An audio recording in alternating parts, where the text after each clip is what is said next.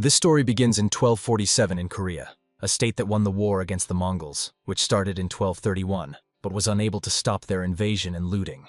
During a raid on a village, Mongol warriors kill the inhabitants, burn houses, and take everything they consider to have any value. Shouts are heard calling to seize weapons and search every corner. The attackers are sure that people are still hiding somewhere. An order sounds: take women captive, kill the rest. Two boys are hiding behind boards leaning against the wall. The older one covers the younger one's mouth with his hand. Tears stream from the younger boy's eyes. He tries to hold back sobbing, but he does it poorly. From under the older boy's arm, his sobs break through. A passing warrior becomes alert and listens carefully. He says that he seems to have heard something. The teenager, holding the little boy close, tightly closes his eyes and mentally begs the warrior not to come to them. The man, who stopped near the boards, speaks loudly. Probably it seemed so, and adds that perhaps he will leave from here. Holding his breath, the teenager closely watches his every move. He breathes out with relief.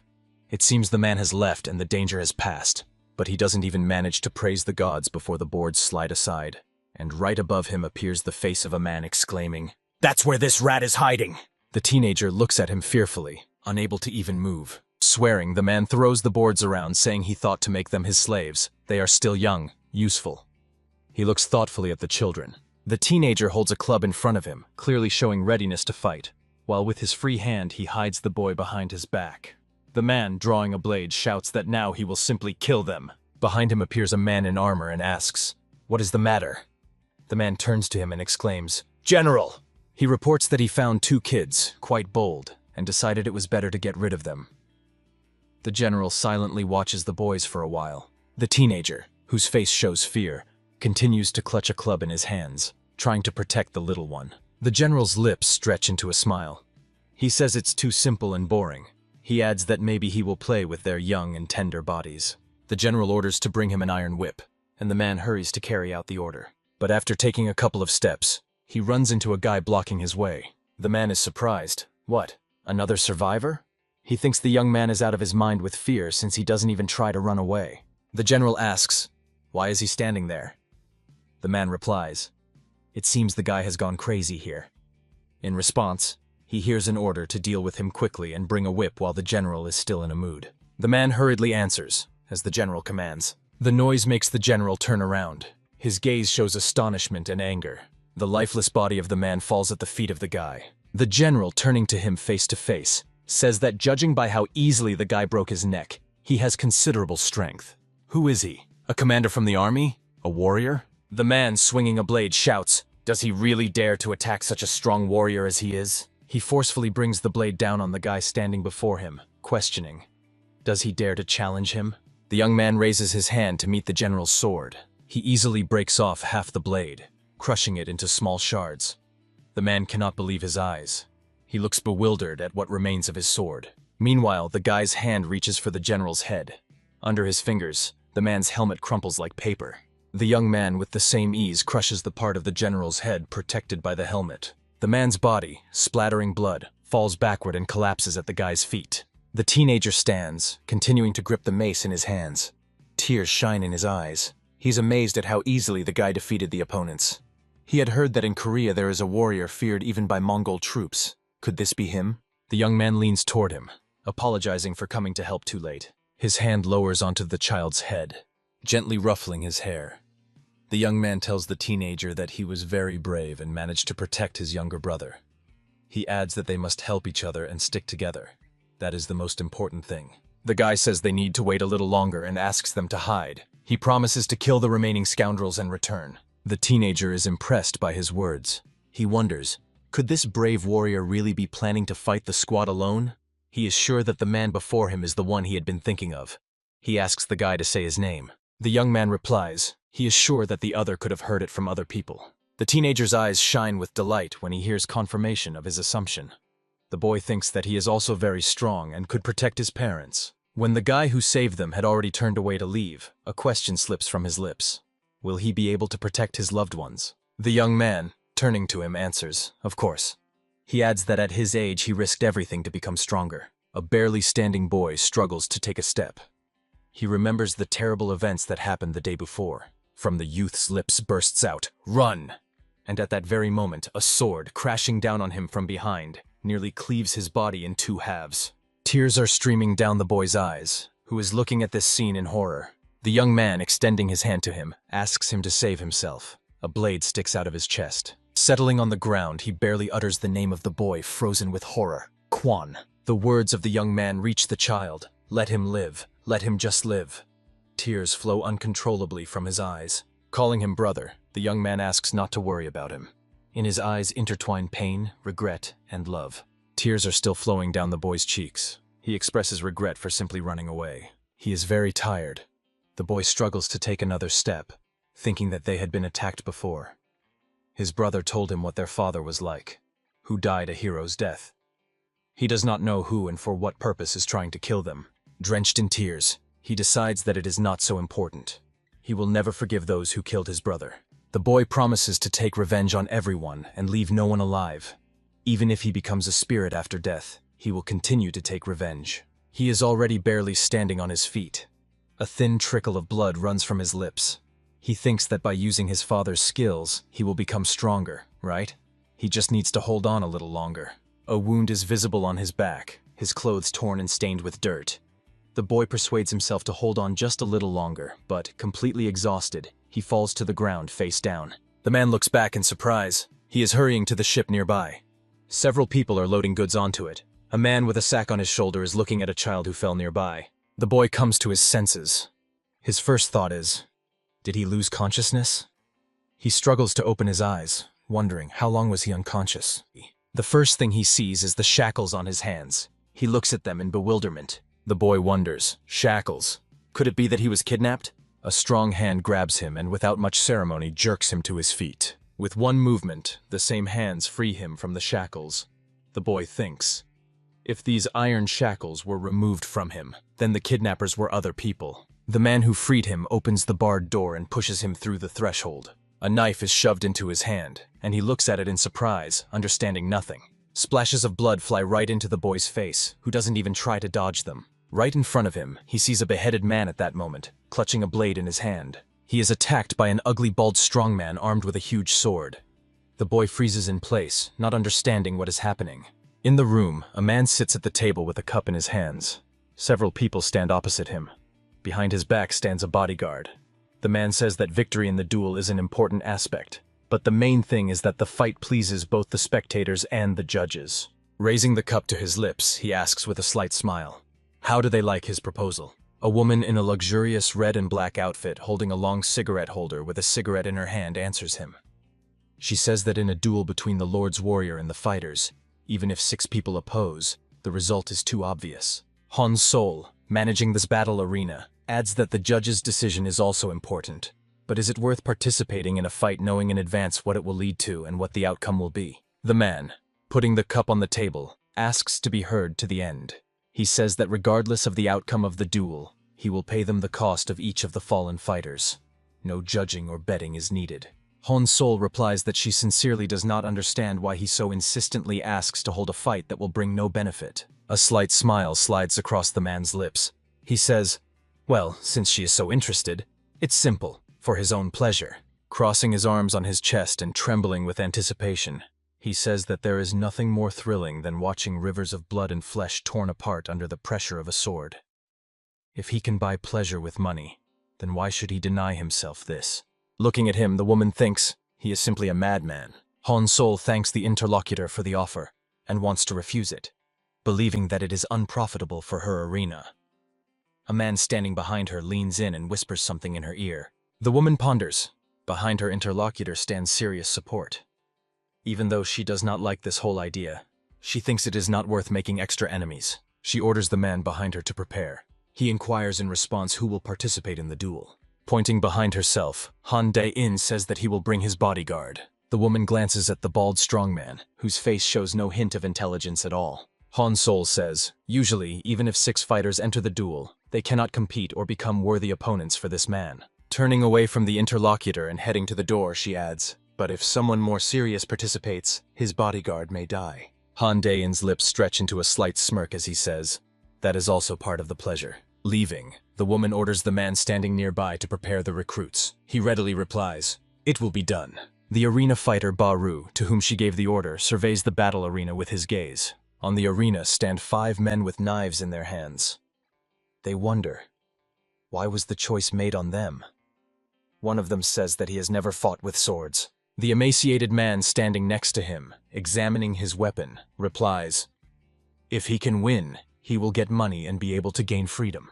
But if he dies, he will be of no use." Their comrade in misfortune says, "Let them think they are lucky." A tall and muscular man, holding a blade in front of him, adds, "Now he may look humiliated after someone tried to kill him, but he will survive and take revenge on every scoundrel." The man who dreams of returning home says he doesn't care about money. His emaciated companion sighs, just to survive. A man watching them from behind barred doors, after counting the men, realizes one fighter is missing. He orders to take the boy who was brought yesterday. The men standing in the arena say, "It seems the one they will fight is coming." They decide they need to gather their strength. Their attention is fixed on the same barred doors as the ones they came out of onto the arena, only located on the opposite side. The first thing that catches their eye is the opponent's huge sword. The bodyguard of the man insisting on organizing this fight stretches his lips either into a smile or a snarl. He is wearing only red pants. One of the fighters says, "What a face." The man dreaming of home asks, "Are people like them really capable of winning?" A muscular and determined fighter, not taking his eyes off the opponent, replies, "The sword may be big, but they don't know how well he wields it." He believes the slow pace of the big guy will make their task easier. Han Dai-in, leaning on the railing, looks at the arena, rubbing his hands joyfully. It has begun. The arena is in a depression. Around a huge pit of perfect rectangular shape, whose walls are paved with stone, spectators have gathered. The manager and her guest are seated on a wooden platform with a railing, convenient to lean on. A disappointed expression appears on the man's face. He says, "By the way, there are only 5 fighters." The assistant manager hurries to calm him down, assuring that it was probably a misunderstanding. He says the manager will sort everything out and asks him not to worry. The man replies, Yes, it's nothing." A barred door opens, and a strong hand pushes a boy onto the arena. Han's soul is shocked. How did a child end up among the fighters? Standing next to her, Baru curses and says that these fools accidentally brought a little boy. One of the fighters in the arena says he expected to see a worthy fighter, but they released a child? It would have been too much if he started whining here. Meanwhile, the bodyguard launches an attack. The man he attacked shouts that he is not ready yet. With one swing of the sword, the big guy cuts off his head right in front of the bewildered boy. The fight organizer, leaning over the railing, exclaims, "Simply delightful." The exhausted man says that the deceased boasted so much about his strength, but in the end, he was the first to die. The second fighter exclaims that they are all doomed. With an unperturbed expression, the boy watches the fight. Blood splatters fly in all directions. The strong man's sword cuts the body of the next opponent almost in 2. Blood spurts again. The boy's pupils dilate. A memory of his brother, who died exactly the same way as this man, flashes through his mind. Meanwhile, the big guy rushes to the frozen boy.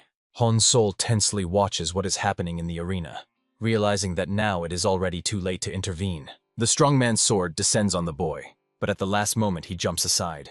While the bodyguard wonders where his victim has gone, the boy hastily increases the distance between them. Han's soul, without blinking, watches what is happening in the arena, clearly worried about the child's fate. Meanwhile, the boy decisively tells the strongman that he will kill him. His clumsy opponent, compared to him, slowly turns to the swiftly moving boy. At that moment, the boy forcefully pushes off the arena floor with his foot. Energy circles appear around his legs. The strongman wonders, is he trying to escape like a rat? But immediately confusion flashes in his eyes. The boy attacks him in a jump. Passing by the bodyguard, he swings his hand, in which he holds a knife. The strongman is stunned. Could this be the air step technique? Impossible! But he has no time to ponder. The boy's knife inflicts terrible wounds, blinding the bodyguard in one eye and almost decapitating him. The boy freezes behind his back, landing on half-bent legs. The spectators freeze. Han Dai-in cannot believe his eyes. Han's soul is stunned. Baru's eyes widen. The boy straightens up. The thug falls behind him, but he doesn't even look back. The fighters who survived freeze with their mouths open. The man dreaming of returning home rejoices mentally. He is alive. The spectators are thrilled. An incredible child. Who is he? No, did they see that? He literally hovered in the air. Han Dae-in stands with his mouth open, unable to believe what happened. The assistant manager, standing slightly behind him, happily sees the surprise on his face, but he understands it perfectly, as he himself is stunned by what happened. He thinks that the merchant came with an unusual offer. The man recalls the words of the person who noticed the fallen boy. He said that this youth should not be abandoned just because he is wounded. The merchant said that the boy had suffered such serious injuries but didn't even make a sound once.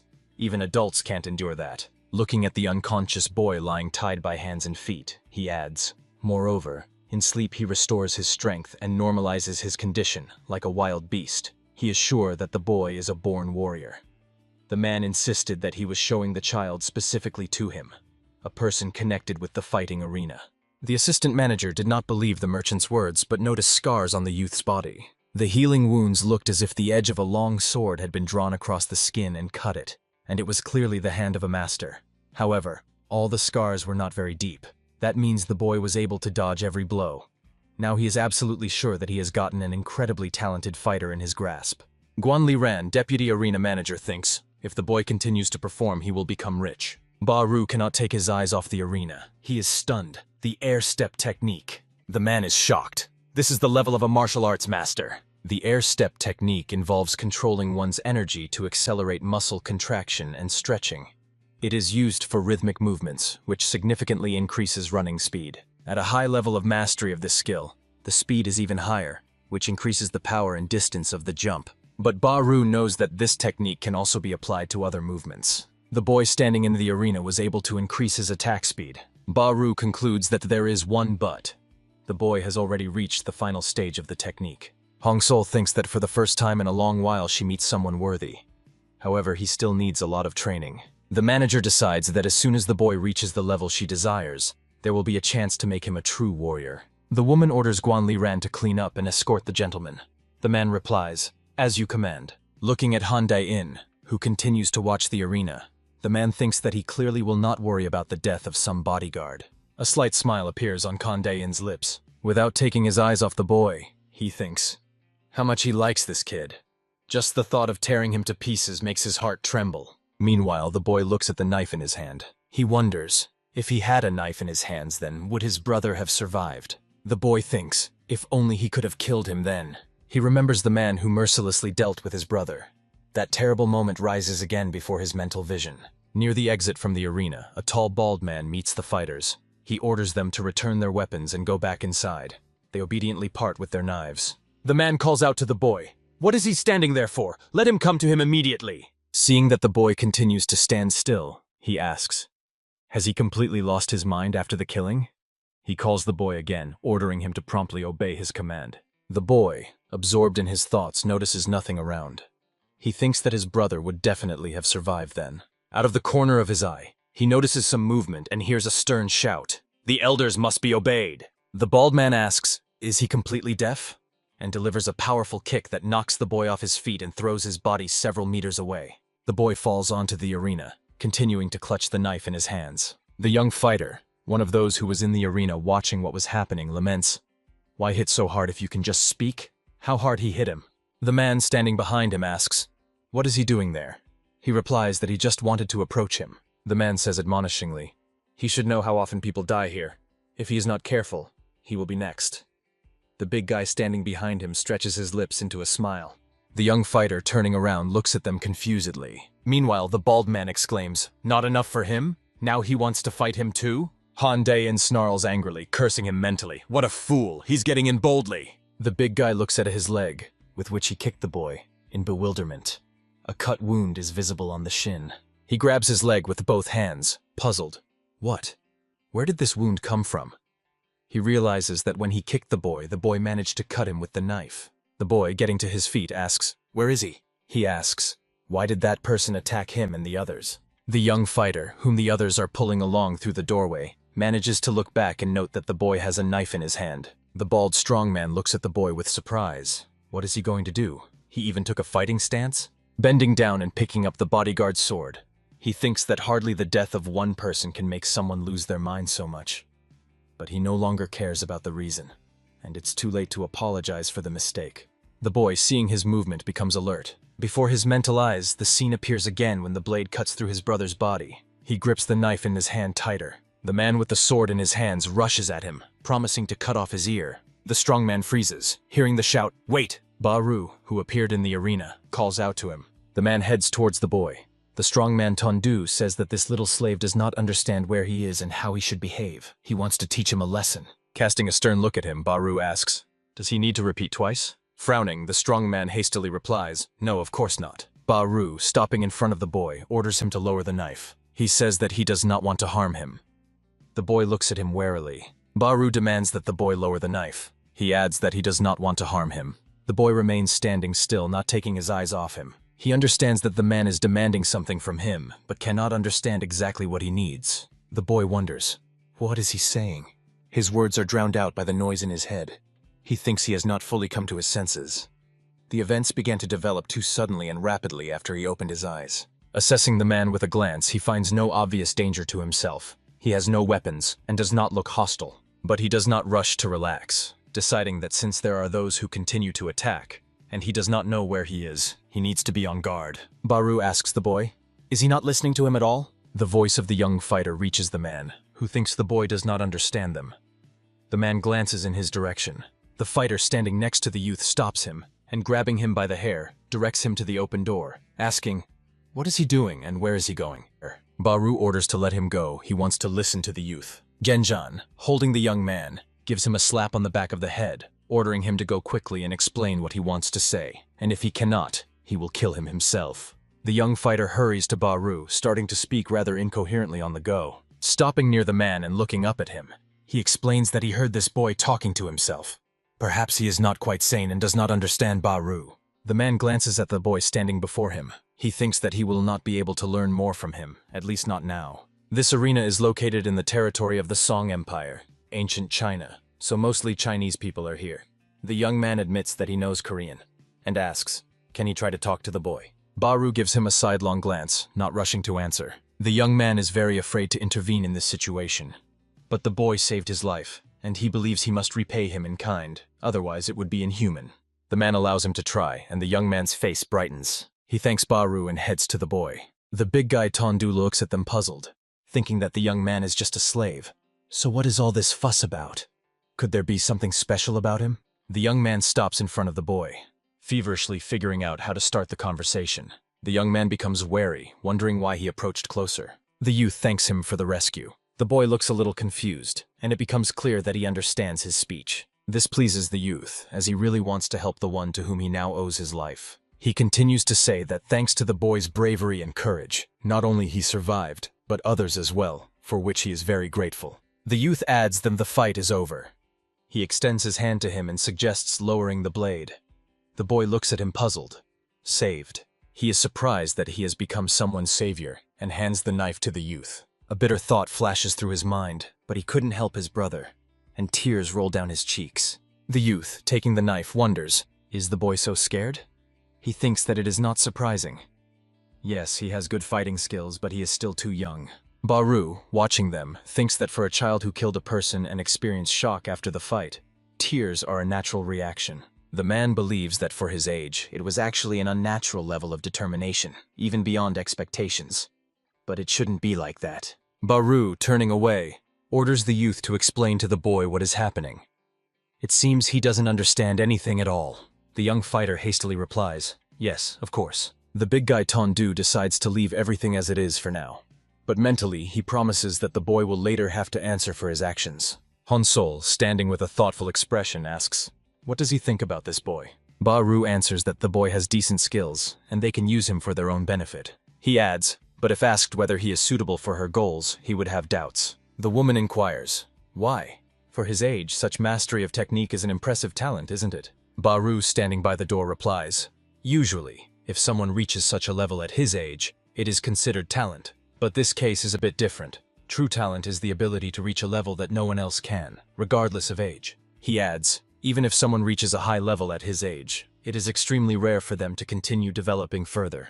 And in the end, they remain at the same level. Recalling the boy, he says that true talents from the very beginning can reach an unattainable level in several techniques, or fully master one to surpass others. The youth has already reached a high level in one technique, but mastering others is most likely beyond him. Honsol asks, does this mean he has no potential for further development? Baru believes that comfortable living conditions can only provide a slight chance for development. The man says that now the boy is in a situation where the question of life and death has been resolved, and he has lost his purpose. If the fights continue, and there are no strong opponents like the one he just defeated, his skills will slowly fade. Instead of striving for unattainable techniques, he needs to learn to kill effectively to survive. Ultimately, his progress will become impossible without these skills. The woman says that sending him to good and comfortable conditions actually means allowing him to become useless. It is merely the elimination of illusions about his potential. Opening the window and looking at the night sky, Hansol adds, "Well, the boy has only two paths. Either he will fight and die here in the arena, or survive by proving himself as a true talent." A torch hangs on the stone wall, illuminating the basement room where the arena fighters are located. The young man sitting next to the boy explains that he was possibly sold here while he was unconscious. A man sitting nearby says that the young man must definitely tell the boy. Everyone who is caught says they should be released, but it doesn't work. He was caught when he was sleeping on the street. The boy asks, "Is this place called Mutujom, an arena for fights?" The young man confirms, "Yes, it is." He says that it is much scarier here than it seems. They say even ordinary people like him are taken here. The young man says that in this region there are hundreds of such arenas called Mutujoms. They fight there, making agreements on conditions. But even if hundreds of people die, no one interferes. They say that someone from the high ranks of the empire secretly stands behind this place. Sighing, he adds, "Ordinary people cannot survive here." The boy, having listened to his story, indifferently says, "Interesting." The young man looks at him in surprise, clearly expecting a different, more emotional reaction. Meanwhile, the boy thinks that when he survived by dodging attacks, his technique improved significantly. He decides that there is no better training than a real fight. The boy thinks that he will need to find a place where he can hide and train. Then he will defeat everyone in this arena, become the strongest, and return to avenge his brother. He believes that it seems easiest to follow others. The fighters become lively. Their attention is attracted by something. A man towering over the people sitting on the floor shouts for everyone to follow him. A person who admitted that he dreams of returning home asks, "But why?" Genjan, who gave a slap on the head to the young man in the arena, declares that it's time to make a decision. Behind him, several people have gathered closely. Anticipatory smiles wander across their faces. The man himself beckons with his finger the one at whom his unfriendly gaze is directed. A large wooden box is lowered to the floor. A voice is heard. Well, cooking food is not so simple. A slightly plump woman, wiping sweat from her forehead with her hand, says that as soon as she distributes the portions, her work for today will be finished. She looks beyond the bars where several people stand in a row. The maid assumes that these are the people who ended up here yesterday. She thinks with displeasure that under the pretext of energy taming, these abuses have started again. She wonders, why are they doing this? Her gaze falls on a boy and she wonders, a child? But why is he here? Meanwhile, the man who started all this asks, "Is everyone gathered?" Looking at the 5 people standing before him, he asks, "Do they pathetic weaklings think they can fight?" He says mockingly, sweeping his gaze over the people standing before him. "Let them relax. Today they definitely will not die." The boy standing in line with other newcomers pays little attention to everything happening. He carefully examines the ceiling and walls of the spacious room they are in. He comes to the conclusion that there is no way out of here. The boy thinks that this place resembles a training hall. The question sounds, "Newcomers?" Genjan answers, "Yes, exactly." He adds that they have gathered them all here. A tall, broad-shouldered man says mockingly, "It seems they are all weaklings, just trash." He laughs, then asks a question. They think so too, right? Marching past the row of rookies and carefully examining them, he says, "These guys not only look weak, but they also have no luck." He wonders, how did they even become slaves of the arena? The young man standing next to the boy mentally agrees with his assessment. It is correct. Even the lower arena of Mutujoma is a place where skilled fighters gather. The middle one goes without saying. He believes that in fact, if it were not for this boy, they would have already died today. The man who built them says that the elder, the person inspecting the newcomers, possesses incredible skill. If he wins the fight, he can become the head of the arena. If they want to live even a little longer, they must learn. He mockingly adds, "Maybe then they won't die immediately at least." The one he called a candidate for the title of head of the arena says that the question of death is a matter for the future. Time will put everything in its place. He orders them to introduce themselves to begin with. The first newcomer says his name is Han San. After the master's ruin, he was sold into slavery. The emaciated man appears, but to Phnom. He was caught when he was sleeping on the street. A man dreaming of returning home says his name is Pai Jan Kun. He says he was a farmer, but due to a bad year he had to borrow money and now he ended up here. A young man introduces himself as Na Don. After his parents died, he left his hometown and he was tricked into being taken here. The turn comes to a boy, but he remains silent. The candidate for the position of arena chief waits for him to introduce himself. Na-don, sweating from fear, says he will tell everything for this child. He is from Korea. He remembers that he did not ask the boy's name. The young man leans toward the boy, telling him to say his name and explain how he got here. The boy answers. He would say it, but he does not want these people to know his name. This is not training.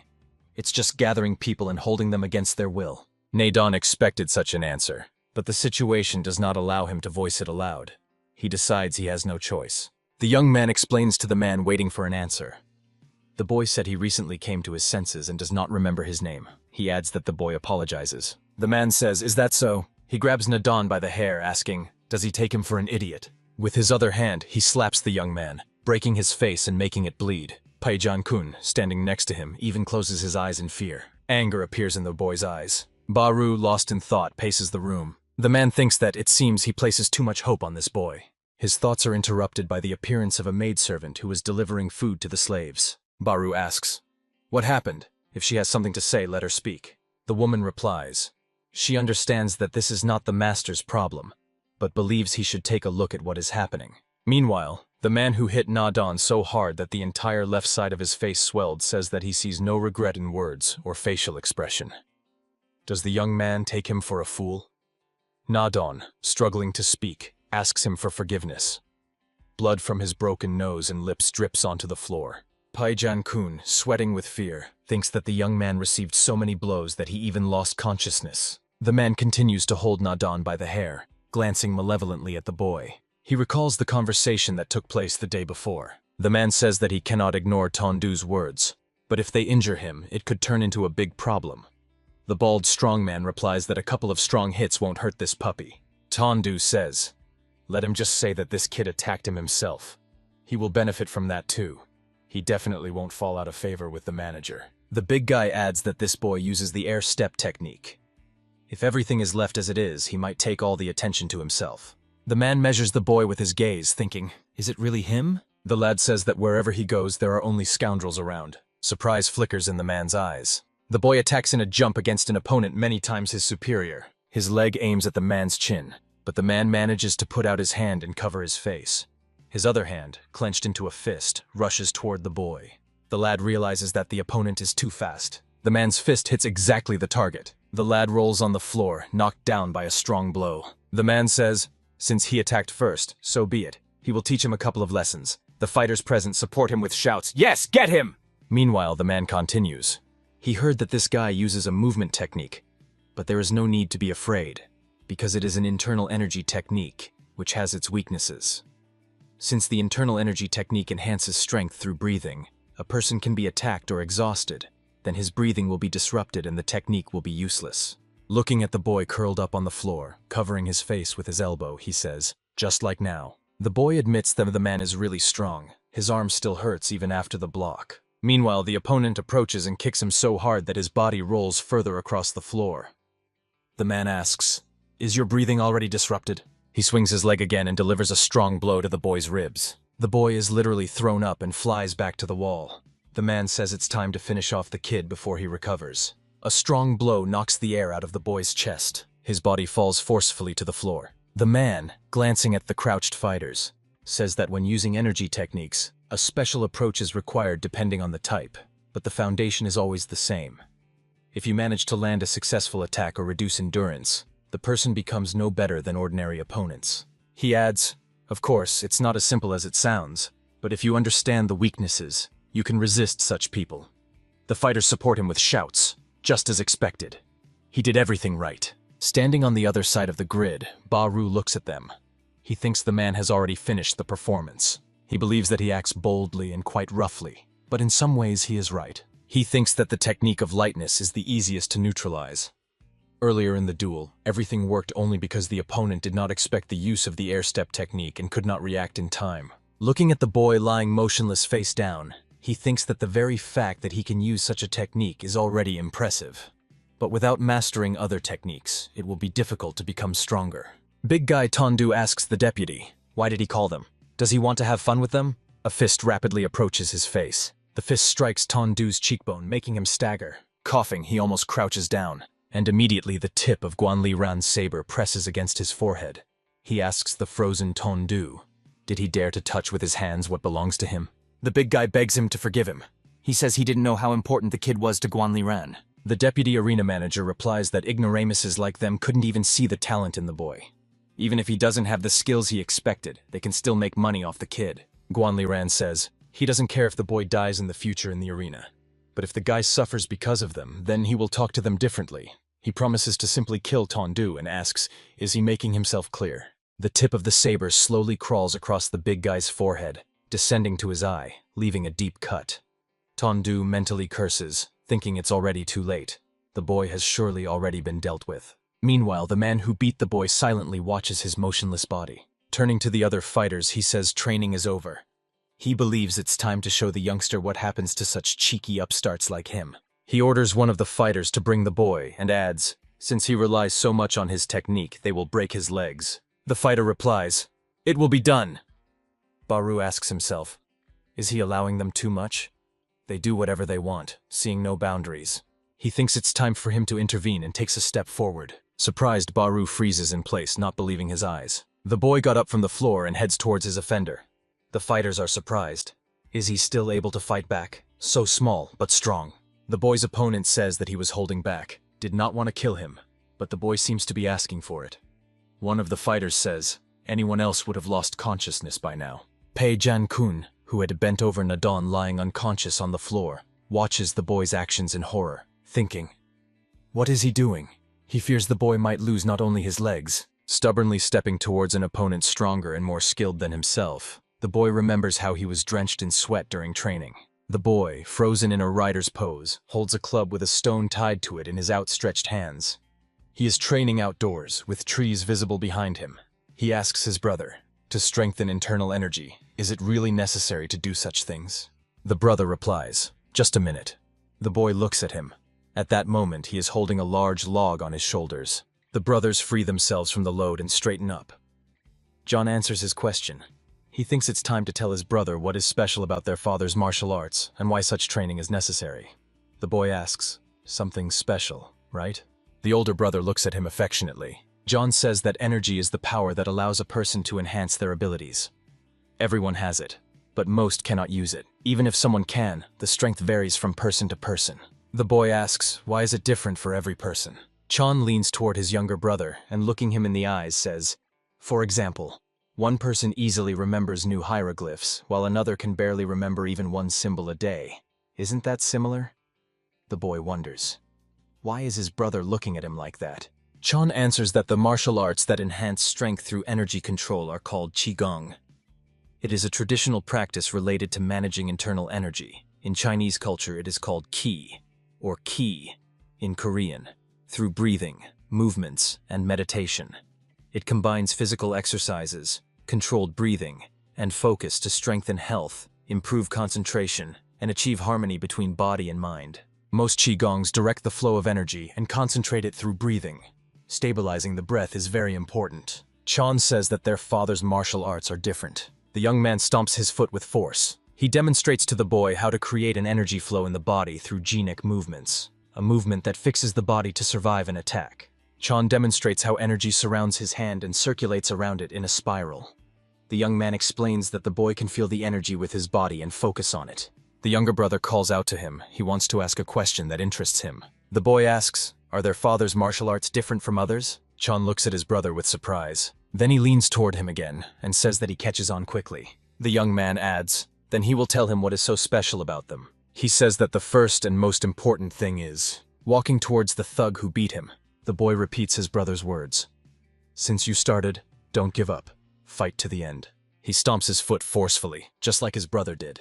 Energy immediately begins to circulate around his foot. The fighters watching his actions exchange surprised remarks. Jinkak? Why is he suddenly doing Jinkak? Is he trying to fix his position on his last breath? Funny kid. The opponent only manages to notice a swift movement from the side. Surrounded by streams of energy, the boy makes a giant leap and rushing past the man, swings his hand to strike him. The man is stunned that the boy is still able to use the air step technique. The blow lands right in the big guy's eye. Without stopping, the boy raises his hand for a second strike. The boy's fist crashes into the man's neck. The boy lands next to the staggering opponent, who is holding his neck with his hand. The boy kicks the opponent in the face. Blood flows from the wound, crossing his closed eye and from the man's broken nose. The boy grabs the opponent by the hair and forcefully slams his face onto the stone floor. But Du Pen, like the others, watches with his mouth open. He thinks that he knew, of course, that he was not just a kid, but it turns out his strength is simply incredible. The boy continues to slam the opponent's face onto the floor. A voice is heard. Enough! Cursing, Genjin kicks the boy. A strong blow throws the boy to the side. The fighter calls the others to gather and beat the boy down as a group. He believes the boy must be finished off. The fighters rush toward the boy, getting to his feet, shouting, "That's right! Serve him right! How dare this pup!" The boy's gaze expresses his determination to stand against the whole crowd. Baru thinks he has never seen anyone use Kugun in such a state. How can the boy, who has taken such a beating, still fight? The man recalls episodes of the fight in the arena where the young guy used the technique of lightness immediately after Jinkak. Then he thought it was an ordinary Jinkak. He continues to ponder. Could it be? If he is right, then this young man has a talent that he himself is incapable of possessing. Meanwhile, the young man, having gotten to his feet, looks around, assessing the situation. Behind Baru appears Han Sol. She orders him to open the grate. The man turns to her and asks in surprise, "Why is she here?" The woman does not answer him. She is waiting for him to carry out her order. When the door opens and Han Sol appears in the room, the fighter's attention immediately shifts to her, and they freeze. The fighter, commanding the others, asks discontentedly, "Who has been brought here?" He hesitates upon seeing the arena manager and senior fighter Baru in the room. The woman scans the hall with her gaze. Her gaze falls on the unconscious Nadon. Then she looks at the motionless thug lying face down on the floor. Kon Sol says that she learned about the atrocities that are happening here. The woman asks, "Doesn't that mean she simply must intervene?" The fighter is clearly frightened. He bows deeply, asking for forgiveness. The boy, looking at Han Sol, wonders, what kind of woman is this? Meanwhile, the manager approached him and stood before him, looking down at him. Consul says that he still has to learn discipline and learn. The boy understands that a blow will strike him now, but he can do nothing. She is too fast for him. He barely manages to cover his face with his hands and bend down a little. Mentally, the young man curses himself for letting his guard down. If only he hadn't been beaten earlier, this wouldn't have happened. But Dopeng and Peijan-kun are shocked by what is happening. Why is the woman hitting this child? Baru, standing aside, is also surprised, for the arena manager had not previously interfered in fights between participants. He suggests that maybe allowing herself to feel the mistakes made is her way of warning so that no one interferes or meddles where they are not asked. He wonders if she really continues to place hopes on the guy despite his words. Baru thinks, well, he changed his mind anyway. A strong blow knocks the boy off his feet. Staggering, he falls to the floor at the feet of the woman clutching a long club in her hands. Falling face down, the boy freezes and does not move. Honsol looks at him, taking no action. Then, glancing back, she orders Baru, standing behind her, to call the healer. The maid who brought food to the fighters, standing behind the grate, breathes a sigh of relief. It's good that the lady manager intervened. She believes that although the youth was badly hurt, this will not happen again. The big guy Tondu, cautiously peeking from around the corner and wiping sweat from his face with a handkerchief, wonders, what happened here? Opening his eyes, the first thing Na Don sees is the ceiling. But it is different, not like the one in the hall where the arena fighters live. The youth lies in bed, his face bandaged, especially his left cheek. He notes that his back hurts badly. Then he notices the bandages on his body with surprise. He sits up in bed fearfully, trying to understand where he is and how he got here. With surprise, he notices that he is not alone in this room. Nadon sees Honsol removing her clothes, exposing the upper part of her body. Startled, he screams in fear. Casting a glance at him, the woman says disapprovingly, "How noisy he is." The woman hurriedly throws clothes over herself. The maid standing next to her reminds, she did say that he might wake up. Meanwhile, the young man, covering his eyes with his palms, begs for forgiveness. Although he saw everything, but... Honsol replies, "Let him not worry. People like them often do foolish things." Na Don, removing his hands from his eyes, looks at her in surprise. He notices that a boy is sitting next to him and asks, "What, that one was here too?" The young man whispers, curious, "Where are they? And what kind of place is this?" The boy explains that this woman called a healer and cured them. Nadon is surprised. Really? The young man cannot believe that the woman asked the healer to help them. Ordinary slaves who die every day in the arena. He remembers that she introduced herself as the manager of this arena. Nadon, jumping out of bed, shouts, "Mistress!" He begs for forgiveness again. The young man asks her to spare him and not destroy him. Honsol, looking at him disapprovingly, says that he is so annoying that she wants to kill him on the spot. Na-don apologizes again and promises to be silent. The maid helping the woman dress says that everything is ready. Han-sol politely thanks her, although she thinks it is not worth thanking. The arena manager turns her head to Na-don and the boy. For some time she looks at them intently. Na-don stands straight as a string. The boy is nearby, his eyes hidden by grown-out hair falling on his face. Han-sol thinks, if he were an ordinary arena slave, he would be trembling before her in fear now. But this youth remains absolutely unflappable even in the face of punishment. Without taking her eyes off him, the woman wonders, is it a matter of character or has something influenced him so strongly? She decides that in any case, this is a big plus for the arena. Han-sol demands that he tell her his name. Na-don is worried, the name again. Looking at the boy, he thinks that he clearly will not answer. The young man looks at the boy with concern. Then he leans towards him and whispers in his ear, if he does not want to say his name, maybe he will allow him to invent any other name for him? The boy indifferently replies, let him do as he wants. The young man says that his name is Na-don, and the boy's is BN. BN translates as flying hero. This name came to Na-don as soon as he saw the boy in the arena attacking a thug bodyguard. He mentally compares the boy to a flying bird. The boy asks him, who is this stern lady? Na-don whispers fearfully, even if others do not understand him, you still must not blabber nonsense. Here even tone and facial expression can cost you your life. The young man is surprised when he hears, no words. Han-sol, leaning towards him, says that the stern lady is the mistress of the arena. She introduces herself, stating her name. Na-don panics, he is clearly frightened. He is puzzled. Why does she understand him? That means she heard that he invented a name for the boy. The youth bows deeply, begging for forgiveness. He explains that this boy did not want to say his name, so he invented it himself. He asks to be forgiven. Remaining bowed, he thinks that now they will definitely be killed. He lied in front of the manager for nothing. His sorrowful thoughts are interrupted by a woman's voice saying that she could simply strike and end it right there. Looking into the boy's eyes, Han-sol says, many people think they know everything in the world and believe that if a person lied about something small, he will lie about something bigger. But she judges people only by what she sees. A name is just a means of address. There is no problem in inventing it yourself. The woman tells the boy that from now on his name is BN. Na-don thinks that the woman seems not as terrible as he imagined. Han-sol, heading to the exit, orders the maid to feed them and send them back. The arena manager says, although no, let only the elder eat. The maid is puzzled. What about the little one? Han-sol, looking back, tells the boy to go with her. The boy frowns and looks at her from under his brows. The maid wonders, interesting, where is she leading him? The little one might run away, or maybe luck is on his side. Han-sol and BN walk down the street past the sweets merchant's shop. The boy walks calmly beside the woman. She casts a curious glance at him. The arena manager recalls her conversation with Baru. She asks the man, has he changed his mind? The fighter replies, probably yes. The man says, this child really is different from the others. He couldn't even imagine that he had such abilities and failed to appreciate him properly. Baru believes the boy's talent is outstanding. If he continues to develop his abilities, he can become a master of the highest level, unmatched by anyone. Han-sol thinks that the title of master of the highest level sounds a bit exaggerated.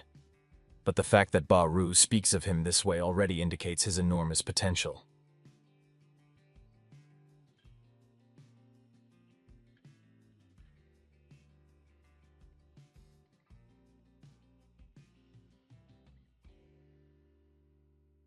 She believes that usually, people like him can either be won over or subdued by finding a weak spot. But what should she do with this little one? A voice pulls her out of her thoughts. What a meeting. The arena manager, Manhwa, accompanied by a long-haired teenager, says that managing the arena is not a woman's business. Han-sol replies that he looks like a nanny. The man responds, oh, how unlike her to react so seriously to an ordinary joke. Hugging his young companion by the shoulders, Manhwa says that for her, the arena is just business. To rise to the top-class level, a true master is needed, that's obvious. He asks permission to introduce her to Song-gen, his protege, whom he has taken under his care. The man adds that Song-gen is already capable of fighting in the highest arena. He is worth watching. He asks, perhaps she has already heard rumors about Song-gen? The woman measures the teenager with her gaze, saying, rumors, huh? Pushing the boy forward, the arena manager declares that no matter how much she looks, it seems to her that this guy is much stronger. The man thinks that envy blinds her, or she simply does not see the obvious. He asks what his young companion thinks about this. Song-gen says thoughtfully, at first glance, He looks over the boy's clothes, on which torn holes are clearly visible, both on the sleeve and on the chest. Songen confidently states that he is too weak. He adds that if the boy does not chicken out and run away, he will be able to finish him off with one blow right here. Manhwa Guan, looking at the boy, thinks, is this the very boy who uses the lightness technique? And how will he show himself in battle? BN calmly examines the man and his young companion. Han Sol believes that the guy is not inferior to Sun Gen in a combative mood.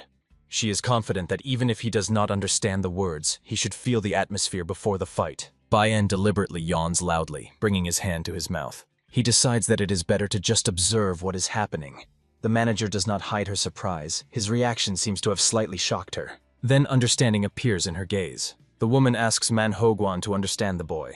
He is not very talkative. Pushing BN in the back, she says that they will probably go. They still have things to do. The man looking after them says, how funny. Sun Gen asks, will he help him deal with him? Staring at the back of the departing BN, he says that he wants to kill him. Manhwa Guan replies, let him wait. Very soon his energy will be feared, so now he needs to focus on training. After a pause, he, running the tip of his tongue over his upper lip, adds that delicious food should be savored slowly. Han Sol offers the boy candied fruits on a stick, but he does not hurry to accept the treat. The woman asks, what is he looking at? Let him take it. She thinks that children consider the one who gives them treats a good person. If you show kindness to them, they begin to trust. Bian takes the treat and examines it carefully. He remembers how during training his brother calling him Quan. Holding out a clean cloth in his palm, on which lie 2 berries exactly like those strung on the stick, the young man says, look here. Quan examines the treat lying in his brother's palm. His eyes shine as he exclaims, wow, sweets! The cloth with the berries moves into the boy's palm. He carefully holds the berries with outstretched hands. Quan asks his brother, can he try? The young man exclaims in response, of course. The boy thinks that then he was too young to understand how hard his brother had it. He mentally reproaches himself for this, calling himself a fool. Following Han Sol, BN Quan sees on the roadside a boy in torn beggar clothes. He is clearly hungry and sad. The boy extends a stick with berries to the poor little boy. He is clearly surprised by his action. Grabbing the treat, he exclaims joyfully, wow! BN Quan is rushing after Han Sol. The woman says she bought him food. Why did he give it to someone else? When they return to the arena, he won't even be able to dream of such a thing. BN Quan replies that he is not worthy of that. The boy says that one can stay alive only by preserving a body capable of fighting. Looking at him challengingly, the manager thinks that he reminds her of someone, and she knows this person well. Soon they sat down at the table opposite each other. In front of the boy is a plate of porridge. Han Sol says that rice is life. He needs to eat to have strength.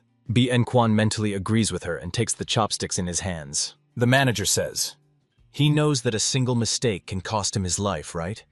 And since he survived, he should draw some conclusions for himself. She can help him leave this place. Without stopping eating, the boy asks, why is that? Han Sol asks, does he not know? Returning to the arena, he will be forced to fight again and again in deadly battles. He should already understand what she is telling him. Chewing, BN Quan replies, what is she talking about? He is here to fight. The woman is surprised by his answer and does not know what to say. The young boy says that he will become the strongest here, and leaving is the next step. Han Sol wonders, does he even understand what it means to be the strongest here? Without taking his eyes off the food, BN Quan asks, why understand? You just need to win. The manager looks thoughtfully at the boy. Resting her head on her hand, she watches with affection as he devours the food. Thinking, a short and clear answer. She finds him an interesting boy. Her gaze falls on this plate of vegetables. Taking a piece with chopsticks, she offers it to Quan, telling him to eat vegetables too. To grow strong, you need to eat a lot. BN Quan takes the piece she offered with chopsticks and brings it to his lips. He looks somewhat confused. He remembers how Young used to offer him tasty pieces in the same way, and he would happily hold out his spoon. Tears well up in his eyes. He lowers his head over the plate to hide them. Han Sol herself is surprised by the feelings she experienced. She thinks, is this some kind of maternal instinct suddenly awakened? She sighs. A child is a child. She is glad about this discovery, and decides to take advantage of it. She thinks that if she shows a little warmth now, she can find common ground with him. The woman believes that maybe he will even start to follow her persistently. The manager wonders, what if she strokes his head? Will he like it? She has never done that before. The woman reaches out her hand and runs it through the boy's hair. BN Quan immediately pulls her hand away and says, no need. Angry Han Sol thinks, What a brat with an attitude. Who knows what he will become when he grows up? She decides for herself, no more calf-like tenderness. A crowd of people has gathered around the arena. Shouts are heard. Where is he? Faster, faster, come on! A muscular guy wearing rather worn dark pants and a sleeveless shirt carries a heavy sack on his shoulders. The big guy Tondu, calling him BN, orders him to prepare. He will go in the next fight. The guy throws the sack on the floor and says, "Wonderful, it's about time." Tondu, looking at the sack, asks, "Does he do the same thing every day?" "Why?" The man says that before a fight you need to save your strength. That's an axiom. BN Kwan replies that these exercises are just a small warm-up. Tondu, smirking unpleasantly, asks, "What if the manager deliberately gives him only weak opponents? He thinks the guy doesn't even strain himself before the fight." BN Kwan, frowning at him, answers, "Has he seen himself? He is unlikely to take down even a couple of opponents." Tondu quickly stretches his lips into a smile, saying, "Did the guy really take seriously what he just said? He scares him." BN Kwan also smiles, replying that he understood. It was a joke. The guy, moving away from him, says that he was joking too. Tondu clenches his teeth tighter, mentally calling him a boastful fool. An angry grimace distorts the man's face as he thinks about how everything will end for BN today. The guy is called by name, BN. He looks around in surprise and asks, "What are they doing here?" Nadon, Peijan-kun, and Nodu Peng, interrupting each other, say that he is going into battle, so of course they came to support him. They ask him not to worry. They got permission for this. Peijan-kun says that until now they have all survived only thanks to luck. But they can die at any moment, right? No. Dopeng adds that they must support him at any cost. The guy smiles in response and asks, "Does he really think he is so weak and needs protection?" The man answers, "Not at all." BN Kwan says, "No matter who the opponent is, let them not worry, he will manage." The friends ask him to be careful. Nadon thinks they understand that he is stronger than them. It's obvious, but they can't just watch. To them, he still remains a child, and they constantly worry about him. Guanli Ran calls out to Honsol, asking her to stop. He says that recently, because of the many fights she organized, their reputation has suffered greatly, and all because of BN. The man adds, "Since the fight request has been accepted, it will have to continue. If it stops now, they will suffer significant losses." Throwing a sidelong glance at the deputy, the woman says she will settle everything. Honsol believes that lately he has been crossing the line. Guanli Ran replies that this is not a reproach, but only a warning. He knows that she still counts on BN's talent, just as he once did. But so many years have passed, and all that remains are empty hopes and disappointment. The man asks.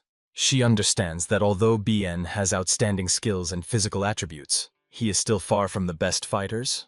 Perhaps the fights will help, even if it is dangerous, but personally he is not sure about it. Guanli Ran says that during this time many talented fighters with higher ranks have entered the ranking.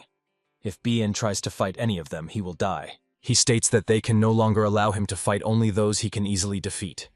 The woman listening to him closes her eyes. Standing behind the deputy, Baru says that combat abilities can only change in extremely tense situations. The chance is very small, and one will have to risk their life. But this is currently the only available method. The man says that besides that, BN himself wants it. Honsol, lowering his head, echoes after him, "BN wants." Guanli Ran looks at her, waiting for her decision. The door leading to the arena opens, and the spectators begin to excitedly talk to each other. "Oh, the fighters are coming out. It begins." A mighty man armed with a metal mace appears in the arena. Shouts are heard. "Hey, it's the martial arts master Kwok Gu. He has returned to the arena. Not a slave of the arena, but a true warrior. Excellent." The spectators wonder who will be his opponent. The most impatient shout, "Come on, come out!" Han Dae-in, spreading a smile, says, "Here it is. He can't wait." Among the spectators is a man carefully hiding his face behind a cloth wrapped around his head, and a wide-brimmed hat worn over it. A silhouette of a person is faintly visible in the door. The spectators rejoice. He is coming out. Martial arts master Kwaku asks in surprise, "Is this a joke?" The spectators are amazed. His opponent is this child? The boy's hand grips the knife tighter as he hears the spectators' gossip. Their words full of contempt reach him. Even if he turns out to be capable, he is just a slave of the arena. How can this rookie, who has fought only a couple of times in the arena, stand against a martial arts master? Kwaku does not understand why the manager wants to see a fight with this child, although she has always been a person whose intentions are hard to understand. Surprise flashes in the man's eyes. Bai En Quan, without hesitation, uses the air step technique. He is already raising his hand with the knife to strike the opponent. Kwaku slightly leans back, and the boy's strike misses the target. The man steps back slightly, surprised by the speed and pressure of the guy. Bien Quan thinks discontentedly that this clumsy fellow can actually keep up with his speed. He attacks the man again while jumping. Then he swiftly jumps back, increasing the distance between them. Kwaku, raising a massive quadrangular club above his head, seizes the initiative and rushes at the guy. The latter mentally curses. Jumping back, Bien Quan successfully avoids the blow of the massive mace, which crashes forcefully onto the arena floor. The guy is surprised. Could the opponent know the technique of lightness? Kwaku, leaving his weapon stuck in the ground, attacks Bien Quan with his fists. The guy manages to close in and put his hand under the opponent's fist. A powerful blow throws the guy backward. He realizes that his opponent is quite fast and strong. Bien Quan lands awkwardly on one leg and loses his balance. The spectators shout, "Oh, a bone is broken. Probably a strong hit. With such injuries, he won't be able to use the technique of lightness. It's all over." Baru thinks that the force shaking the bones and the speed surpassing everything is the technique of lightness. He mentally addresses Bien, saying that the opponent surpasses him in everything. The man believes that the guy's special skill in martial arts can change the course of the duel. He mentally advises him to use it wisely. Looking at the guy, he thinks that a master would have acted this way. He is sure that this is not the end yet. Bien Quan forcefully plants his foot on the ground, and energy begins to swirl around it. Baru thinks that the battle has only just begun. Kwaku believes that, as befits the possessor of the lightness technique, the guy's reactions are fast, and he blocks all attacks. He wonders, but what is the point of blocking if... He interrupts his thoughts, looking at the opponent with surprise, not believing his eyes. Meanwhile, Bien Quan uses the lightness technique again and is already close to the man. Kwaku mentally chuckles. Everything is just as the manager said. Behind Han Dae-in, a man hiding his face under the wide brim of a hat, who had remained extremely serious until now, stretches his lips into a smile and begins to laugh. The man in the conical headwear, hiding his face, thinks that at first glance the technique seems impressive and powerful. But if you know its secrets, it becomes clear that there is nothing special about it. Meanwhile, the fight between Kwaku and Bien Quan continues. Baru watches the duel tensely, thinking. It is usually considered that if the opponent is wounded, using the lightness technique becomes impossible. Therefore, dodging a sudden attack in such a state is practically impossible. But the guy did it effortlessly. The man wonders, but how did Bien manage that? A huge rectangular club with sharp edges grazes the back of the guy, trying to avoid the blow. The cut on his clothing immediately stains with blood. Bien Quan, having lost his balance, falls onto the arena, mentally cursing and wondering how the opponent dodged his strike so easily. He just wanted to use the moment to unbalance him, but he failed. Meanwhile, Kwaku delivers a powerful kick that literally tosses the guy's body into the air. Bien Quan falls, hitting the wall. The spectators excitedly whisper, "Wow! He was thrown all the way to the wall. Anyone else would have died." Kwaku, looking at the guy, thinks there's nothing special about him, but his reaction is truly impressive. Looking at the arena, Baru reflects. He doesn't know if the fighter is familiar with Bien's techniques, but he is clearly experienced. He keeps his distance, preventing the use of lightness techniques, and delivers precise strikes to finish off the opponent. The man thinks that, moreover, Kwaku surpasses Bien in speed. He is confident that he cannot be defeated. The guy's friends standing behind the fence worry about him. Nadan shouts his name. Han Dae-in looks disappointed. He says he expected something spectacular from this kid, but now he is only disappointed. He deflated so quickly. Standing behind him, Guan Liren complains. So much effort was put into training this child, but there is no progress. Now he is just an ordinary warrior capable of participating in battle, and nothing more. The deputy manager adds that Han Dae-in can consider today's fight just a demonstration of skills. He promises that in the future he will take responsibility for the kid's success. Han Dae-in looks at him with displeasure and says that this is not the end yet. He decides to wait a little before drawing any conclusions. Guan Liren asks him not to worry, promising that the guy will still show himself. Bien Quan has already managed to get back on his feet. Slightly bent over, he catches his breath. His opponent says that he moved well, but if he cannot dodge perfectly, his body will inevitably be exhausted.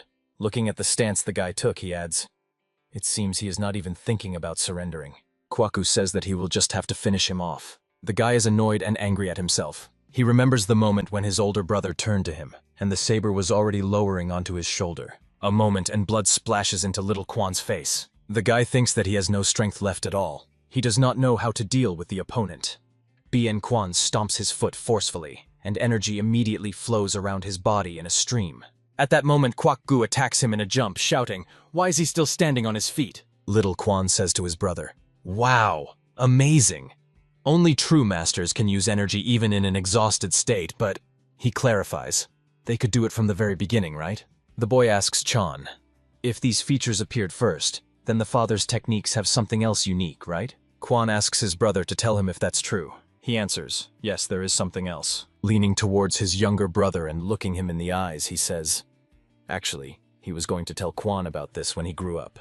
But since he has already started using energy, it's better to explain it in advance to avoid problems." The boy is surprised. "Problems?" Chan explains, "There is one special rule that must not be broken under any circumstances. If Quan does not keep his promise and breaks the rule, he will seriously scold him." The boy is impressed by his brother's words and eagerly awaits his explanation.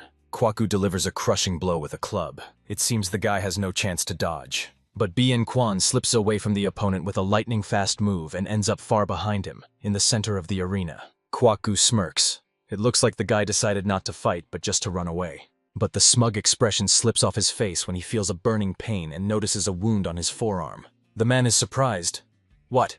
How is this possible? He didn't even notice how it happened." A tense and frightened expression appears on his face as he realizes that Bien Quan's knife is at his neck. The guy in motion delivers a precise strike to Kwak-gu's throat. He finishes the movement using a technique of lightness, leaving the mortally wounded opponent behind his back. The weapon falls from the man's hand. Staggering, he begins to fall backward. Kwak-gu cannot believe what happened. The guy was on his last breath. How is this possible? Hondian freezes with his mouth open in surprise. The deputy manager looks shocked. He was clearly expecting a completely different outcome of the duel. The spectators, watching Kwak-gu fall, consider it simply madness. An ordinary arena slave defeated a warrior. Baru is no less surprised than the others. He thinks about how the guy's speed was lightning fast. Only the best fighters are capable of this. He wonders, why did Bien hide this? The guy stands in the arena, catching his breath. He recalls his brother's words. Even if the breath is lost or the body can no longer move, he can still use the technique. Jung told him that he has a special ability that gives more strength than he has, but it cannot be used. Quan asks, "Why? This is a cool opportunity, isn't it?" The brother answers, "Not at all." Jung says, "If you pour more water into a cup than it can hold, the water will overflow. If the energy flow overfills the body, at some point it will break down, and in the end he will die." The guy wipes with his hand holding the knife, the blood flowing from the corner of his lips. He thinks that power overflows him, but he will definitely control it. Leaving the arena, Bai Enquan reflects on the fact that he must do this and survive. Ba Ru, watching the guy disappear into the doorway leading to the arena, thinks about him. In critical moments, power appears out of nowhere for him. But why didn't he even use the minimal energy reserve? He mentally addresses Bien. He always keeps silent about himself, and he never asked him about anything. But now he is interested to learn about his martial art and who taught him. Qigong styles are divided into main categories: Keigen, Kungan, and Kengigen. Keigen uses qi energy to accelerate muscle contraction and relaxation, increasing the speed of repetitive movements, allowing repetitive motions, and also increasing overall running speed, making it relatively higher than usual. At a higher level, the speed of muscle contraction increases, which enhances endurance and increases the distance that can be covered. Kungan focuses on using qi energy to strengthen muscle contraction, which increases the power to lift heavy objects or improves grip. At a high skill level, Kungan allows instant release of muscle contraction power using qi energy, significantly increasing strength in a single movement. When using weapons such as a sword or club, Kungun can increase the speed of a single strike. Keigen, unlike Kungan, allows increasing speed even in continuous movements, although its main advantage is manifested in accelerating single attacks. One movement of a Kungun master can be faster and stronger than that of a Keigen master. In a duel, everything is decided by one strike, so in battle Kungun can be much more useful. Ba Ru thinks. However, the speed of Keigen now surpasses the opponent's speed. But the speed of the Kungun master is also impressive. He has never seen anyone use only Keigen at such speed. The man wonders, is it possible if only a master of the highest level applies Keigen? If the level of this Keigen is really that high, how can one imagine the skill of a top-class master? Hong Sol's question pulls him out of his contemplation. What is he standing there for? Ba Ru, turning his head to her, asks, "Did the lady see that?" "Lady see?" The woman orders him to quickly call a doctor. The man thinks that he is already waiting. Hong Sol replies to him, "Excellent, let him escort her to her room." Ba-Ru says, good. He thinks, probably, she also understands that this is a special Keegan technique, and if the manager places hopes on the guy again and decides to train him further, he believes that this is, of course, a huge responsibility. But considering the current state, it might lead to significant progress in skills in a short time. The man thinks that the deputy, of course, does everything to draw attention to himself. It is noticeable. Watching Guanli Ran, Ba-Ru understands that he wants to look good in front of the seniors, and hurries to take a seat next to the leadership. He constantly asks questions, showing too much interest. He thinks that because of his greed, problems may arise for the manager. Ba-Ru decides that he needs to be more careful. Meanwhile, Guanli Ran wonders, why did someone like BN hide his abilities? He thinks, impressive, but not enough. Anyway, the guy will still die at the hands of the fighters. Guanli Ran addresses Han Dai-in, saying that he has nothing to say. He did not expect at all that this guy could develop his abilities so much. Han Dai-in, without looking at him, replies, nothing. He is already deprived of both pride and hope. No matter how many times he was humiliated, it does not matter. Not taking his eyes off the arena, the man adds, but that boy must die in despair. Only then will he have the right expression on his face. He orders to seriously consider his next opponent. Han Dai-in asks the man hiding his face under the brim of his hat, does he have any objections?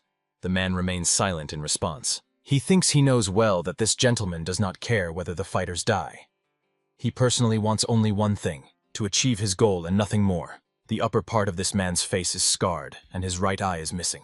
The man tells Han Dae, in that he has already organized a fighting match, but if the gentleman allows, he would also like to arrange an interesting spectacle. Han Dae-in, chuckling, replies, if so, then he is all for it. A smile slides across the lips of a man disfigured by scars. Questions reach BN Kwan. Was he planning to run away? Is everything okay? The guy walks down the corridor, ignoring the worried comrades. They think he got badly hurt and need to call a medic, but he replies that there is no need to worry. A man stands in his way, saying that the guy was not bad. Fighter Huan Yu-won, who blocked BN Kwan's path, says, he heard that the youth masters the Keigun technique, but did not expect him to be at such a level. Behind the young man stands the grim fighter Mo Mun. Huan Yu-won asks, how about one proposal? If the guy beats him, he will immediately become a local fighter. Does he want to try? The guy's friends are worried. What is he talking about? BN Kwang answers indifferently. Maybe he will think about it. But Du Pen is puzzled. Why does he always speak so indifferently? Huan Yu-won says that he just asked out of curiosity, but now he wants to finish him off. Na Don apologizes, promising that from now on they will be more careful. Without looking at the young man waves his hand, saying that it's a joke. Do they really think they can teach the guy a lesson? Smiling meaningfully, he glances at BN Kwan's friends, saying, and now they should worry not about him, but about themselves. The guy's friends are unpleasantly shocked by this statement. The hand is securely fixed with a splint and bandages. A voice is heard. Everything is ready. The healer, sitting with the guy at the table, tells him not to move his hand for a while so it heals faster. He tells him to be careful. The guy thanks him in response. The manager and the maid stand a little away from them. The elderly healer thinks that the guy didn't even flinch from the pain. He believes that he is probably about 16 or 17 years old, but his strength is simply incredible. BN Kwan sits with a detached look. It seems that what is happening around him does not interest him at all. Han Sol, approaching him, asks, is he okay? The guy answers that everything is fine. It's not that scary. A voice is heard, that's great, and a wooden club falls on BN Kwan's head. He shouts indignantly, ow, why? Why is she even hitting, and a wounded person at that? The arena manager swings the club again. The maid grabs her by the waist, trying to pull her away from the guy. Han Sol shouts, he just wanted to die, right? The maid asks her to calm down. No matter what, if she hits the wounded man. Han Sol refuses to listen to her pleas, shouting that his life belongs to her. And if he dies, it will only be by her hands. She is reminded that BN Kwan won and asked to calm down. A firm hand grabs the guy by the ear. A voice sounds, asking the lady to think carefully. A tiny old woman, Man Ok Rim, the arena administrator, tugs BN Kwan by the ear. Han Sol shouts, better to finish off this guy right here and now. He is puzzled and asks the old woman, what is she talking about? The elderly woman says that every time this guy goes to fight, this girl cries nearby, giving no peace or rest. Anyone who sees it would think he is her child. Jim, Han Sol's maid and the arena administrator exclaims, why does she say that? The guy shouts that the grandmother will tear his ear off now. Man Ok Rim replies impassively that his ear is strong and nothing will happen. Han Sol sighs and lowers her eyes, thinking that even the atmosphere changes with them. The door opens and Baru appears. He informs the manager that it seems they need her help. Hansol asks, what happened? They can't manage without her? Baru says that the deputy organized a new fight. The guy looks worried. The spectators, looking at the fighters who came out to the arena, talk among themselves. They thought everything was over, but the spectacle is starting again. This time there are several fighters. Genjan is puzzled and angry. Why should he fight together with these idiots? But Do Peng, standing next to Beijan-kun and Nadon, replies with a gloomy look, clearly showing that they themselves do not want to fight either. Fear and surprise appear on Nadon's face. A thought flashes through his mind. Huh? Could it be that person? The spectators are puzzled. There is only one person there. Going out alone against 5 slaves is absurd. A man stands in the arena, hiding his scarred face under the brim of a hat. The people surrounding the arena are excited. A duel between a warrior and 5 slaves. This fight will be intense too. But Du Pen mentally curses. If this is a warrior, he will be a very strong opponent. Touching the brim of his hat with his hand, the man with the disfigured face expresses regret that his is not here. He takes off his headwear and throws it at his feet. He looks fearfully into the face of the enemy on the dawn. Smiling, the warrior says that in any case he will kill these idiots. A tall and mighty man, after removing his hat, also gets rid of his cloak, saying, "That's enough for today." At the dawn, he mentally gasps in fear. He is impressed. The young man thinks that the man's face changed because of the wounds, but there is no doubt. He remembers the day they first entered the arena. It was then, after the fight, they were lined up, and this man asked their names. It was he who beat the young man unconscious for trying to help BN. The fighter Genjan, who supported him then and now stands in the arena opposite him, exclaims, "Brother Jusan!" The manager, accompanied by Baru, hurriedly leaves the room. She asks, "Is the deputy still with Handai Inn?" Baru answers, "Yes, that's right. This time the fight will be against his warrior." Hong Sol says with annoyance, "He's interfering again." Bien Quan and the arena administrators watch them with their eyes. The guy thinks, if everything goes like last time, then he jumps up from the chair and rushes to the door, saying that he will go and see. Gum Gum objects. He needs rest. Maybe he will at least eat. The guy, without stopping, asks them not to worry about him. Already behind the door, he throws over his shoulder that they will eat together later. Gum Gum sighs upset. It would be better if he rested. A question reaches her. Is he her son or what? Crossing her arms on her chest and turning away from the interlocutor, the old woman says, "These rude and cold guys won't even thank you if you treat them well. He's not even her own, so why does she care about him?"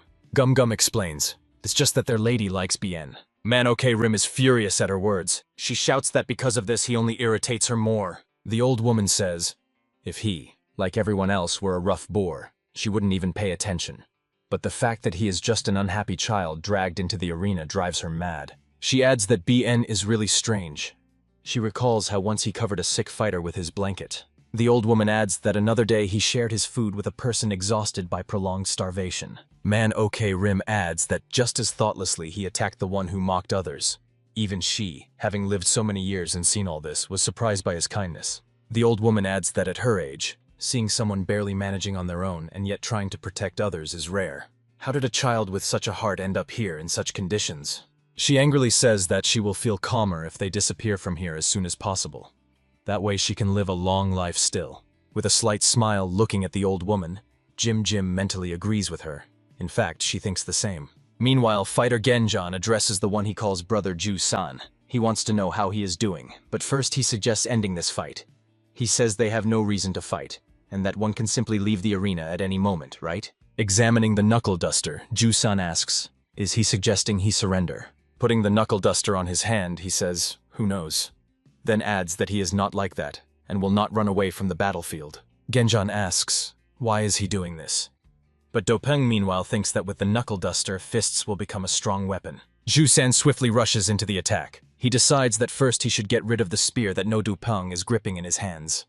Approaching him, the warrior raises his hand with a knuckle duster to strike. Ju-san breaks the spear in half. No Dupeng dodges from him, but the warrior is too close, and he is already raising his hand to strike. Ju-san strikes him on the forearm with the edge of his palm, literally sweeping him off his path. No Dupeng, thrown back by the strong blow, flies to the side. The fighter Genjan, who called Ju-san brother, anxiously asks, "Hey, so what should he do now? Without a weapon, he can't fight." Ju-san rushes to him, saying that this was the plan. Fear and bewilderment appear on the fighter's face. The hand with the knuckle duster rushes toward the frozen man, whom the comrades warn by calling out, Genjan! The fighter leans back and the blow misses its target. A tall fighter rushes to them, swinging a mace. The spectators shout, "If you started, there's no need to hold back your strength." Jusan intercepts his hand, gripping the mace handle. The warrior presses a point on the man's wrist with his finger. The fighter shouts that he can't handle him. Genjan rushes to help, clutching a short blade in his hand. Jusan, pressing harder on the right point, disarms the giant and strikes Genjan, who is behind him, with the giant's own hand. Both fighters fall onto the arena from the push. The big guy pins Genjan down with all his weight. Standing still, he is amazed. Where does such strength come from? Admiring shouts from the spectators reach Jusan. Handled it in one move. A true warrior. Standing behind the barred door, Bien Quan mentally exclaims, "No!" The guy realizes that the enemy fighters definitely cannot be defeated. Jusan stands watching Genjan and the big guy get up. The spectators shout that even 5 slaves are not enough against a martial arts master. Genjan thinks this is too much. They will simply die. Bien Quan, looking at the arena, recalls that he has fought this warrior before. Back then, he definitely did not know how to use internal energy. The guy is surprised. Could it be that he learned this in just a few years? Bien Quan's hand clenches into a fist as he thinks about how he is still the same and has achieved nothing during this time. Han Dai-in mockingly says that Jusan declared his confidence in himself. Well, now they will see what he is capable of. The deputy manager closely watches what is happening in the arena. He recalls hearing rumors that this man learned combat techniques. Guan Li Ran remembers that when Jusan caused trouble, he decided that he was too useless to punish and let him go. But because he went into the wasteland, he did not receive proper treatment. Watching the man, he believes that he has honed his skills. The deputy hears the voice of Hong Sol, ordering him to come to her. Turning to the woman, he exclaims, "Oh, the lady is here!" The manager slaps him with considerable force. Silence lasts for several seconds. Hong Sol stands with her hand raised. Guan Li Ran, coming to his senses, asks, "But for what?" Barely restraining her anger, the woman says that it seems she made herself clear. Looking him in the eyes, she says, "Do not cross the line." Han Dayan watches their conversation with interest. The deputy, closing his eyes, says, "She wants to say that because of organizing one duel he supposedly crossed the line?" He is curious. He raises his gaze to Hon Sol and continues speaking. She wants to say that he has no rights even to this? Yes, this place was opened by the lady, but he also invested his connections and money into it. Now even mercenaries under his command, whom he himself hired. Leaning towards her so that his face is at the same level as hers, he asks, "Does she think he is guilty? Does she really want to know what will happen when he truly crosses the line?" Suddenly, Baru's palm appears in front of his face. The fighter says he doesn't know what rights he has there, but at least he should have respect. He adds that it is pointless. They will all just be killed. A voice sounds, "Pointless?" It seems he cannot just watch this from the sidelines. Fighter Huan Yu-wan, behind whom stands the grim Mo Mun, says, "What is the point of a battle without deaths?" He adds, addressing the deputy. It seems he has problems. Guan Li Ran replies that everything is fine, it's just a difference of opinions. Huan Yu-wan says that he can always turn to him, and he will deal with this person without questions, while the young man points his finger at Baru. Baru, looking at the youth, says, "Interesting." He adds that he hasn't been to the arenas for a long time, and it seems he has fallen far behind. Han Sol, standing next to him, says, "Possibly." Han Dayin is intrigued. He thinks that something interesting is starting. Assessing Baru with his gaze, he recalls conversations that the power of this man is comparable to fighters of the highest rank despite his average status. Han Dayin decides that soon everything will become clear, but for now he can enjoy the fight. The attention of everyone, including the manager and the deputy, shifts to the arena. A fist with brass knuckles crashes into the thug's jaw, twisting it to the side and knocking out teeth. Genjan looks at his mutilated comrade with horror. Cursing, he raises his weapon and rushes at Jusan, wishing him a swift death.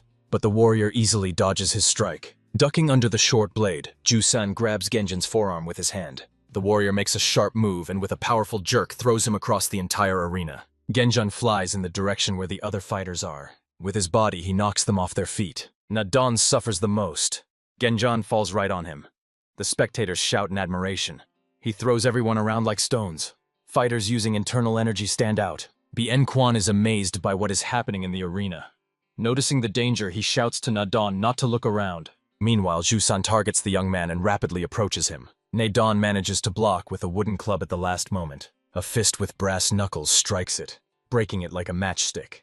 The broken club injures the young man's eye. Nadon drops the broken weapon from his hands and is thrown backward by the powerful blow. Quan anxiously thinks that no one can attack properly. If things stay like this, then... The guy calls out to Ju-san, who is nearby at that moment. Hey, does he really want to kill them? He asks, how about stopping and fighting him? A smile slides across the man's lips as he replies, does he really think he will listen to him? Ju-san says that now he is even interested. If he kills all of them, then fighting the guy will probably become much more interesting. The warrior heads toward Na-don lying on the arena. The other fighters cannot help him because they all have quite severe injuries. Ju-san grabs the young man by the throat. Na-don opens his only surviving eye. Ju-san easily lifts him above his head, continuing to squeeze his neck. The guy understands. No matter what he says, he definitely won't stop. He sees how Na-don's eyes glaze over, how the veins on the young man's forehead bulge. At that moment, Ju-san glances at the guy, smiling smugly. The warrior's hand tightens around Na-don's throat. Memories surface in the young man's mind. He sits, pressing his forehead against the stone wall of the room where they are constantly staying. But Do-pung, who is nearby eating porridge, says, he must have lost his mind. He hasn't even touched the food. Pei-yan-kun replies that the young man has his first fight tomorrow, so he's worried. Quan, training with a huge bag on his shoulders, says, interesting, and what's there to worry about? Na-don, turning to him, shouts that the guy is strong, and he can't understand his worries. He believes that worrying is normal. Quan, lowering the bag to the floor, says that he doesn't consider himself strong at all. Turning to face the young man, he adds, that's why he tries to think over exactly how it's best for him to fight. Worry will lead to defeat. It's better to find a method or strategy that will lead to victory. But Do-pung tells Pei-yan-kun, this guy has already mastered their language well. He agrees with him. That's right. Na-don sighs, how to find this method. Quan says that he himself does not know. The young man, turning to him, shouts, is he serious? Then what is the point of these speeches? The boy says, looking him in the eyes, let him think for himself. After all, he knows a lot, and he is smart. Technology, effective weapons. With their help, you can win a fight with one blow. Don calms down a little and thinks, to win the fight using technique. The enemy's hand grips the youth's throat. He thinks that using the hold is effective, but it is forbidden. Don decides, if you use a hidden weapon, it will not be a violation of the rules. Just using loopholes. A sharp blade is showing from the toe of his shoe. The young man forcefully kicks Ju-san's knee. He drives the blade as deep as possible, intending to fully use his advantage and inflict as much damage as possible on the enemy. Screaming, the warrior throws back onto the Don and bends down to examine his knee. Ju-san addresses the young man. Was he hiding the blade in his shoe? Quan thinks that Na-don used a weapon that is hard to notice if you don't know where to look. And with that strike, he has already taken the enemy out of action. The guy understands that now the warrior will not be able to use his powers to the fullest. There is a chance for victory. Genjan thinks that the young man turned out to be craftier than he thought. He decides that it is the perfect time to attack. Genjan attacks from behind. In a jump, he swings his leg, trying to knock down the opponent. Ju-san, as if sensing something, sharply jumped aside, and the fighter's strike misses the target. The spectators shout for him to just finish off Genjan. The warrior attacks him, raising his hand with brass knuckles for a strike. The fighter realizes he must do something, or it's the end for him. Ju-san throws his hand forward, and his fist rushes straight into Genjan's face. The fighter sees with horror how the brass knuckles approach him, and are about to smash his nose right into his skull. Pain pierces Ju-san's body. The tip of a spear with a broken shaft enters his body just above the waist. The warrior, experiencing severe pain, is puzzled. What is this? He sees No Du-pen, who has not yet managed to straighten up after the throw. No Du-pen thinks that because of the wound, their opponent will be less agile. He recalls the words of Baru, who, lining up the novices in a row, said, it's best to start with the basics, but they don't have time for that. The man explained to them, if they want to quickly develop combat skills, they should use what they are good at. He asked them to say what exactly they can do or what they are confident in. One of the novices answers that he, for example, is stronger than he looks. He can easily lift a sack of rice. Baru says, good, skills that use strength or some kind of weapon will do. He tells the next person to speak. But No Du-peng replies that he has nothing he is good at. Then, remembering something, he says he has an idea. He throws stones well. He can easily hit even a small target. Baru looks a little puzzled, then hesitantly says, a good skill, but... He explains to No Du-peng that throwing knives or arrows are forbidden in duels. They cannot be used. Throwing a weapon that is in the hand is allowed. But if he misses, it will instantly lead to his death. He says he needs to find something else. Standing in the arena, No Du-peng thinks that he should have prepared to at least challenge somehow. Ju-san, pulling a spear fragment from the wound, rushes to Genjan, saying, "Do they think he will die from this?" He, without choosing words, very lowly estimates their mental abilities. The fighter thinks No Du-peng should have hit harder. Ju-san is already near the frightened Genjan. Drops of sweat run down his face. Still, the wound makes itself known. Suddenly, raising a blade overhead, Pei Jan-kun rushes at him. Ju-san responds by attacking him with the spear pulled from the wound, saying, "Does he really think he can wound him with a sword?" Pei Jan-kun squints and tries to cover his head with his hand. He remembers Baru's words. They were given blades, and they stood holding them in their hands. The man explained to them, "It seems that sword control is just swings in the air, but the speed of the strike depends on technique. If you increase the cutting speed, even a strong opponent will not be able to withstand." Watching Pei Jan-kun swing the blade, Baru says, "First, you need to place both hands correctly. When you raise the sword overhead or lower it down, you need to imagine that you are drawing an arc with the sword's tip." A man with closed eyes thinks, "It seems so. It seems he is doing everything right." Baru watches as Pei Jan-kun forcefully lowers the blade. He asks the man, "Has he held a sword before?" The man says he is trying for the first time. Baru thinks he is doing quite well. Pei Jan-kun replies that it feels like working with a hoe, only a bit harder. He has worked on a farm all his life. Baru says, "So it's because of working with a hoe. It turns out he trained in a different way, using a hoe instead of a sword." He adds, "If Pei Jan-kun masters a couple more techniques, he will become even stronger." The man recalls that he never stopped training for a second, to survive. He was not alone. His friends were with him. He is confident that no matter how strong the opponent is, he will still manage. Pei Jan-kun's blade moves toward the spear held by Ju-san. With one swing, he disarms the opponent and slices his neck and chest with a side strike. Ju-san is stunned. A thought rushes through his mind. He trained so much. And why? To lose to people like them. Blood spurts in all directions from the wound. Falling forward, the warrior still cannot believe what happened. How could he lose? Ju-san falls at the feet of Pei Jan-kun. The spectators shout that the arena slaves have won again. These guys are not as simple as they seem. Nadon, holding his throat with one hand, raises the other, clenched into a fist. Up, keeping it at face level. Fortunately, the young man's second eye survived, though it opens with difficulty due to the injury. Pei Jan-kun and No Du-peng, in exactly the same gesture, also raise their fists up. Bien Kwang, holding onto the bars of the grate, thinks with relief. It worked. Everything is still okay? The guy is happy. He worried for nothing. His face brightens. He feels something strange but does not understand what exactly. Pulling his hand away from the bars of the grate, he looks at it in bewilderment. What was that? The sensations seem to have changed. Baru tells the manager. It was not in vain that he trained them after all. Han Dai-in laughs. The deputy manager does not share his joy. He thinks that this fool was too careless. Hong Sol tells Guanli Ranu that thanks to him she saw an interesting spectacle. The woman adds that the result of the fight suited her, and the guest is still here, so that's all for today. But there is one condition. The manager says, if he does not intend to listen to her, let him take his fighters, servants, and leave. She does not care. The man answers that he needs to think. Baru calls out to Huang Yuan, "Hey you!" He says that when the young man leaves this dojo, he should find him. They will meet in a duel. Looking the man in the eyes with a challenge, Huang Yuan replies that he is looking forward to it. Accompanied by Baru, Han Sol leaves the elevation where the honored guest and her deputy are and goes down the stairs. Guan Liran thinks that his fighters are the best in this dojo, so Baru has no chance. Or maybe he has a trump card that he doesn't know about. Han Dai-in tells the deputy that he held himself well, but he needs to know his place. You can't fail the mission when such an important task lies ahead. Smiling, he adds that there is almost no time left. Stretching his lips into a meaningful smile in response, Guan Liran replies that he will keep that in mind. Meanwhile, the arena slaves have gone down to the basement where they live. Bai Jan-kun says with relief, "It's good that it's all over." He asks, "Were the wounds treated?" But No Du-peng, whose forearm is tightly bandaged with a splint, says, "He thought he would die from the pain." Don, with a bandage on his head fixing a compress on his cheek, says, "It seems his body is recovering quickly. So soon he will be as good as new." Turning his head to the side, No Du-peng says that this guy is sleeping like a log. Everyone is looking at Bien Quan lying on the floor under a blanket. Turning his back to them, he is sleeping with his bandaged hand placed over the blanket. But Du-pen says, well, of course, even if comrades die, he doesn't care at all.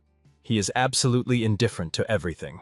Don asks him, if he understands all this, why does he continue to say such things? The young man adds, He knows that if something happens to them, everyone will be punished, without exception.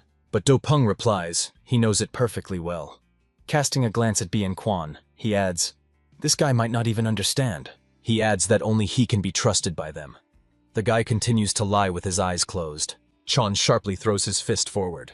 Then the young man swings his leg, delivering a blow to an imaginary opponent. Quan carefully watches the movements of his older brother, sitting aside on a stone. The boy asks Chong, why don't they use weapons? He believes that with him they could become much stronger. John freezes, listening to his words. He turns to his younger brother, saying, how simple everything is for him. Then he adds, he did not tell him the main thing. Chan says that their father does not use weapons in his technique because only in this way will martial arts become perfect. The guy is awakened by a shout, BN! He opens his eyes. They continue to call him insistently. He sits up, thinking that he dreamed of his brother, but unfortunately, he cannot remember anything else. The guy angrily asks Nadan, why did he wake him up if he did not respond to the first call? The young man confusedly justifies himself. He thought BN had a nightmare. He says that the master was looking for him and advises him to hurry. BN Quan is annoyed that he cannot remember the dream. He is sure it was something important. A man with a sword stands on the elevation. The crowd greets him with shouts. The man asks, do they make a person who came to fight wait? He says that it is simply rude. He is Udo Hak, a martial arts master. He heard that the opponent is used to fighting alone. The spectators shout, when will it start? Hey, come on, get out here faster. The guy standing behind them is surprised. Oh, how noisy. Bai En Quan is puzzled. Isn't there arena in another place? What are they doing here? Baru says that this is also part of the training. Sometimes by watching the fights of strong fighters, one can realize something important. The guy is a little surprised. Watching the fights of strong fighters and gaining experience? He wonders, is that even possible? Standing next to Baru in the crowd, he thinks, well, I need to see what comes of this. A shout is heard. Son Gen! Fighter Son Gen! Baru tells the guy to look carefully at this young man. Although he is of average strength, his skills match those of a higher-ranked fighter. The guy is impressed. A master of martial arts of the highest rank. Udahak, looking at the opponent, says, he heard that he is good, but he clearly lacks experience. Sun Gen silently looks at him. Shouts come from the crowd. It seems he doesn't even know how to hold a stance. Someone objects, believing that this person clearly did not get the title of genius for nothing. Bien Quan is amazed. What? It seems he has seen this long-haired guy somewhere before. The guy thinks that even if he has seen this person before, it doesn't matter. For a fighter, any person is just a simple opponent, nothing more and nothing less. He thinks about the fact that Baru paid attention to this young man. So, it's worth seeing what he is capable of. Meanwhile, the fighters are introduced by name. Udahak, the master of the double blade, grips a sword in each hand. His opponent is the genius Sun Genon. The young man holds a knife in his hand. Everyone is curious how the fight will end. Ho John, the arena manager, says to the person next to him, he has seen many arenas, but this place is special. Here, training takes place on one platform, sparse but tasteful. The interlocutor responds vaguely, is that so? The arena manager, a rather stout man comfortably seated in a chair, says, it's a pity there are no comfortable places for guests here. Most stand or sit on this elevation. Unusual, but impressive. The interlocutor replies, if the quality of martial arts is high, then such trifles as seating are no longer important. He thinks, but the one who came from another arena seems to judge too prejudicially. The arena manager Man Ho Guan, who is not on his own territory today, says aloud, all guests are satisfied with the level of martial arts in their establishment, so there can be no complaints. Ho John believes that the interlocutor hates losing, even in whose word will be the last. A satisfied smile slides across the lips of the fat man as he thinks, but both words and martial arts are also battles. He recalls rumors that Sun Gen uses some cunning techniques. Therefore, he understands why the young man raises doubts. Ho John, looking at the elevation where the fighters stand, thinks that no one has yet managed to withstand Udochak. Meanwhile, the warrior rushes forward, gripping swords in his hands. He begins to move simultaneously with the shout proclaiming the start of the duel. Sun Gen stands, waiting for his approach. Udochak swings the sword, and the young man slips under it. At this time, the second sword relentlessly approaches him. Sun Gen throws his hand towards him, in which he holds a knife. With the other hand, he supports the forearm to give the hand stability. The spectators standing around Baru and Bien Quan converse among themselves. This is impossible. How is this? Baru says, and now the real battle will begin. The guy freezes, not taking his eyes off the fighters. Ho-Jon says that everything ended too quickly. Man Ho-Guan asks, does he really think this is the end? He says that everything is just beginning. The men's attention is drawn to what is happening on the elevation, where the fight is taking place. A powerful blow throws Sun Jian back. Udohak, watching the opponent, wonders, what is wrong with his hand? The man looks at the broken sword in his left hand with bewilderment. He shifts his shocked gaze to the youth. Udohak had heard that he uses the Kengigan technique. But is he really capable of standing up to him? What is it anyway? As far as he knows, using this technique only slightly enhances chi energy. Kengigan is a technique that allows controlling chi energy to strengthen muscle power, with the intensity of the effect and the body's capabilities changing depending on the level of mastery. The youth looks carefully at the opponent, from whom shouts come from the crowd. He couldn't even properly defend himself, and the sword is already shattered to pieces. This is what Kenjigan Sungen is. Ho-Jon jumps up from the chair. This is impossible. He has never seen such a technique before. Man Ho-Guan smiles proudly. He thinks that the Kengigan technique of Sungen is a skill unattainable even for the best fighters of the highest level. There is no chance that an ordinary arena manager from the province could compete with him. Udohak cannot believe what happened. No, this is impossible. There was a special balance hidden in his sword. He attacks the youth again, deciding that now it is time to fight for real. Sun Jian stops the blade falling on him with the back of his palm. The man's sword shatters into pieces. Udohak is stunned. Drops of sweat stream down his face. Sun Jian throws his hand forward and easily plunges it into the man's abdomen. Ho-Jon screams! He uses his hands to control the body! Pain tears through Udohak's insides, who didn't even understand what happened. Blood spurting from the wound hits the youth's face. He pulls his hand out to the man's body, and the blood gushing from the wound splashes onto both Sun Jian's clothes and face. Ho-Jon, like the other spectators, is surprised. It's all over. Why is he doing this? Man Ho-Guan, crossing his arms on his chest, thinks this guy is hopeless. The man shouts at Sun Jian to stop. Udohak falls at the feet of his opponent, whose face, shirt, and hands are completely covered in his blood. Shouts of the spectators reach him, whose opinions are divided. Some wonder, isn't this too cruel? Others admire. That's cool. Baru asks the guy. Now does he understand how important fighting technique is? Even if his skills are outstanding, defeating someone like Sun Jian will not be easy. The man adds, but at least he got the chance to study the style of a strong opponent. This is good experience. To find out the level of an opponent who is stronger, and accept it to improve one's abilities, can be useful in the future. Bien Quan sharply turns around and leaves. Baru watches him go, thinking he just wanted to give advice, but it seems it became something more for the guy. Standing in the yard, Bien Quan reflects. Training, so they say? He thinks about how he grew up only looking at his brother and asks himself, does he really think he deserves praise at such a level? His hand clenches into a fist as he mentally answers, this is not praise, but responsibility. Lowering his head, he thinks that even years after his brother's death, he still feels it as a punishment for his weakness. The guy has 3 bags on his shoulders. He decides it's time to make the training harder. Nadon and Pei Jan-kun watch him. No Du Pen joins them, saying, why does he always behave like that? He would do that in the training hall or in a dream, but he constantly stresses them out. Nadon hastily covers his mouth with his hand, saying, enough already. Bien might get angry if he hears. After all, he is clearly not like them. The young man wonders, what is happening? He has long had the feeling that the guy is hiding something. But to see him so angry, this is the first time he has seen. Bien Quan, drenched in sweat, continues the training. He remembers how, as a boy, looking at the huge hole in the tree, he breathes out in awe. Wow! Looking at the tree trunk with a gaping hole, he asks his brother, when will he be able to do that? Chan answers that for this it is necessary to master the basics and learn to use Genjigun. The older brother says, if he trains hard, then in a couple of years he will succeed too. The boy asks, really? Will he be able to learn that fast? Chan explains, to master the father's technique, one must have the ability to clearly feel the movement of the body and the flow of energy. Of course, this is far from everyone's power, but if he overcomes the first barrier and learns to direct the flow of energy, he will be able to master not only the basic techniques but also such as Genjigun. The young man adds that people usually focus on physical strength, but with key training, the body begins to better sense and enhance the flow of energy.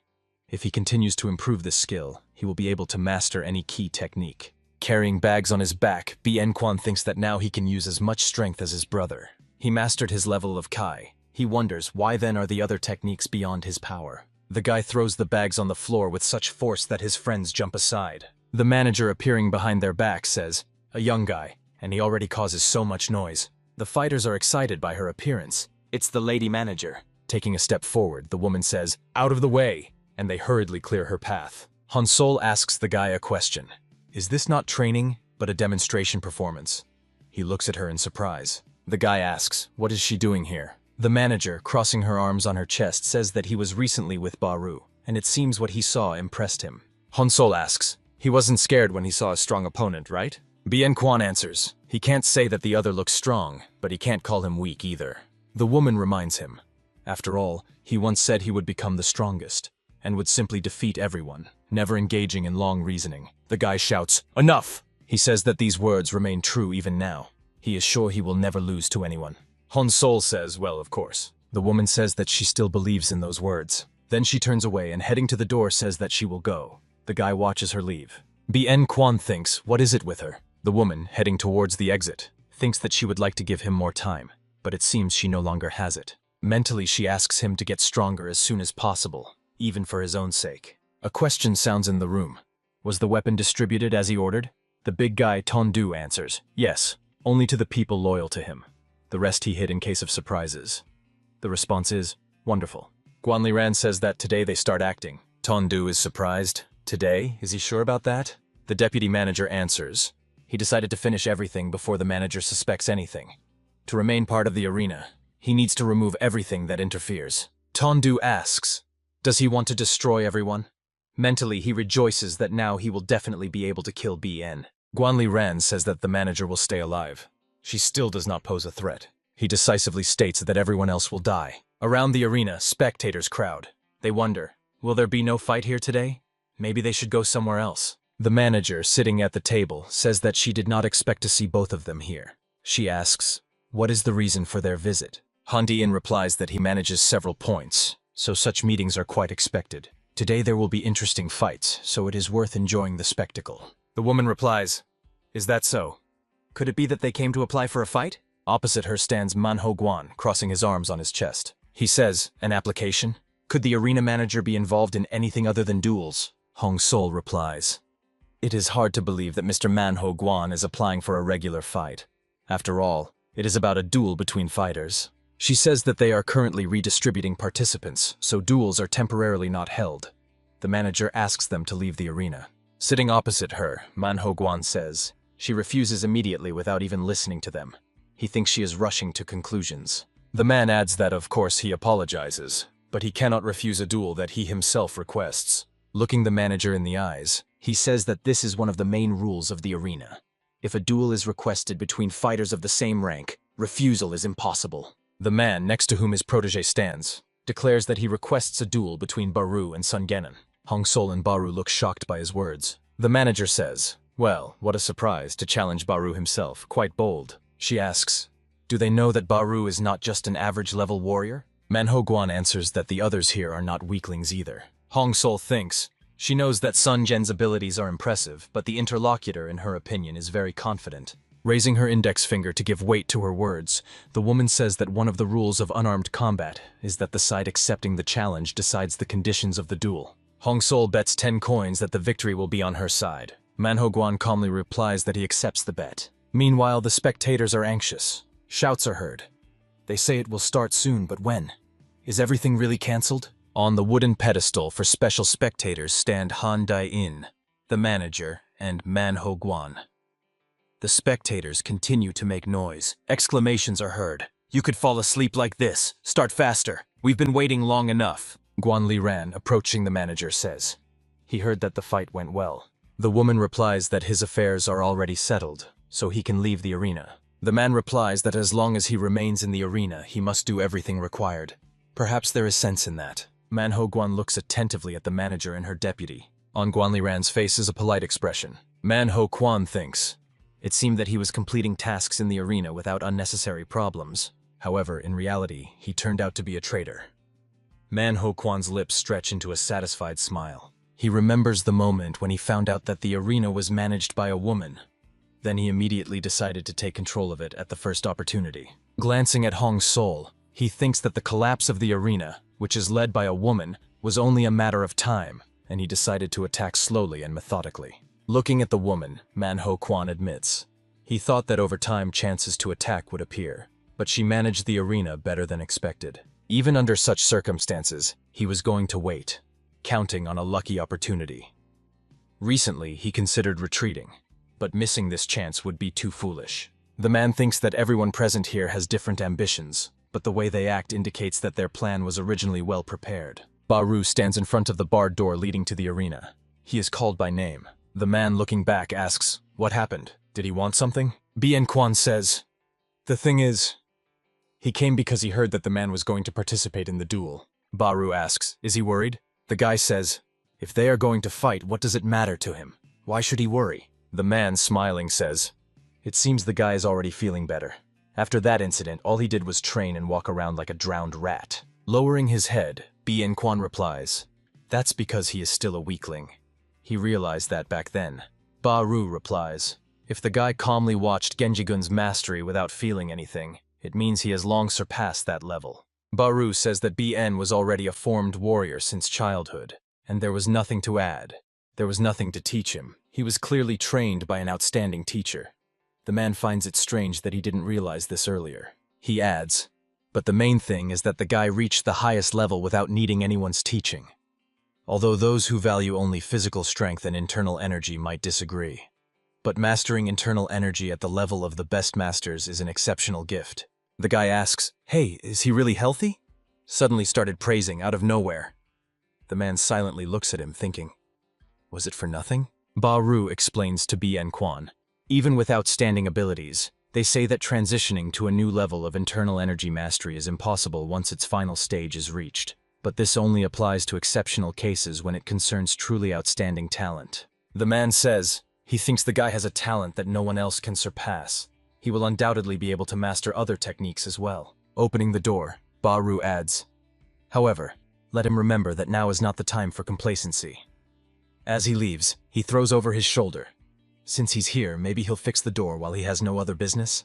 The guy looks at him puzzled, wondering what's wrong with him. Looking after Baru, he thinks, and he said there was nothing to teach? Bien Quan remembers how the man trained him. He showed him the basic movements with a knife in his hands, and the boy repeated them. The guy thinks, why did he take that? He believes that he really learned a lot. When the door opens, the spectators shout excitedly, "Here he comes! Finally it begins!" Admiring exclamations are heard as the martial arts master Kengun Sungen appears in the arena. Then Baru comes out and the spectators rejoice even more. The duel between Baru and Sungen. Oh, it was worth the wait. Sungen immediately rushes at Baru and the spectators comment, they jump straight into the fight without reconnaissance. The man dodges the forward-thrown hand of Sungen. Manhwa thinks, as soon as the fight starts, the story will begin immediately. Behind Bien Quan appears Huan Yu-won saying, it seems better to get out of here. The guy replies that he needs to watch the fight first. He will deal with him later. The young man says mockingly, he expected such impudence from him.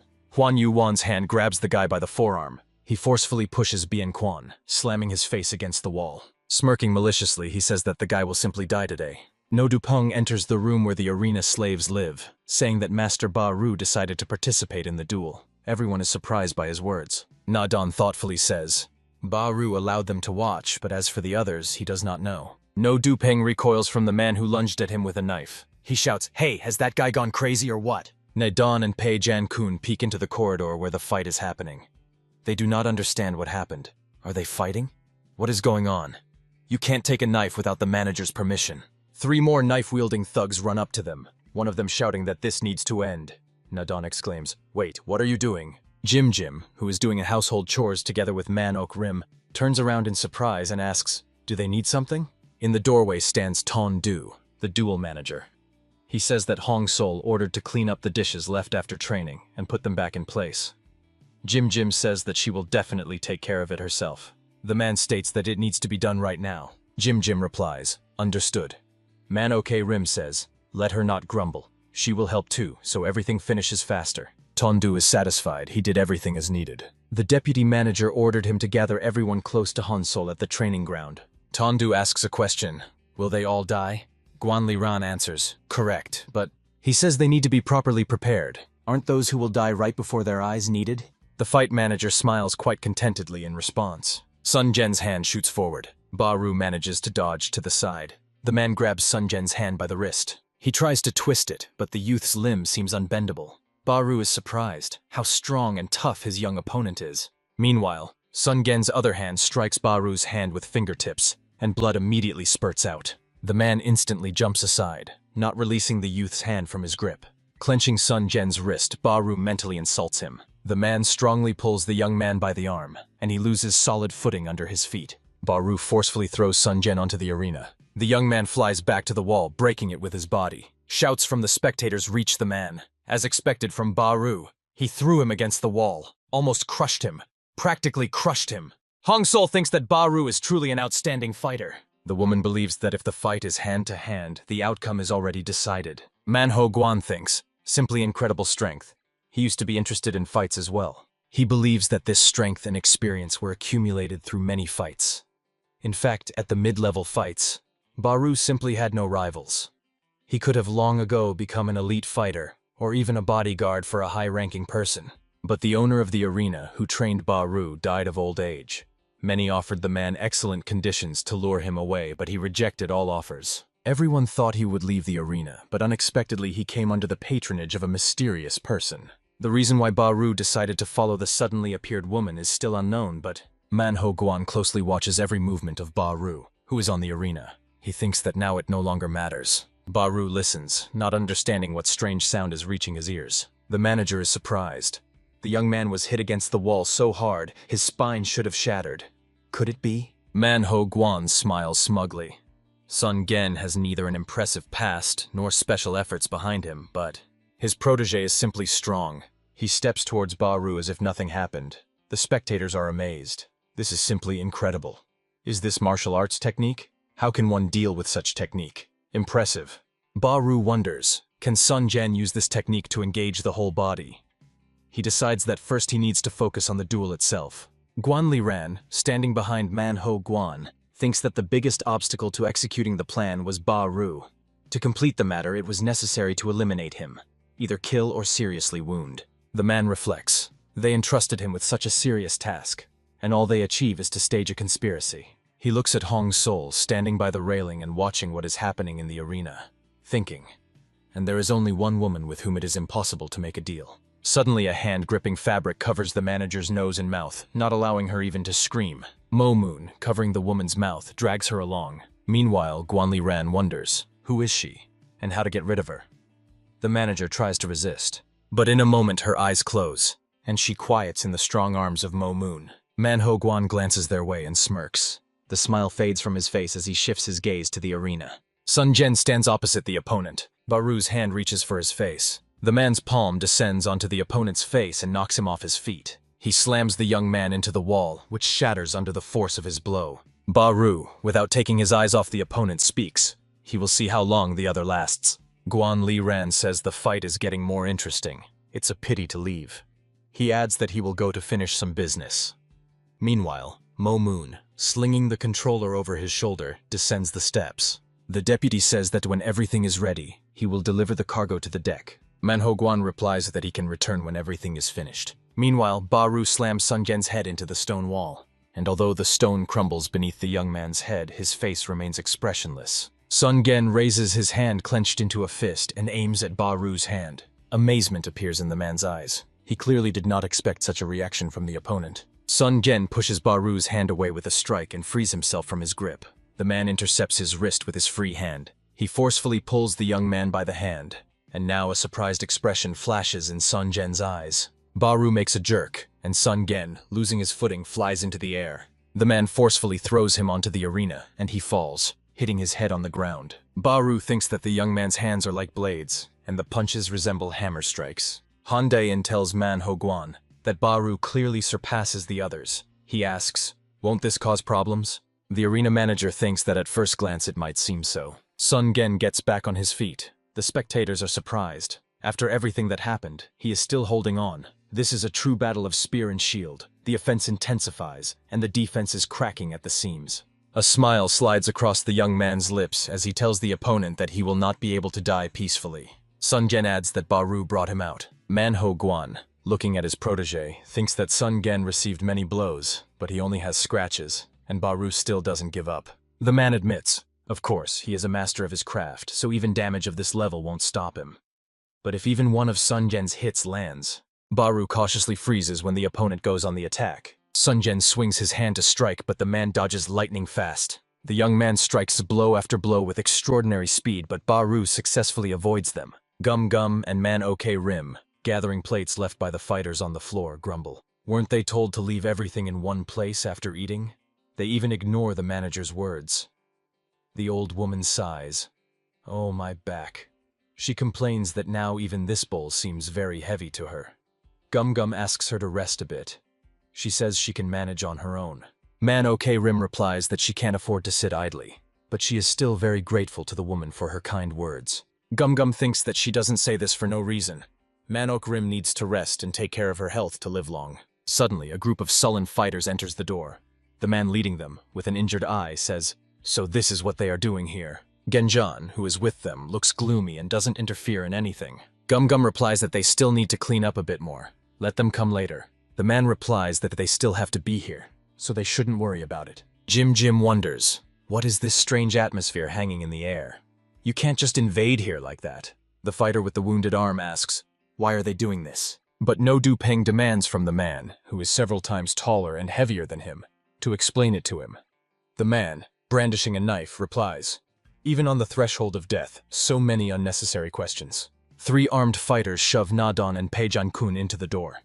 The latter crashes into the back of the man, threatening No Du Peng with a knife. He strikes with his elbow and knocks the thug to the ground.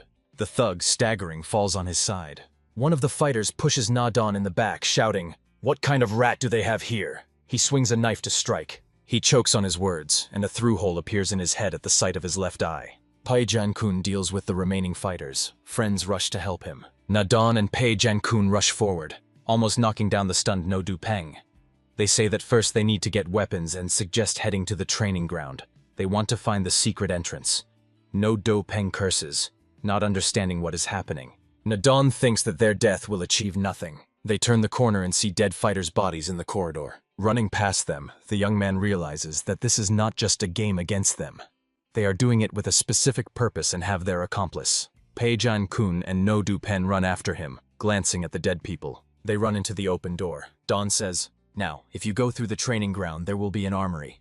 The young man freezes in place, looking at the scene before his eyes in amazement. Around the women, the arena administrators, stand several people armed with knives. The man with the injured eye, who took on the role of commander, says, "It seems they are getting it.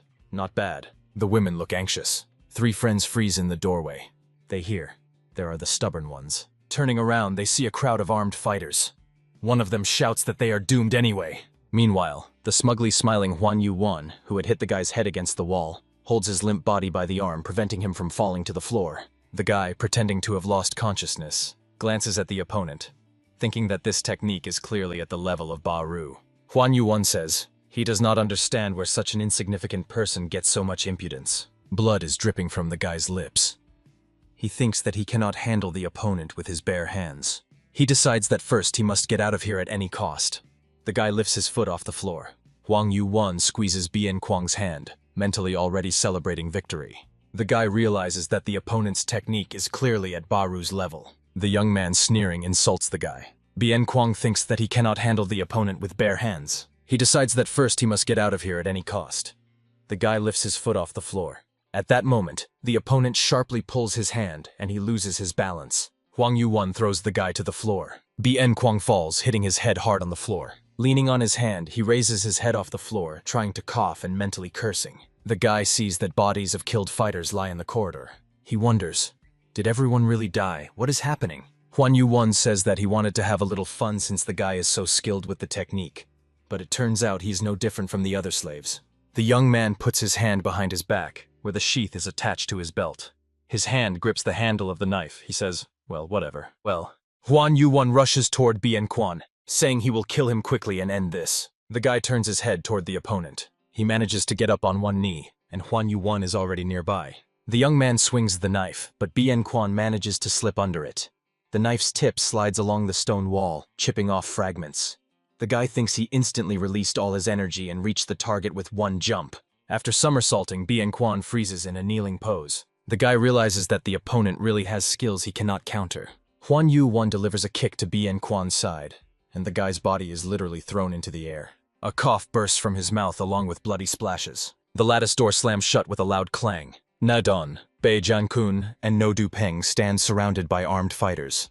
One of them tells them to relax. They will die anyway, and it will be a long and painful death.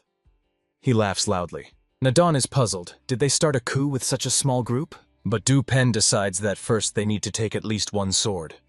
He assesses the man standing next to him with a glance. He thinks that only this way they will hold out until Baru or Bien arrive. Jim indignantly asks, "Why are they doing this? If the manager finds out, they will be in trouble." The fighter leading the others mockingly asks again, "The manager?" He laughs. "Oh, how terrible. Oh, I'm scared. Nadon realizes that they are not afraid at all. As expected, the sound of a door opening is heard, and the man, chuckling, adds, "Just in time, the gentleman has arrived. I wonder what will happen now." Guanli Ran, entering the room, says, "Wow, how many people have gathered." Behind him stands Mo Moon, who has thrown the manager over his shoulder. But the attendees do not yet notice this behind the deputy's broad shoulders. Man OK Rim, heading to Guanli Ran, says that he is on time. She adds that he will be shocked when he finds out what happened here. Approaching him, the old woman turns to the armed fighters and, pointing at them with her finger, says, "Not only do they keep them here like prisoners, but they also threaten them." Guanli Ran replies, "How dare she, a simple worker, talk to him like that?" The old woman looks at him in surprise, not believing her ears. "What?" The man raises his hand and strikes Manok Rim in the face. Staggering, the old woman falls to the side. She falls to the floor, hitting her face on the ground. Jim immediately rushes to her with a cry. Grandma! Looking back at Guanli Ran, the woman asks, "What the hell?" Even if he is the deputy and holds a high position, the manager definitely won't forgive this. A smug smile appears on the man's lips as he says, "So that's how it is." Without looking back, he throws over his shoulder to Mo Moon standing behind him to take off that rag. He replies, "Will do." He carries out the order and Nadon's eyes widen in surprise. Mo Moon lowers the manager to the floor and holds her by the clothes so she doesn't fall.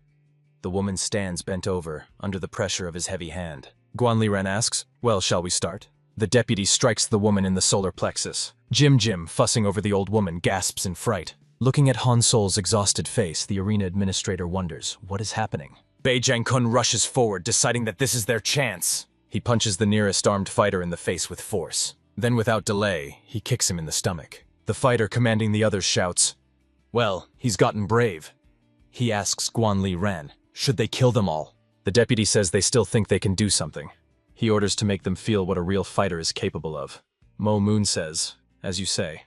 Bei Jiankun stands over the defeated opponent, clutching a knife in his hand. He even closes his eyes, realizing that before him is an unarmed fighter, a martial arts master. Bei Jiankun, looking at Mo Moon, thinks, he knows that those like him are incredibly strong, but the man understands that they have no other choice but to fight, and attacks Mo Moon. The latter blocks the knife attack with his bare hand. For a moment, the opponents freeze, looking into each other's eyes. Bei Jiankun closes his eyes, thinking, impossible. He understands that he is doomed. But Dupeng and Nadon freeze, thinking that Mo Moon is simply a monster. Even Bi Yen cannot handle him. The manager also freezes, looking at Bei Jiankun and his opponent. Guanli Ran, glancing at Hong Sol, says, he sees that she is surprised. He adds that he hadn't said this before, but Mo Moon uses the Genjigun technique, turning his head to the woman and looking her straight in the eyes. He adds that her Bi Yen, on whom she spent years, was not even close. He believes that she has neither the skill to train masters nor the insight to recognize them. The deputy says, it makes sense that he should be the owner of this arena. The woman stares at the deputy without blinking. Now she understands what's going on, and reproaches herself for being so naive. When opening the arena, she needed a person who could replace her in communicating with many people. A person with good skills but without ambition. Although he was just an in-worker, Guan turned out to be a suitable person, able to please people even through cunning. Relying entirely on her intuition, she appointed him as deputy. As expected, Guan successfully proved himself. The fighting hall moved from average to prosperous. As soon as the money began flowing into his hands, the man's facial expression and attitude began to change. She thought that the new position was shaping his personality and paid no attention to it. In the end, this became her main mistake. She should have considered not only reputation but also human greed, and she was fully aware of the danger of human greed. Han Sol closes her eyes, reproaching herself for carelessness. Looking intently at the deputy, the woman asks, why didn't he just kill her? What's the point of this whole circus? Guan Li Ran answers. During the slave rebellion, the manager dies, and her place is taken by the deputy. A story no one would doubt. And also, there is a person who wants to see her as an ally. Leaning toward her, the man adds, but she shouldn't relax because of that. There are terrible rumors about him regarding how horribly he treats women. Perhaps death now would be the better option. Shaken, Jim listens to their conversation. Honsol says, in other words, he spared her. Smiling, she asks, no matter how vile and terrible he is, can that compare to her life? To what she has endured? The man looks at her, not understanding what she means. Smiling, Honsol says, she shouldn't think she will give up so easily. One thing she is sure of. She declares that she will survive everything, no matter how long it takes, and will destroy everyone here, without exception. Her words impress the man. He looks stunned, but he quickly pulls himself together, and a slight smile slides across his lips. He says he knows perfectly well how stubborn and cruel she is. She won't even flinch if countless slaves die in the arena. Bringing his face close to hers, he says, allowing someone to get close is uncharacteristic for her, but she showed her weak spot. When she sees how those who were close to her die, even her strong will waver. Straightening up, the deputy orders his henchmen to kill everyone. The harsher, the better. Standing with her hands tied behind her back, Honsol mentally hurls curses. If only she could free herself and reach the sword. Meanwhile, the big guy Ton Du, holding a knife in his hand, loomed over the frightened Jim. The woman says they have worked together for so many years. She asks him not to do this, but he replies that after finishing this job, he will take the deputy position, and he doesn't care about all those past years.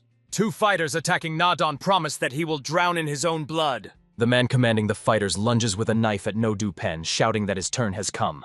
The dark hand of Mo Moon intercepts the wrist of Pa Jan Kun's hand, in which he is gripping a knife. The man closes his eyes tightly, clearly experiencing pain. With his other hand, Mo Moon strikes Pa Jan Kun's limb from below, and his arm breaks like a dry branch, blood spurting from the open wound. Mo Moon, bending his arm at the elbow, intends to strike the man with the edge of his palm. His hand reaches for Pa Jan Kun's neck, who, gritting his teeth, endures hellish pain. Huan Yu-1 kicks Bien Quan in the side, tossing his body into the air. A muffled moan bursts from the guy's mouth along with bloody splashes. Bien Quan, flying back a couple of meters, falls hard to the floor. The guy, leaning on his elbow, lifts himself slightly off the floor. Trying to straighten up, he thinks. Without a sword, he can't defeat the opponent. The youth mockingly says, managed to jump back at the last moment? At least he can move. Huan Yu-1 watches puzzled as the guy disappears around the corner of the corridor, turning sideways. The youth says, a pitiful sight. BN looks like a beast that tucked its tail and tries to run away, seeing the opponent's superiority. Walking down the corridor, the guy thinks, if I pass the training hall, there will be an armory. He stops in front of the barred door and freezes. One of the guy's eyes is bruised and swollen, turning into a narrow slit. Bien Quan sees the fighter's knife plunging into Nadon's hand, who tries to protect himself with it, almost cutting it off. Meanwhile, a second fighter attacks the youth from the side. Gum Gum, shielding an old woman with his body, begs to spare at least the grandmother. Shaken, Bien Quan shouts, "Stop! Enough! What are they doing?" The manager mentally gasps. Bien. The deputy, smirking maliciously, asks, what's going on? Is he still alive? The guy stands in front of the door, mentally cursing. Locked. If he had a sword, he could kill them and save the people. He shouts to Dawn to forget about them and just run. But Du Pen, who has a bloody cut on his chest, says that the guy still can't defeat them. Jim, whose eyes are about to flood with tears, begs the guy to run. Meanwhile, Mo Moon strikes Pa Jan Kun with the edge of his palm, slicing his neck. Jim, with a breaking voice, says, please hurry. Bien Quan looks shocked, drops of sweat run down his face. Before his eyes, the scene reappears when his brother receives a fatal wound. The saber slices through Chong's body, descending lower and lower. Blood splashes everywhere. The brother drops to one knee, and behind him the boy sees his killer. The eyes of little Quan fill with tears. In front of him stands the face of his brother, begging him to run. In Bien Quan's head flashes. Run away? Do they really want that? Everything repeats again. He mentally curses. His foot presses harder against the floor. He mentally says, at least once. He begs, just once. The guy thinks he must show the same strength as his brother. He lifts his foot off the floor. Behind the guy appears Huang Yu-1 with the words, he knows that running away will get him nothing, right? The young man says that he is already starting to get tired of this. In Huang Yu-1's hand, he clenches a dagger. Pushing off the floor with his foot, he rushes toward Bien Quan, saying it's time to finish this. At that moment, the guy stands with his foot raised above the floor.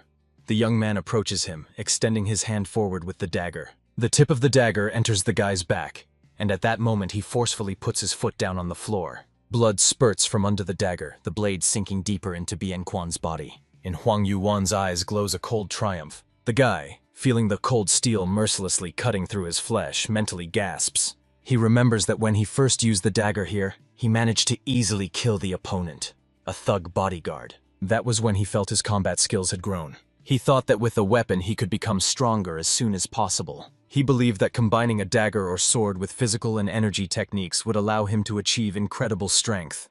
To master the weapon and chi technique, he never let go of the sword except during time allotted for body training.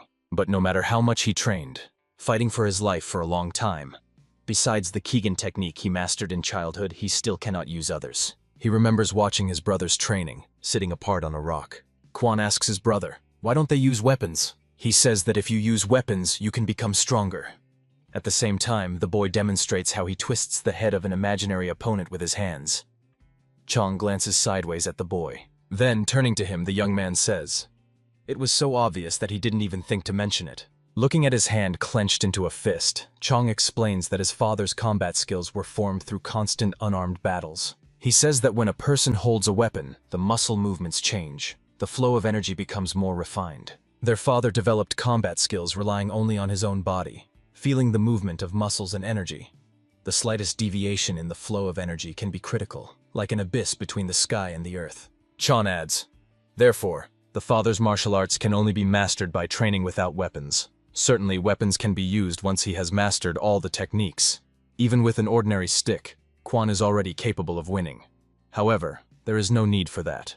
Quan, attentively listening to his brother, asks, "Why is that?"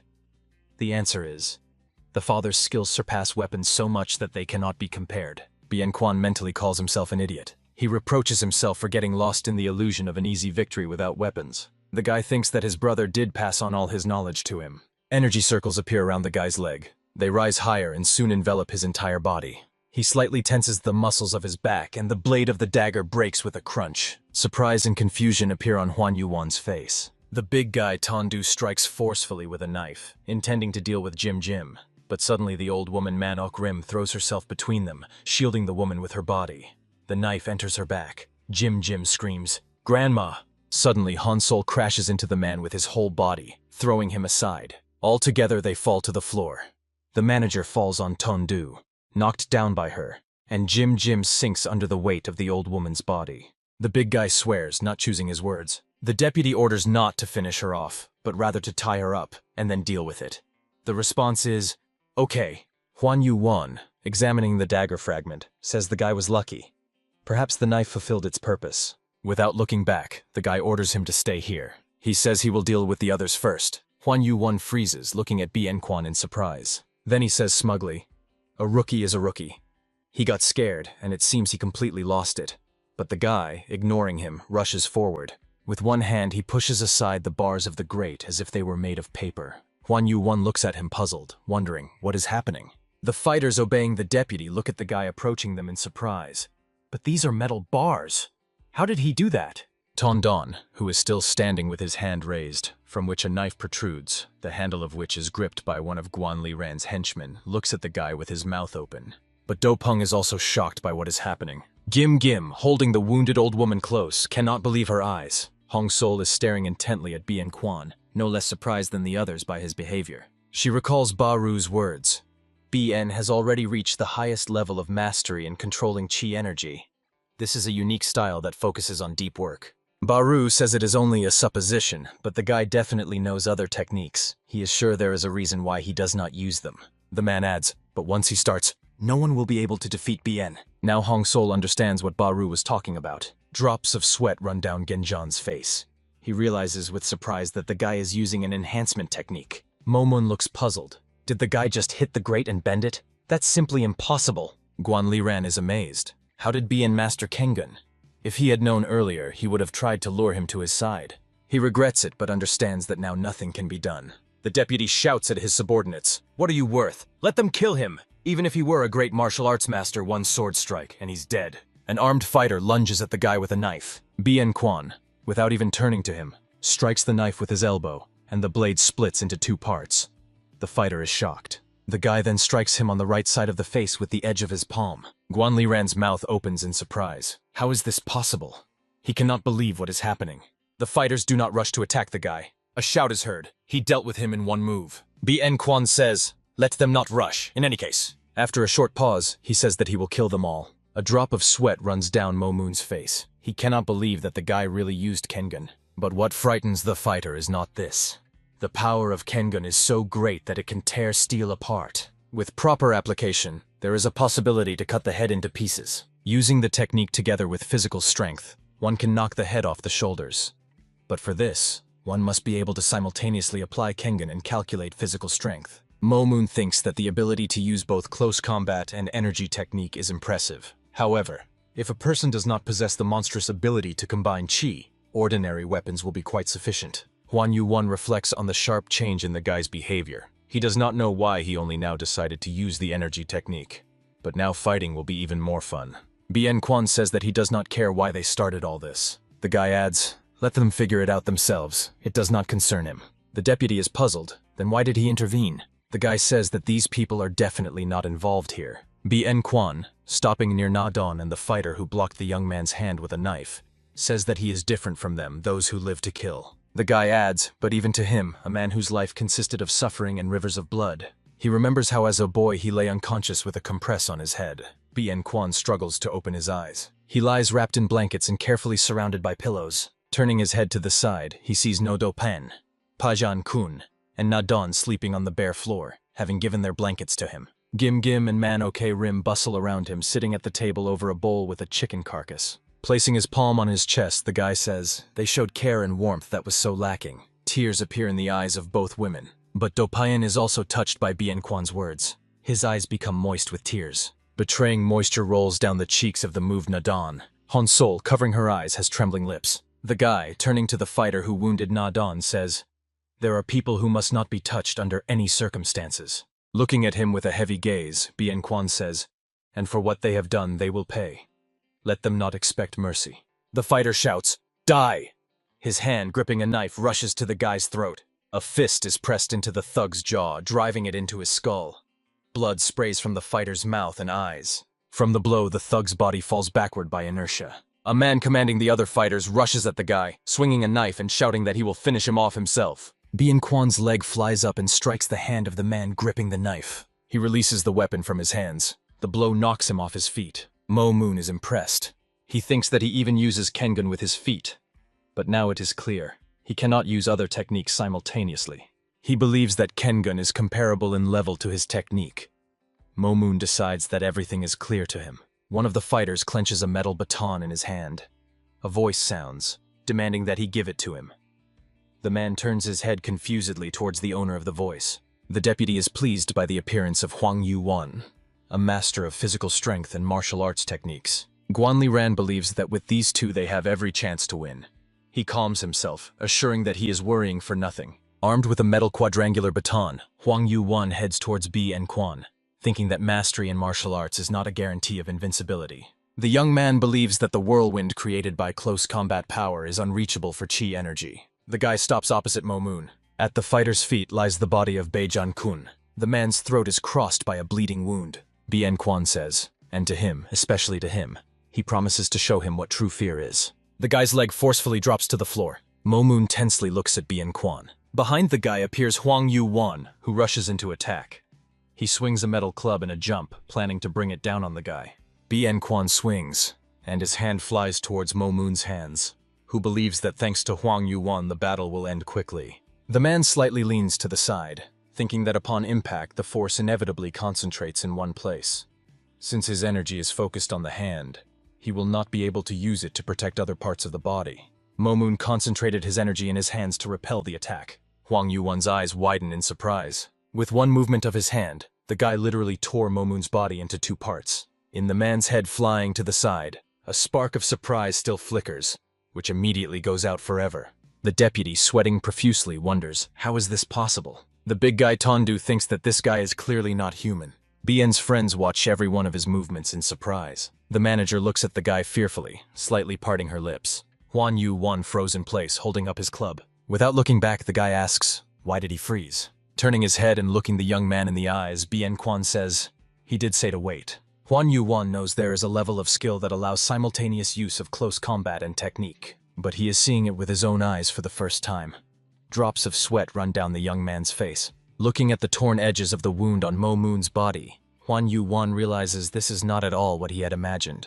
The manager notices some differences. However, she admits that this is almost the same level of power as his. The deputy is unable to move. He doesn't understand how this is even possible. This is simply unthinkable. He clenches the scabbard in his hand, which holds the sword, realizing that if his plan fails, his head will roll. Guan Ran remembers that Huan Yuan is still in the game, and hope for a favorable outcome awakens in him. The deputy shouts to the young man to kill this guy. He promises that for this he will give him a reward 10 times greater. Huan Yuan thinks that fighting the strongest has never scared him. After all, even a single insignificant attack in battle can change the course. Even if the opponent is strong, there is always a way to win. However, he remembers how easily the guy tore Mo Moon's body apart. The young man believes that this is a power that cannot be bypassed by any tricks. Huan Yuan understands that he will die in a fraction of a second. The guy stands, waiting for his decision. The young man finally decides what to do. A metal baton falls at his feet. Raising his hands, the young man says he has had enough. He believes it is better to die with honor than to resist and perish disgracefully. The deputy is stunned. He looks at Huan Yuan with disbelief, unable to believe that this could have happened. Bien Quan rapidly approaches the young man, who even recoiled in surprise. The guy asks, why is he deciding this? He asks the question, looking the young man in the eyes. After all, he also killed someone today, didn't he? Huan Yuan, without looking away, answers, let him believe it or not, but he did not touch anyone, for he only fights with the worthy.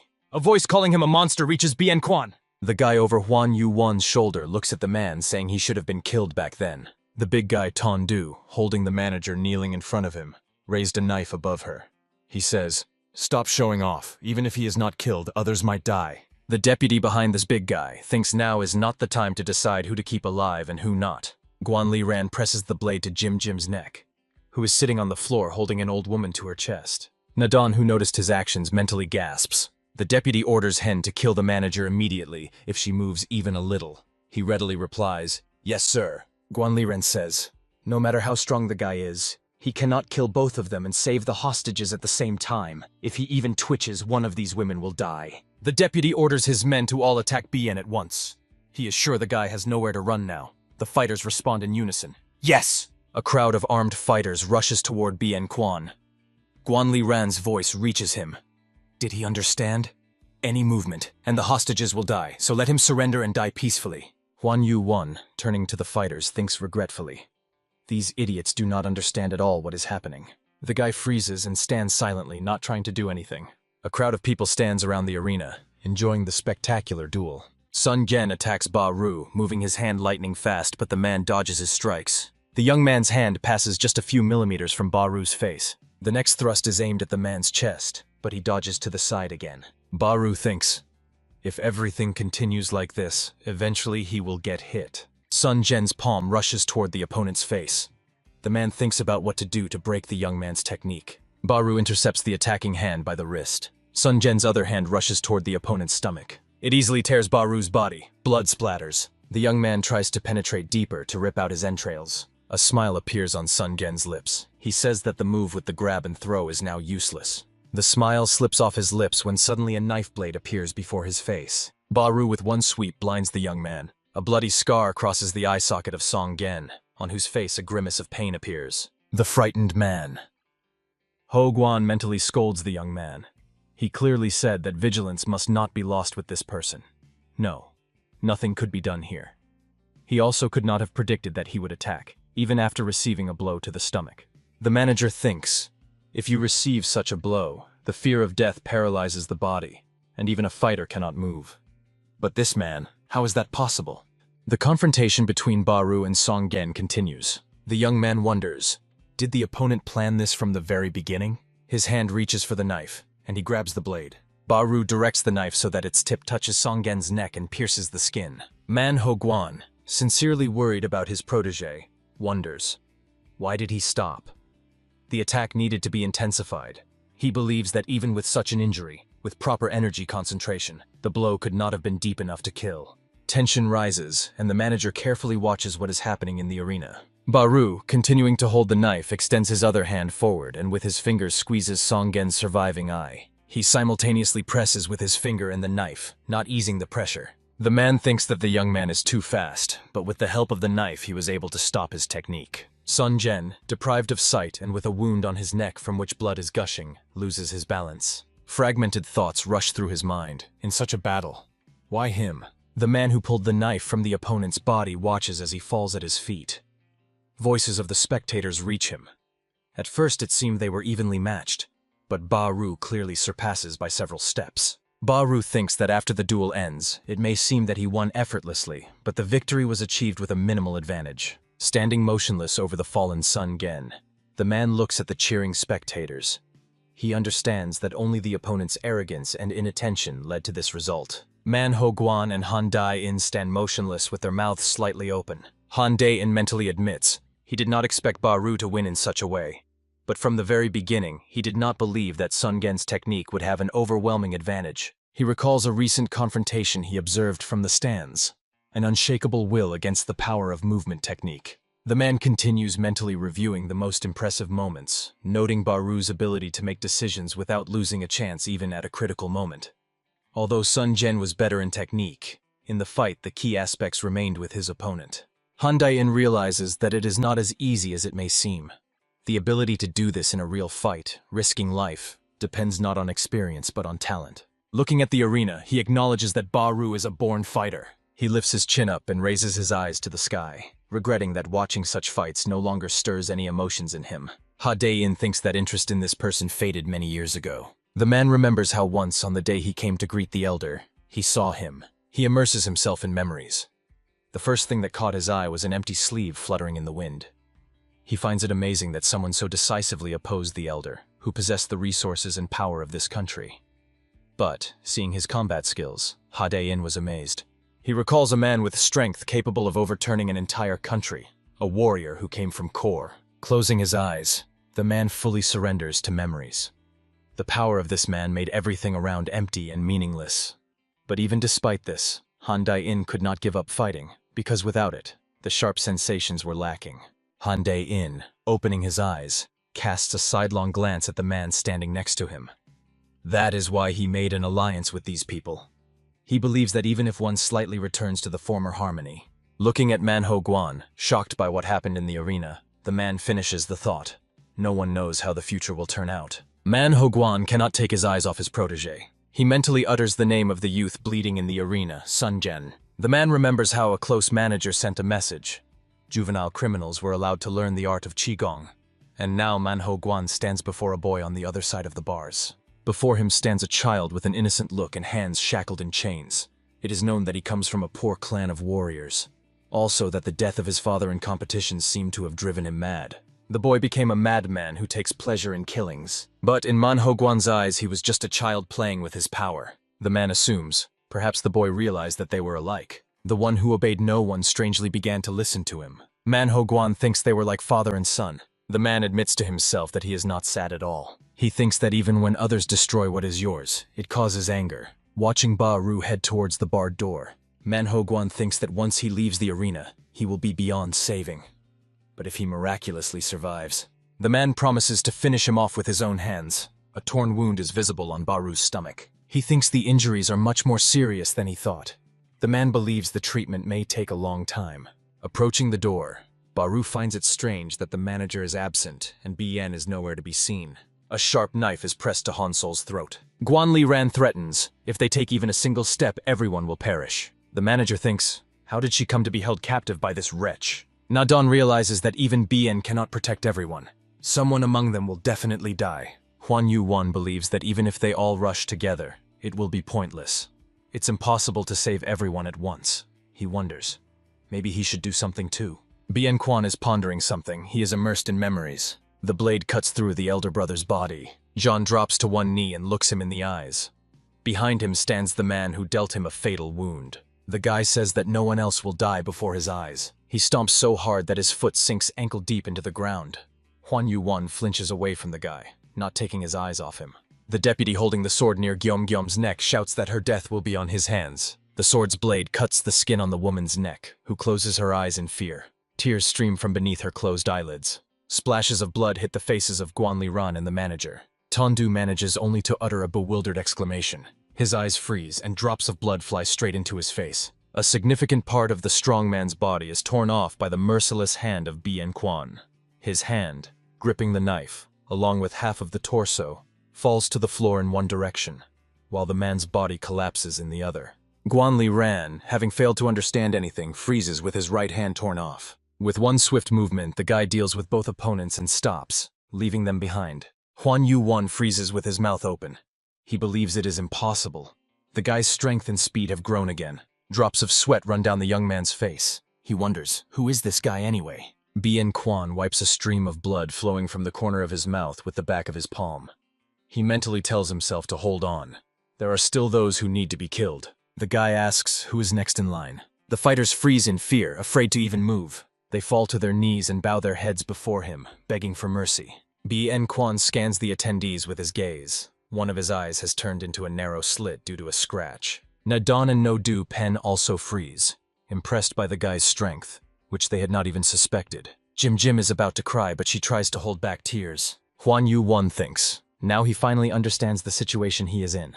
If he tries to survive, there is still a chance of rescue, albeit small. The guy's gaze stops at Genjun standing by the wall. The man freezes in fear, afraid even to guess what the guy intends to do. Bien Quan asks, what, he was here too? The man shouts that the guy misunderstood everything. He did not want to do this at all. He says he did what he was told, but killing his comrades is too much. He bitterly admits that he simply lacked the ability and influence. He admits that it seems the guy is telling the truth. Bien Quan suddenly loses interest in him. His attention is drawn by someone's groan. He looks at Guanli Ran, who lost his arm and still cannot comprehend what happened, muttering, "How? Why?" With his left limb, he grabs the stump of his right arm, finally realizing what happened. But Dupen is called by the manager, and he readily turns to her. The woman sitting on the floor asks him to untie the ropes on her hands. He hurries to carry out the order. He decides that he will need a knife for this, and leans over the severed limb, on the open palm of which lies a knife. The man running picks up the dagger, but Dupen cuts the rope on the woman's hands tied behind her back. Hong Sol, as soon as her hands are freed, gets up on her feet. She says that there is a doctor in the room, and orders him to help the old woman. The deputy asks to do something with his hand. The manager, addressing Nadon and Dopen, orders them to go with the others to get help. Nadon thanks her and refuses, saying that it can be done later. He explains that now it is better for him to stay with his brother Bei-Jan Kun, while the young man looks at the body of his friend lying nearby. A deep cut is visible on the man's throat. Bien Quan looks sadly at the body of Bei-Jan Kun. He notices a long cut on the chest of Nodu Pen. The guy shifts his gaze to the wound of Nadon, who almost lost his arm. Bien Quan tells his friends that the two of them need to leave. The guy thinks that help wouldn't hurt them now, and adds that he will stay here. The distressed Nadon and Nodu Pen silently obey him and leave, unable to hold back tears. Gim, glancing at the guy, thinks that Bien was also badly hurt. Bloodstains seep through the fabric on the guy's shoulders and back. The manager leans down and picks up the sword. The deputy, looking at the woman fearfully, asks her forgiveness, respectfully calling her madam. With tears in his eyes, he asks to be forgiven at least this once. He assures that he never had such intentions from the start. Han Sol quietly says, "So there were none," he says. The man hastily explains that the owner was worried that she cared more about Bien than about the arena. He thought that problems with managing affairs would arise because of the young man. Huan Yu-Wan, observing the guy, thinks that, looking at his abilities, it seems even the manager did not know what he was capable of. He wonders, was he hiding his skills, or is it something else? Not holding back tears, Guanli Ran promises, if she spares his life, he will tell her about everyone who helped in this matter. A slight smile slides across Hong Sol's lips as she says, "Does he really think she doesn't know this?" The manager says, "The unexpected proposal of Manhwa Guan, the betrayal of the head of the guards, and the actions of Tongdu. When such things intertwine, it cannot be a simple coincidence." Tears uncontrollably stream from the eyes of the man, looking humiliated and pleading at Hong Sol. The woman says for him to name at least one reason to spare his life. She points the sword at the deputy. He replies that he can testify against them. With one motion of the sword, Hong Sol slices the man's throat. He tries to shout help, but only a moan escapes his lips, and blood sprays in all directions from the wound. Guanli Ran's body falls at the manager's feet. The woman asks, does he really think that is enough for her to spare him? Then she turns to the kneeling fighters and addresses them, and they, Sol says that they are no longer needed by her. Someone among the fighters shouts, "Run!" The men rush from their places trying to escape. The manager does not allow them to leave. Just like with the deputy, she slashes their necks. Only muffled screams are heard and bloody splashes scatter around the room. The manager stands, gripping a sword in her hand. Huan Yuan thinks, quickly and accurately. He understands that ordinary slaves cannot compete with her. Genjan is surprised. Why does she not touch him? The woman turns her head to the guy and calls him by name, BN. She orders the guy to deal with the fighter nearby. Huan Yuan stares fearfully, drops of sweat running down his face. The manager calls BN over. She decides that he must deal with the fighter next to him. Huan Yuan is frightened by her words. The young man, covering his eyes, thinks that he was ready for this. His last decision is to accept death with dignity, rather than cling to life at any cost. Huan Yuan, standing with closed eyes, decides, this is the end. The words of the guy force him to open his eyes. He cannot. The young man looks at Bien Quan with surprise, who says that he cannot kill someone who does not threaten him and is not ready to fight. The guy thinks that surely there will be an uproar, but there is no other way. Huan Yuan wonders, what is happening? Why is he behaving so strangely? The manager bows her head and sinks into thought. The young man believes that they want to eliminate him, but he is not going to give up just like that. He decides that he will have to enter the fight. To his greatest amazement, the woman says, then they will probably forget about it. Hong Sol addresses Huan Yuan. Judging by his reaction, everything became clear. One who is ready to meet death is incapable of lying. The woman says, since he did not touch anyone, only fought with BN, then it means he is interested only in him. It seems this person is indifferent to what is happening. He is drawn only to the battle. If BN decided that he does not need his death, then he can retreat. The guy asks, what if he had died? Hong Sol answers, well, he died and died. What can you do? The manager assumed that he was not one to die easily. Such is his character. Han Sol, glancing at Genjan, says that they will not touch him. She explains that when she came to her senses and began to analyze the situation, she saw that he stood out from the others. He was not holding a weapon, and his face clearly showed dislike for the violence happening. She realized that due to weakness, inaction was the only option. The woman believes that even the fact that he did not succumb to the instinct to kill deserves respect. He did all he could. The manager adds that in this world even such people are rare. Genjan became emotional upon hearing her words and was filled with gratitude towards her. He bows deeply, thanking Han Sol and assuring that he will never forget her kindness. The young man thinks, it is hard to say what kind of person she really is. The manager addresses Huan Yuan, saying that he can consider himself free.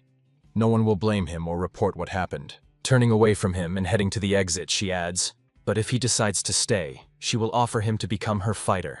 The woman asks the young man, stunned by her offer, to think about it. Han Sol, without looking back, leaves the room. Han Dai-in, sitting at a table under a branching tree, slowly drinks a beverage from a cup. There is a teapot on the table near him. Opposite him stands Manho Guan. His hand strikes the table forcefully. He shouts, what the hell? He thought they just missed the manager at first, but in reality, they failed the mission? The man's eyebrows are drawn together at the bridge of his nose. A vein bulges on his forehead. Manho Guan says, he assured that he would complete everything without problems. So what went wrong then? He says that among the fighters only Ba Ru stood out, and only BN could possibly handle 2 warriors. But even he would hardly be able to defeat both of them. Han Dai-in says, maybe the fighters were weaker than they thought. Clenching his teeth angrily, Manho Guan wonders, was there really no one there capable of using Qi? Although, if there had been a Qigong master with him, he would have already told everyone about it. The man, continuing to lean over the table, says that they should not have trusted Guan Liran's words. They should have found out everything themselves. He admits that this was his mistake. Han Dai-in says, well, since everything is already over, what is he going to do next? The interlocutor replies, until now it was just a game. But this time he lost his valuable fighters. He cannot let it go just like that. Manho Guan says that he will destroy Han Sol and all the fighters at any cost. Han Dai-in says, sounds promising. He will see what comes of it. The manager, standing by the bed, asks Ba Ru, is he okay? How does he feel? He, propping himself up on his elbow, assures the lady that everything is fine. He can move calmly. The woman tells him to rest. He should not trouble himself. Consol adds, the doctor said if the wound had been deeper, it would have been difficult to heal. Ba Ru, sitting on the edge of the bed, replies that he agrees with his opinion. Heading to the window, the woman asks, were the blows that strong? Ba Ru replies, at such a level that the body could not withstand. If not for experience, the fight could have ended badly. Looking out the window, the manager says, she used to be interested in finding out how he fights. his fighting style. But now the need for this has disappeared. Closing her eyes, she says, "Too stunning a sight." Baru says that BN saved everyone using his skill and energy. The man admits he expected that he would one day demonstrate his abilities, but to achieve such a result alone, impressive. Console says that even more surprising is BN's reaction. She believes that the guy has reached incredible heights, but feels neither pride nor joy. She adds that his cold-bloodedness and confidence show that he was prepared for this. As he said, completed art can manifest gradually. Her hand clenches into a fist, she says one way or another. For a brief moment, memories carry her away to a blood-soaked past. Honsol, after a short pause, says, "Now it has become possible." Baru, looking at the proudly straightened back of the woman frozen by the window, says, although he has not seen BN's combat skills personally, he is sure of it. The man adds that the skill level of the trainees of other managers and BN still noticeably differs. They know who the elite of the battle arena is, the greatest masters of the country, capable of competing with the imperial generals. Baru is sure, if BN faces them in battle, he definitely will not survive. The woman replies that it does not matter, even if he turns out to be weaker. The manager, turning to the interlocutor face to face, says that she will create the necessary situation and suitable conditions so that BN ends up winning. Baru asks the manager, does she really think that it is unimportant? Honsol silently looks at the interlocutor. The man, whose stomach is bandaged, gets up from the bed, saying that he can give his life to repay the lady for her kindness, but BN is a special case. Obviously, the guy has his own intentions. Baru believes that BN should not be entrusted with a fight that could cost him his life and is unrelated to him. Honsol responds, an interesting statement. She asks, then why has no one stopped BN from participating in fights until now? Didn't Baru hope that BN would become someone who can defeat anyone? The man answers that this is possible if the guy is given time and full preparation. Saying that the risk is huge is an understatement. However, it is not always a matter of life and death. Honsol believes that everything depends on the level of threat. Now that he has proven his strength, one can judge his combat qualities. Baru says, it's easier to avoid guilt that way. The manager says that it does not change her attitude. Heading to the exit, the woman adds, if everything goes according to plan, she will sacrifice her life for his. In the training room stands a coffin tied with red ribbons. Near it on the floor sit Nadon and No-Do Pen. Examining the ribbons, No-Do Pen says, he did not expect that even such small details would be considered.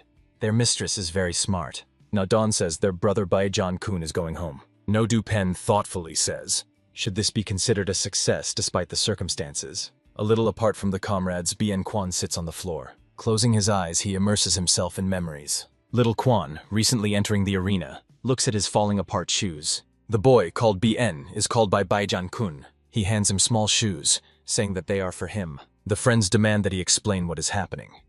The man replies that he simply decided to take a pair of shoes. But Du Pen says with bewilderment, left somewhere in a hurry, leaving his things.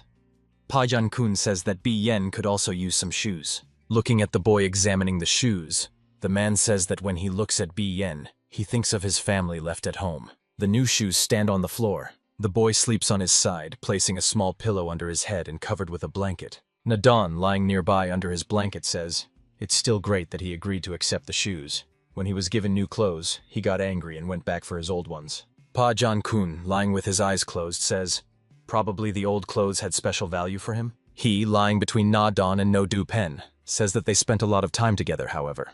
He asks, don't they want to share their story? To tell how they ended up here? No-Do Pen, lying on his side, back to his friends, replies that he has nothing to tell.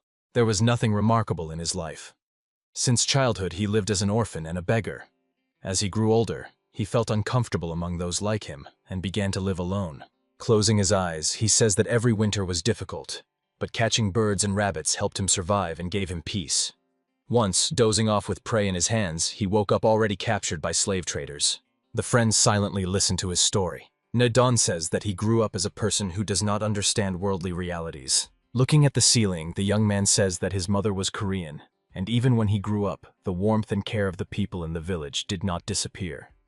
When his father and mother passed away, he could no longer stay in that place and left the village.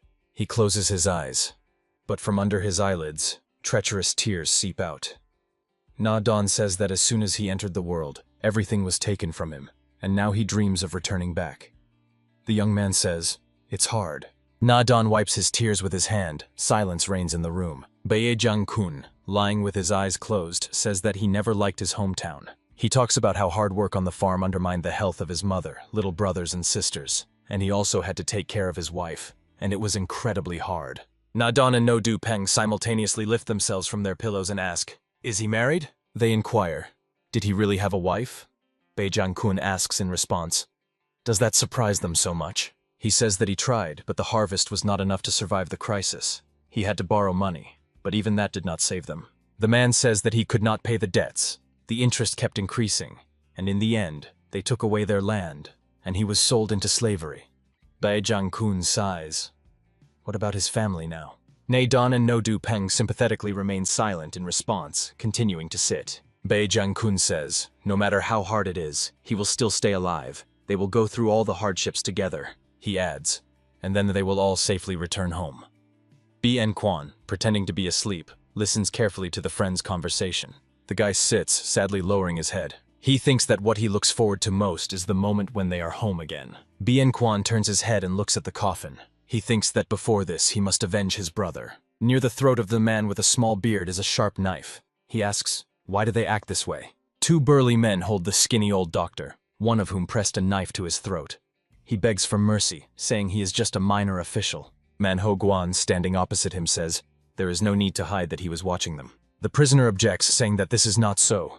He only helped the wounded and the victims. Pouring sweat, he adds that he noticed something. The old man tells the man listening attentively to him that he came across a strange corpse. The body was completely burned and looked creepy. Manhwa Guan thinks that such consequences on the body can remain after incredible acceleration of the body, after he was cut at incredible speed. He knows that only masters of a high level are capable of such a thing. Only a master of the highest level can spin an iron hammer at enormous speed. He thinks about the fact that such a technique is available only to the chosen ones, those who are definitely better than Ba-Ru. He wonders, was there really a master of such a level among those who participated in the battle? Or is it impossible? Manhwa Guan asks, what happened to Bien? The doctor replies that the guy has serious injuries. His left arm and shoulder are damaged, and the back injuries prevent him from moving. The man decides that this is definitely not his doing. It seems someone is acting from the shadows. The lattice door, whose bars Bien bent with such ease, remains in place for now. No one is in a hurry to replace it. The guy is training, practicing kicks. He forcefully strikes the floor with his foot. Energy instantly surrounds his body in a flow. He throws forward a fist-clenched hand. Lowering his hands, one of which is bandaged, he thinks. The movements on the left side are weak. The strength is insufficient. The guy believes that all muscles must move synchronously. For one punch, the left side of the body must be tensed, including the back and lower back. He thinks with regret that all this time the training was wasted. Bei-En-Kwan believes that to reach the limit of his strength, he has learned to use every tiny muscle of his body. Now he can easily control the muscles and concentrate power whenever needed. When he fully recovers his strength, his control over his body becomes flawless. The guy thinks that now he can become invincible, but there is still one problem. He believes that because of the power incomparable to simple concentration, placing his palm just below his chest, he continues to ponder. It seems to him that his body and even his insides are breaking down. He decides that he needs a little more time to prepare. Bi-En-Kwan clenches his right hand into a fist. He thinks that whether he can withstand depends on the number of enemies and their power. He believes that in such a situation, it is unclear how many enemies he will have to face. The guy thinks that the destructive power still needs to be used. He will have to figure out how to restrain this explosive energy. He stomps his foot again, and an energy flow begins to swirl around his body. Bi-En-Kwan wonders, will he manage? In the mountains on a rocky plateau stands a small fortress. Manhwa Guan stands by the wall, watching something. A man with an indifferent face thinks, to personally participate in a useless fight in the morning. This is truly worthy of an elder brother. A man in armor with an axe on his shoulder says, as they said in Mutu, strength decides everything. Even such lands become accessible. He adds, and it seemed that he took down a couple on his own, without help. A man explains, he heard that there is a master here who accepts challenges from anyone. That is why he came. He asks, but what if he dies? Will his house and wealth then go to them? A man with a small beard says, the rules and results of the fights must be strictly observed. Otherwise the warriors will not be able to feel the true spirit of battle. A completely bald man, owner of a small beard, adds, his death will lead to the loss of property, but at the same time to the destruction of everything built here. The response is, that's funny. The man clenches a sword in his hand. The man with the axe thinks that the shape of his sword is quite unusual. He is confident that even the fastest wind cannot surpass his technique. The owner of the mountain fortress asks, "Words, is that all he is capable of?" The man, raising his hand with the axe above his head, attacks the opponent in a jump. A man raises a sword towards him. His opponent thinks, no matter how hard he tries, it is useless. But his complacency immediately disappears, and his face becomes puzzled. A light cry escapes from his lips. With a lightning-fast movement, the owner of a small beard inflicts several fatal wounds on his opponent. He manages to gouge out his right eye and inflict several penetrating wounds to the neck and chest. The opponent falls at the feet of the fortress owner. Manhwa thinks, so fast it's impossible to even react. He reflects that he moves with such speed as if these are not separate movements, but a continuous attack. Looking at the man sheathing his sword, Manhwa thinks that before him is one of the best masters. His art is unsurpassed. The man with the beard sighs, saying that it is so boring that he simply has no words. He says that the morning guests have left. Then he asks, "And what reason brought an old acquaintance here?" Manhwa does not rush to answer. Leaving the fortress, the men stroll across the plateau. Without looking back at the guest, the fortress owner asks, "Do they want to take a mercenary without registration in the Fighters Guild, and of master level or higher?" He asks, on what grounds should he provide them with such a person? Manhwa replies, he is not asking for nothing. He adds that such a strong person has indeed been found. The man turns to him, answering. On the contrary, he is quite curious. While Manhwa remains silent, his interlocutor decides, if there is a master of that level there, then even out of curiosity it is worth intervening. The man informs the stunned arena manager that he will look himself. He says there is no point in sending subordinates. He can just go himself. Manhwa does not hide his surprise. He explains that the opponent is also a martial arts master.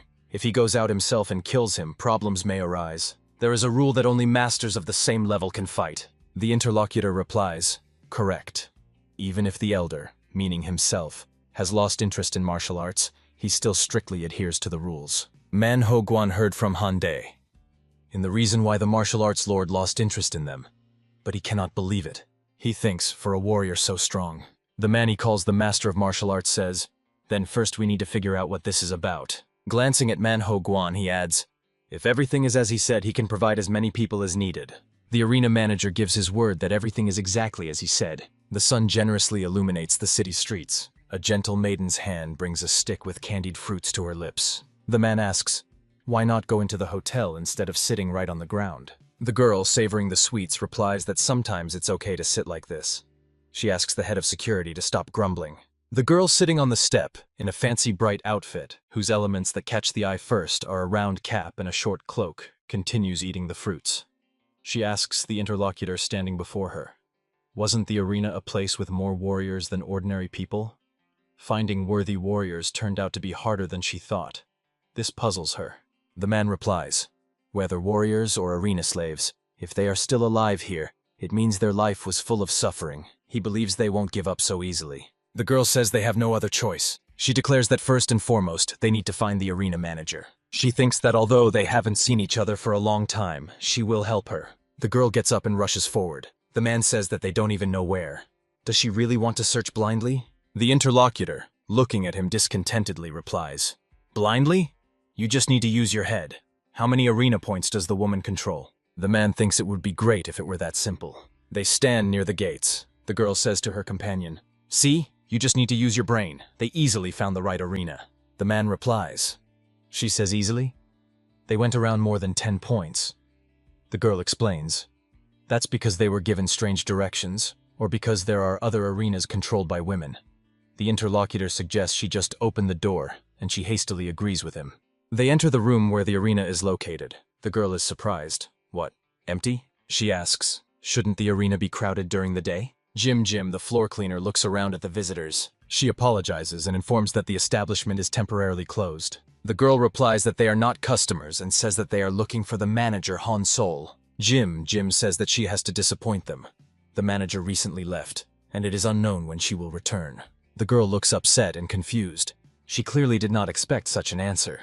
B.N. Kwan walks down the street in a new suit. The guy's left arm is bandaged. He says that this outfit is certainly better, but the manager walking ahead of him replies that his clothes are in terrible condition, but replacing them with new ones is a luxury. Until he gets his clothes in order, he can wear at least this. It's not worth attracting unnecessary attention outside the arena. The guy replies briefly, understood. The woman thinks that when he was a child, They often walk together, but now this is their first outing together in a long time. Bien Quan says, "It doesn't look like they just went out to eat. If she has something to say, let her say it." Without looking back, Han Sol says, even if she asks how he became stronger, he still won't tell. She says that, in any case, now he is truly strong. In their arena, he has no equal. If he wants, escaping from here will not be difficult for him. The guy looks at her, trying to understand what she is implying. Han Sol adds, she is curious whether he will fight to the end or run away. Turning to face him and looking intently into his eyes, the woman says, if he has to fight opponents who are stronger than him. The guy looks questioningly at the manager. Bien Quan replies, he clearly said, answering her with a stern look. He reminds her of his words. He will become the strongest here. The guy says that now he will be able to defeat any opponent and will no longer run away. The woman would also like to think so. She believes that even being in such a place, the guy's nerves should be tense like a string. The manager falls silent. A pause hangs. Bien Quan feels that something is wrong. A man with powerful biceps, towering over the guy several times in height, passes by, almost knocking Bien Quan off his feet. The guy thinks, what? Even if it's because of the wound, he still feels as if he was hit by a boulder. The man, possessing an athletic figure, says, since the guy faced him head-on and doesn't even try to run away. A blond man, dressed in a vest that does not hide his muscles from onlookers, glances at the guy whose crown does not reach his shoulder. He says, he can't even tell who is in front of him. How pathetic. The manager clearly knows this man, and she is unpleasantly surprised by their meeting. Looking at the man, Han Sol thinks that before them is one of the strongest fighters. Mentally, the woman briefly characterizes him, just a psycho. She knows which category the man belongs to, who is now looking challengingly at Bien. The manager wonders, what could he have forgotten in such a district? The guy is also a bit puzzled. Judging by the stranger's speech, he is eager to enter the battle. But can he fight outside the arena? Meanwhile, the man, without looking back at Bien Quan, says, all right then, this time he can be spared. The guy asks, who is he even talking to? But he is not allowed to finish the sentence by a loud response to the giant's words. Yes, brother. The guy clearly did not expect such a turn of events. He looks around and sees a whole squad of tall, muscular men. One of them, glancing at Bien Quan, says, let him consider himself lucky. The squad passes by the surprised guy. He says that it seems it will be without a fight. But Bien Quan is puzzled. Why does the man have such a crowd? The manager thinks he is lucky. Everything could have ended badly. The guy replies, what are you talking about? He was the one who let them go. He adds that first he needs to heal his wounds. The woman says, that's why she says he is lucky. Bien Quan is a little surprised by her words. Han Sol says that even in a healthy state he has little chance. The manager explains that he is one of the strongest fighters in the arenas. The guy is impressed by her words, one of the strongest. He watches the departing blonde. Bien Quan thinks that if he can defeat him, it will be an excellent springboard. Han Sol says, when Bien recovers, he will have to fight those like him. The guy wonders if he can handle it. Bien Quan asks, what is the point of this question anyway? He is interested. Is the manager nervous because his opponents are becoming more dangerous? The guy adds that if that is the case, then it is not worth it. Every new battle is his personal choice. He chose this path himself. Taking a step forward to continue on his way, leaving the woman behind, Bien Quan says, and if in the process he also helps her, then he is all for it. After all, he has been indebted to her since childhood. Therefore, she should not worry about his battles. The woman thinks that this is exactly what makes her worry. Closing her eyes, she thinks that the guy is too kind. Her thoughts are interrupted by someone's voice calling her, manager! A girl in a short orange cloak runs up to Han Sol and throws herself at her to hug her. The manager exclaims in surprise, lady! The girl, not letting her go, says they haven't seen each other for a long time. She calls her manager, then corrects herself. Han Sol. The guy looks at them in surprise, wondering, are they acquainted? The girl's companion thinks she's behaving improperly again. Already sitting at the table, the girl says they haven't seen each other since Han Sol suddenly visited the Merchants Guild. She adds that she should have at least been shown the arena. Instead, she just drank tea and left. Is that how it's done? Raising the cup to her lips, Han Sol says the arena is not a place where a lady should be. Besides, the girl is still too young. And why is she dressed like that? Looking at her outfit, the girl asks, beautiful, right? She says she borrowed the outfit from the guildmaster. She thinks it's very comfortable to wear. Han Sol, looking at the man, says that it is probably not easy for him with her. He replies, it's okay. He is already used to it. The head of security, sitting at the next table opposite Bien Quan, crosses his arms on his chest and watches him eat. The girl asks the manager a question. Is this guy her slave or subordinate? She adds that he looks about her age and wonders. Maybe he will accompany her to the arena? Han Sol answers, no. The guy, chewing, says she looks like a girl from a wealthy family. She really shouldn't go there. The man says he speaks far too familiarly. Isn't he a slave? Bien Quan stares at him intently. The man snorts. What a disgusting look.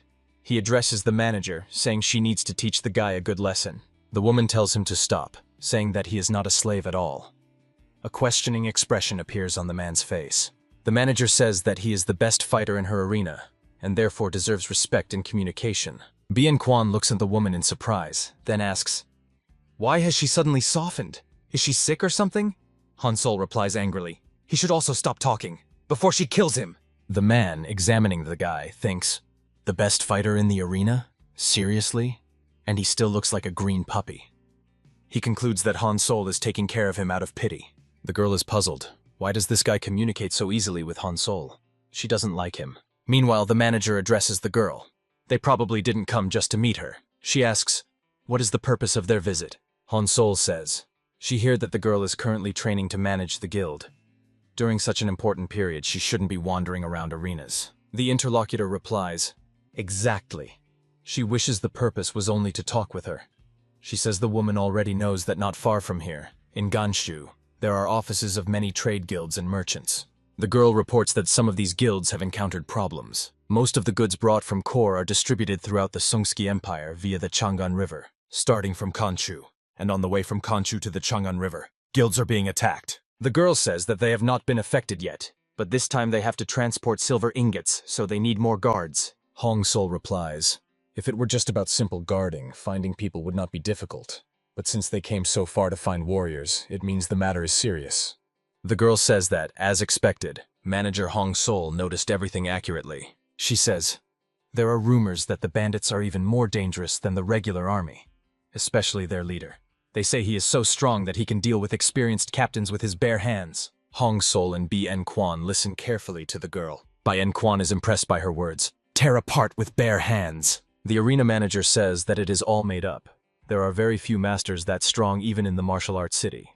The woman adds, if it suddenly turns out to be true, it is better to ask the army for help than to look for martial arts masters. The man supports her.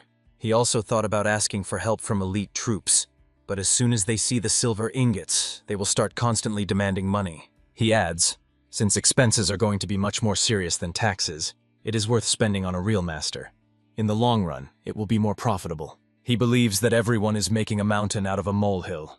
Even in their great trading guild, there is only one true master of the highest level. Could some bandits really have such a skilled warrior? The man says that he plans to hire several people. Since manager Han has long settled in these parts, let her help with finding skilled workers. Han Sol says, well, I don't know. The person she liked recently died. The guy thinks, is she talking about Deputy Guanli Ran? The manager says, if this is a one-time security order, maybe someone can be found. The girl asks, what about her warriors? She heard the martial arts master's house is still closed. The woman is surprised. How does she know?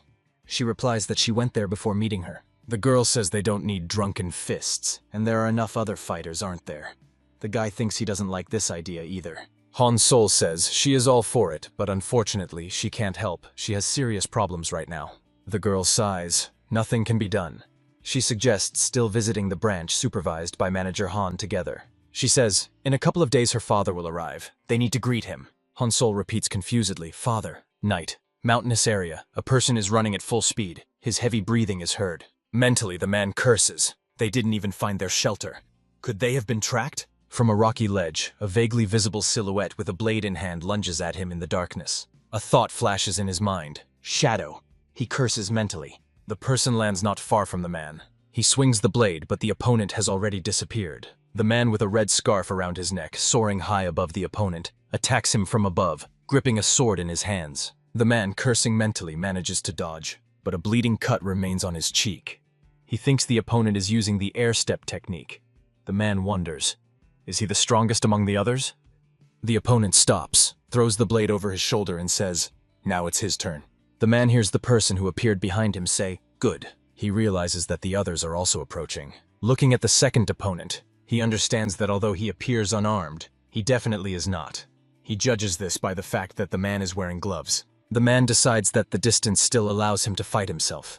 He will definitely take down one quickly. He says, "Let's see who beats whom," and making a sharp turn, lunges with the blade at the person standing behind him. A hand protected by a glove stops his weapon. The man looks shocked. Meanwhile, the man is crumbling his blade into small pieces with his hand. Looking at the handle with a broken blade, the man is unable to think of anything.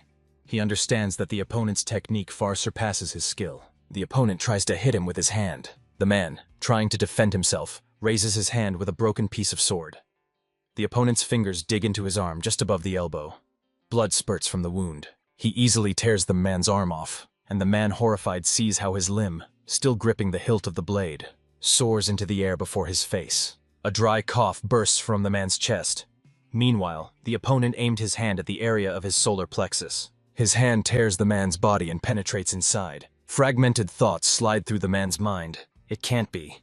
It cannot be said that he is an ordinary older brother. The man in gloves pushes away the body of a man with a huge hole in it. He falls right at the feet of the opponent. The man in gloves says, "It seems they are not just bodyguards, but fighters with the art of the drunken fist." The man with the red scarf around his neck replies, "Maybe we should lie low for a while." The glove wearer says, "No need, they won't catch them anyway." He adds that they will continue to profit in their own way. Many people stand around them, their figures hidden under long cloaks. In response, it is said, "Right, they work like a pinpoint network. They can't be tracked. No point in attracting extra attention."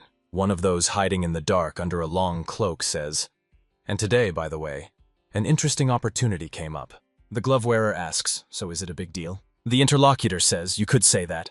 The Chang Trading Guild is hiring warriors." The man in the red scarf says, "If they are increasing the number of guards, it means they are transporting something important." The man in the long cloak replies, "Possibly, and this time he plans to act a little differently." He reports that tomorrow he will join them as a guard. The glove wearer says, "Does an army need to disguise itself as bodyguards to get into the guild? Wouldn't it be easier to just attack?" One of the warriors, turning to the man with the red scarf, says, "They are not the best fighters, but nevertheless they differ in strength." The glove wearer says, since he got them, he is sure he will not yield to anyone. At the same time, he shows everyone his hand covered with a black glove. The man in the long coat, planning to infiltrate the trading guild as a guard, says that he thinks so too. He adds, "But if there is at least one of their people among the guards, it will weaken the enemy's forces and give a chance for an inside attack." The young man in the long coat adds, "Since they have a more reliable way, it would be foolish not to use it." The glove wearer says, "Logical." The interlocutor in the long coat replies, "And the matter is much more serious than he thinks." The men, one of whom is wearing gloves and the other has a scarf around his neck, look expectantly at the young man. He says, "If everything works out, each of them will be able to live comfortably." The next day, the body of the man who died at night lies on the ground. Words are heard.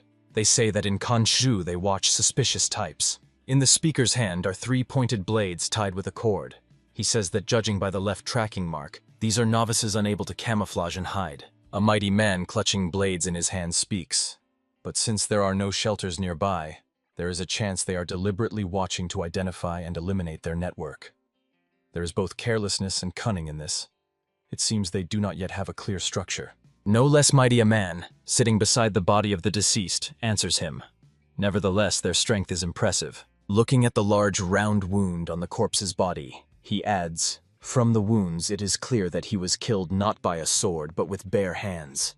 And not everyone can mutilate like that." The man leaning over the body says, "It is surprising that not only the older brother possesses such strength." The fair-haired giant who collided with B.N. Kwan on the street says, "Interesting." He says that they behave like rats, and they are not lacking in audacity. He adds, "Judging by the fact that they run in a pack, do not attack themselves but clean up the traces." The blonde man says that from this moment on, only he and the commander will personally search for the bandits. He tells his subordinates who are listening attentively that if they comb through Kanshu, sooner or later they will track them down, or else they will attack the guild. Everyone listens carefully to his words. On their faces are different expressions: disagreement, protest, readiness to obey all orders. But no one dares to object. The fair-haired giant says that if he was entrusted with this, it means that all the rats must be found and destroyed immediately. They must not be taken off their guard. The man who examined the corpse has already gotten to his feet. He asks the blonde man, calling him the elder, will he really handle this himself? The latter, clenching his hand into a fist, replies, for the first time in a long while, he gave a direct order.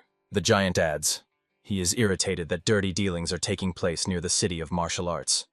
The man promises to personally kill not only these bandits but everyone connected with them. The man who asked the question thinks that whoever they are out of luck. A cart is traveling along the mountain road, followed by escort warriors. The man, companion of the girl from the trade guild, sits on the shafts, managing the horses.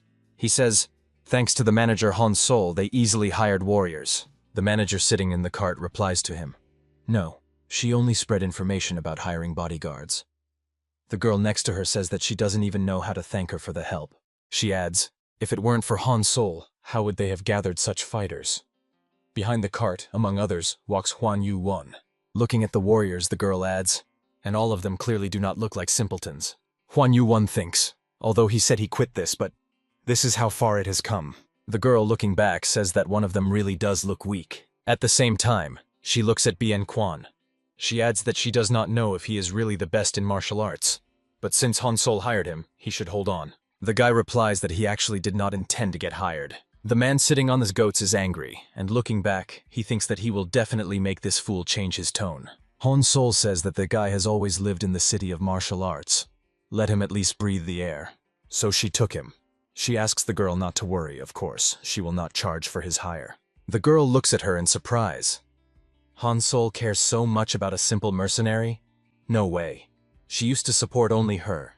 She admits that she feels somewhat disgusted because of this. Suddenly she realizes the meaning of the manager's words and exclaims, wait a minute, she says he will not be paid?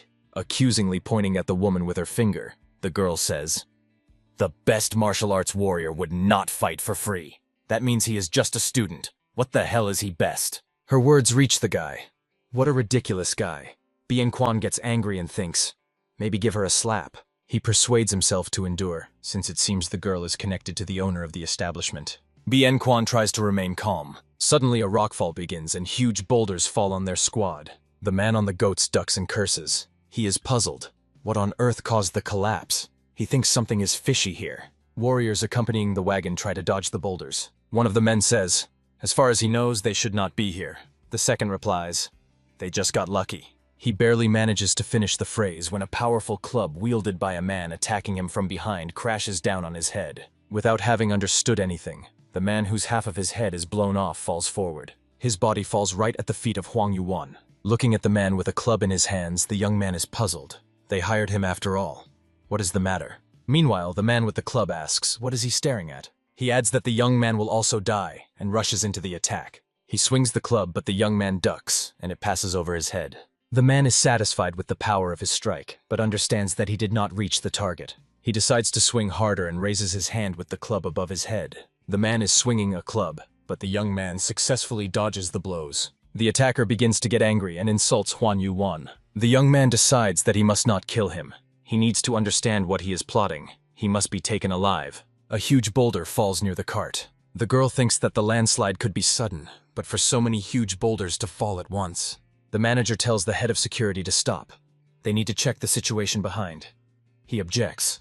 They might get hit. Better to move away first, and then stop. A large stone flies past the man. He pulls the reins to stop the horses, but the horses bolt and he, cursing, tries to hold them back. He thinks, what if one axle of the cart is broken? If they don't stop immediately, it will overturn. The horse almost rears up. The man tries to hold it. The cart wheels spin at incredible speed, but then they finally slow down. The man mentally exhales with relief. Good, the accident was avoided, but it was an unusual collapse.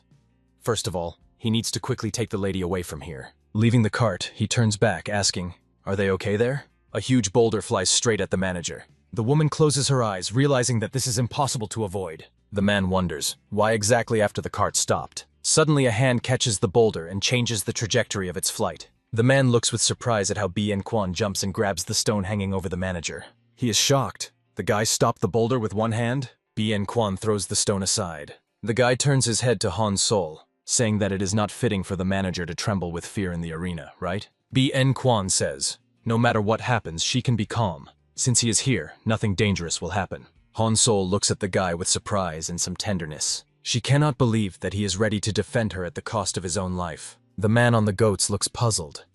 To deflect a falling stone. How strong must his chi be? The power of Qigong is not the only asset of martial arts, but it is hard to believe. He thinks that the manager was not wrong to speak of him as the strongest warrior. These were not empty words. Only now does the man notice the empty seat next to Hong Sol. He asks, "Where is the lady?" He was distracted for just a second. He jumps down from the goats to the ground, assuming that maybe she fell out when the cart lost balance. He expresses hope that the girl was not hurt. He freezes, seeing a cap lying on the road. The man wonders. The headwear is here, but where is she herself? He picks up the cap and looks at it confusedly. Out of the corner of his eye, he notices that the hand of the warrior watching him made a sudden movement. Frowning at him, he asks, "Why is that one reaching for the sword?" The man whose face is marked by a scar covering one eye does not hurry to answer. B.N. Kwan, standing behind the backs of the other warriors, watches them. His face is completely expressionless, but he listens to every word and notices the slightest movement. The scarred man mentally curses. No one told them that among them would be a master of a high level. He decides that if the person responsible for the rear intervenes, they will be able to overcome them. But since the girl has already been taken, there is no point in risking it. The man with the scar apologizes, saying that he was just scared because of the collapse and lost control of himself. The escort of the missing girl says, "I see. By the way, did he see the lady who was riding in the carriage?" The man with the scar explains that he was too busy dodging stones. He believes that she must be somewhere nearby, and adds that he will join the search. The girl's escort swears, "Did no one see her?" He turns to B.N. Kwan with a question. "Did he see the lady?" The guy answers, "Before they stopped and the collapse began, one warrior pulled her out of the carriage. He thought that he was just guarding her."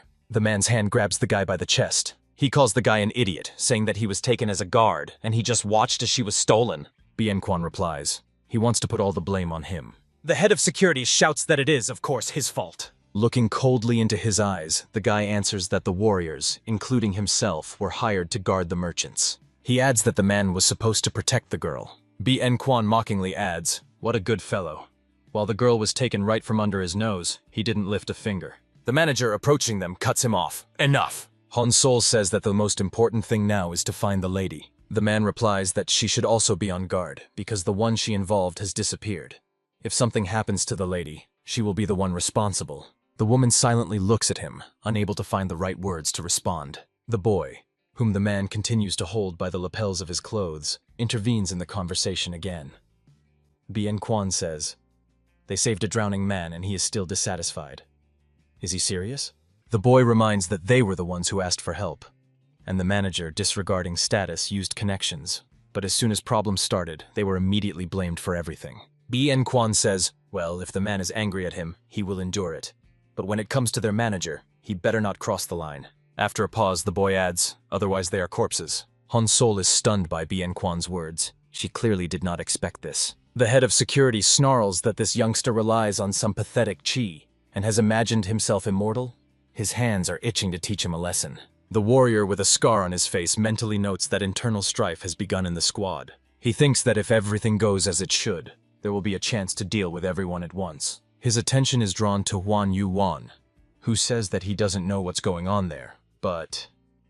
The warrior looks at the young man in surprise. Huh? He's alive too? He thinks indignantly, what is the one watching the rear doing? Meanwhile, Huan Yu-wan, approaching the disputants and dragging a man by the collar whom he holds by the scruff, says, "First we need to deal with this." The bodyguard says, "It seems this man is indeed hurt." He asks, "Isn't the young man treating him too roughly?" Huan Yu-wan replies that the man is really wounded, but not because of the collapse. He explains, "When the rockfall started, this scoundrel killed one warrior and tried to deal with him as well." Hong Sol does not hide his surprise. The head of security asks threateningly, "What did he say?" The scarred warrior mentally curses, thinking that this young man is not ordinary. He realizes he can't handle him alone and decides to wait for a convenient moment and escape. The manager says, "When the trading groups were attacked, they said everything happened quickly and precisely, right?" The bodyguard answers, "Yes, he also heard about it." He wonders, "But what does that have to do with their case?" Then he guesses and adds, "The warriors the manager provided them with arranged all this." The bodyguard finally lets the guy go. Hon Sol says, "Which is more likely, that another group appeared and started operating in the same region, or the previous organization continued working but by different methods." The head of security asks him to forgive his bluntness, but if those she brought organized the collapse, Hon Sol says that then it should be assumed that the attackers then and now are the same people. Looking at the prisoner, she adds, "Both he and the one who disappeared with the lady are listed as martial arts warriors." So the organization attacking the trade groups consists of martial arts masters. The woman says, besides planning the attack, one must have information about the transportation routes. The manager concludes, so someone who can access this information has connections with the martial arts masters. In Ganshju, they should start by selecting those who meet these criteria. The head of security mentally agrees with her. That makes sense. The scarred warrior is unpleasantly surprised. She figured out the whole scheme based only on the current situation.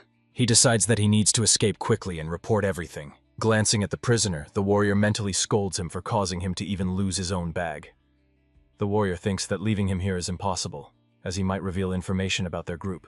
He realizes they will have to either escape together or kill him. A solitary human figure is visible on the cliff top. The man, who together with the squad of the fair-haired giant discovered a dead body on the road, says, "We need to check all nearby places that could be strongholds or where a group of people might gather." The man's attention is drawn to a person rushing below among the trees, carrying over his shoulder a girl who is unconscious. The girl's eyes are closed and her body hangs limply. The kidnapper, holding her by the legs, rushes forward swiftly. The man thinks that dragging a girl in a deserted place is a suspicious scene, and the speed at which he runs. The warrior is clearly trained. He decides that it is worth checking and quickly sets off. The person with a red scarf around his neck says, "They caused a landslide and disappeared, so those remaining below should have already arrived." Behind him, trees are visible. The owner of black gloves says, "If the goal was kidnapping, then a landslide is too dangerous a method." He says that the hostage could have died. The man standing with his back to him, to whom he is speaking, replies, "It is risky." He does not argue. But this way eliminating opponents is much more effective. He adds that their people knew there would be a landslide, so they have enough skill to avoid it. He believes there are no problems. Turning to face his interlocutor, he says, "Frankly, they do not particularly care about the fate of the hostage. Much more important is that their identity is not revealed, and for that, everyone should be killed." The man with the red scarf asks, "But if he intends to negotiate, wouldn't it be better to keep the hostage alive?" In response comes a categorical, "There will be no negotiations." The owner of the black gloves asks, "Then why the kidnapping?" The person he is addressing, who is clearly the organizer of the entire operation, replies, "They found out that in the Kanshui department of the Chang Guild there is a whole bunch of silver ingots." His interlocutors are impressed by his words. The organizer continues to speak. The head's daughter has disappeared, and most people will be occupied with searching for her. He adds that they will steal all the ingots that are there at that time. The man with the red scarf asks, "So, he ordered to kill everyone responsible for the kidnapping?" The organizer responds, "Their organization by itself cannot fully gather for discussion. Therefore, he only passed instructions to those responsible for this matter." The man with the red scarf thinks that such people are exactly what they need. Cold, calculating. The owner of the black gloves is interested. But if it's about the Changa trading group, they surely have strong security at the main branch. So why did they hire martial artists? The organizer responds, "Probably the security of the main branch is occupied with other matters. Therefore, it took time to attract their attention." He explains that most likely they plan to transport only the part of the silver needed at the moment, since no one would entrust the transportation of a large amount of ingots to soldiers hired in a hurry. The owner of the black glove says, "If everything is really like that, and the security has not yet been involved, then attacking the branch in Kanshu and taking the silver for oneself will be very easy.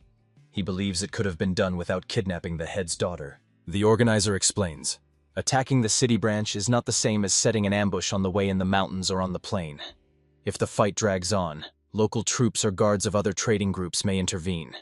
To complete the operation quietly and quickly, they needed to distract them." The owner of the black glove says, how well he has thought everything through. He asks, "Was the plan made immediately after they decided to attack the trading group?" The organizer answers, "No, it all started with the formation of their organization and obtaining information that the silver would be redirected to Chang." A question is heard. Was he really targeting them from the very beginning? A man who appeared behind the organizer says, "That's why they didn't touch their caravans, even when there was a chance." Glancing at him, the organizer replies, "Of course. When they attacked other trading groups, they only increased security measures. But if they themselves had been harmed, the guards from the main branch would have arrived immediately." The man standing behind him says, "And then they simply wouldn't have had such a chance." He admits that the organizer is a true strategist, and the more he listens to him, the more convinced he becomes. The organizer modestly replies that everything coincided successfully, nothing more. He says that the head of the branch in Kanshu from the Chang trading group is quick in calculations, but a very cautious man. When attacks became more frequent, he stopped sending silver and began storing it himself. The arrival of the head's daughter to learn transportation management also played into their hands. The organizer says that all factors came together for the operation to go perfectly. As soon as the squad responsible for the kidnapping returns, they will lie low for a short time. However, as soon as Chang's group starts active searches, they will strike and kidnap the silver. Yu Sehui, a junior official of the Trade Representative Office and the organizer, is confident that everything will go successfully and suggests ending it here. They will divide the loot fairly and live as their soul desires. The man who approached him from behind, Chong Saho, an unarmed fighter, nods in agreement. The man with the red scarf, Tangu, a junior officer of the local Kanchju troops, and the owner of black gloves, Moon's son, commander of the local Kanchju troops, also do not object. The head of the Trade Guild's security thinks that he completely forgot that the manager is a woman who develops strategies by order of the group leader and manages the Trade Guild. He believes that diplomacy is necessary, and it is better to listen to her words. He asks, does she think it is worth heading to Kanshu to track the criminals? Hong Sol answers, yes. She adds that they also need to start pursuing the kidnappers. The chance of success will increase if they do this simultaneously. The bodyguard says that they do not have enough people yet. Let 1 or 2 masters handle surveillance and the rest interrogate the captive and try to find evidence. He addresses Huan Yu 1. He seems to be well trained, so let him track the direction where the kidnappers went. The young man is surprised by his choice. He does not object, thinking, since he is hired, he will do as he is told, although the man does not understand who the real master is here. Glancing at the guy, Huan Yu 1 agrees that from the outside he looks like a confident brat. The manager tells Bien Quan to go. The head of security is outraged. What? He asks the manager, is she in her right mind? How can such an important matter be entrusted to some puppy? The guy is also outraged. Why him? He doesn't even know this girl. The woman replies that there is no time to argue. Han Sol, looking the head of security in the eyes, says that she is ready to vouch for his skills at the cost of her own life. The man replies, the guy may have impressive chi, but martial skill is not just about that. He believes that among all present, that one is probably the weakest. The warrior with a scar on his face thinks that maybe the bodyguard is right, but this is not the kind of chi to be neglected. He decides that in any case, if at least one person is sent away, it will be easier for him to escape, and then he can deal with him later. The guy tells the head of security that he is not going anywhere anyway, so he should not get hot-headed. The latter replies that he will still talk to him. The manager addresses the guy, saying that she asks him to do it. His determination wavers. The woman adds that this is the daughter of her savior. Bien Quan silently looks at her, understanding that he cannot refuse her. He says, you should have said so right away. Otherwise, he thought the girl, like the others, was just working with her. The guy adds, just let them know if she makes noise, he will spank her. The head of security exclaims, calling him a bastard. Who does he think he is opening his mouth here? But the guy passing by does not even look at him. The man says that then he will go too. If the guy does not listen, he will teach him a lesson properly. Bien Quan replies, why all of a sudden? He forcefully kicks the ground.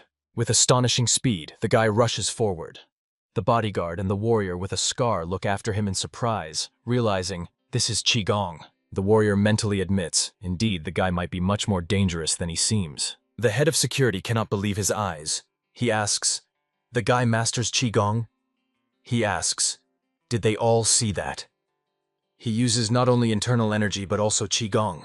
The man considers it impossible. How can such a youth handle everything at once? How? Huang Yu Wan thinks. If they are shocked by just one of his Qigong moves, it will be really tough for them in the future. The blonde giant says, they are hiding like rats. Standing on the edge of the cliff, he says he will find them anyway and kick each of their asses. He notices a smoke signal in the air. The man says, a conditional signal from the bosses. He wonders, did they find something? Yu Sehui becomes alert. What was that sound just now? The heads of everyone present in the clearing turn toward the newly arrived person. A man carrying a girl on his shoulders says that they were all dodging stones over there. But here they have silence and peace. Tangu asks, where are the others? He answers that he was busy carrying the girl. He adds that the others seem to be dealing with the guys from the top, so it might take some time. Yu Sehui says, they are not the kind to cause trouble. He suggests waiting a bit. The man still holding the girl on his shoulder says, then, since they have time. He orders Yu Sehui to go and occupy himself with something. Moonsun asks, what will he be doing? The man answers, he thought she was an ordinary girl, but it turns out she has a pretty face and a nice figure. Smiling lustfully, he says she needs to be tested in practice. John Saho says, he knew that guy was fond of women, but not that much. Yusewi also looks at him disapprovingly. A man heading beyond the clearing with a girl on his shoulder is stopped by a shout.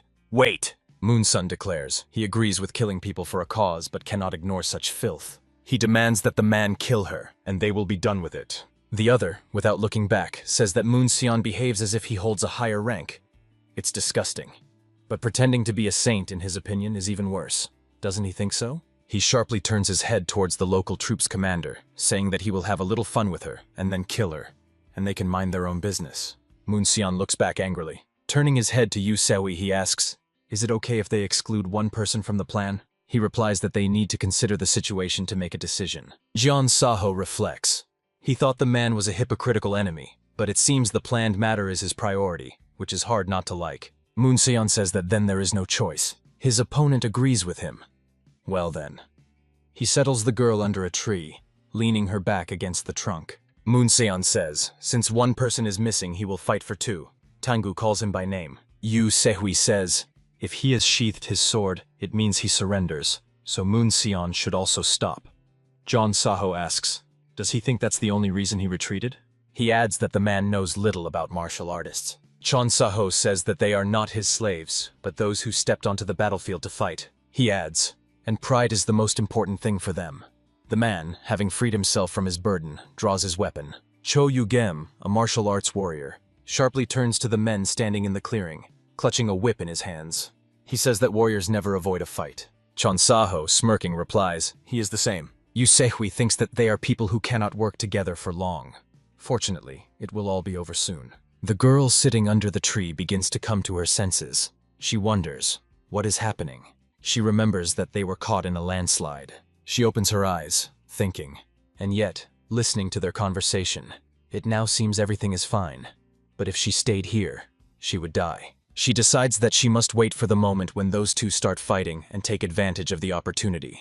The girl, leaning her hand on the ground, realizes that she will have to run with all her might. Moonsun, looking at the opponent, says that they can move to a more spacious place to make using the whip more convenient. Cho Yugem, smirking, replies that he is too worried. The whip, whistling through the air, grazes the cheek of the man trying to dodge. Chon Saho notes that the whip has stretched into a straight line. Cho Yugem says it was just a test strike. He sharply throws forward the hand holding the whip, saying, and now. Moonseon successfully dodges, avoiding all his strikes. Chon Saho thinks the man is stronger than he thought. To stretch a heavy whip into a straight line, it is necessary to develop arm muscles well.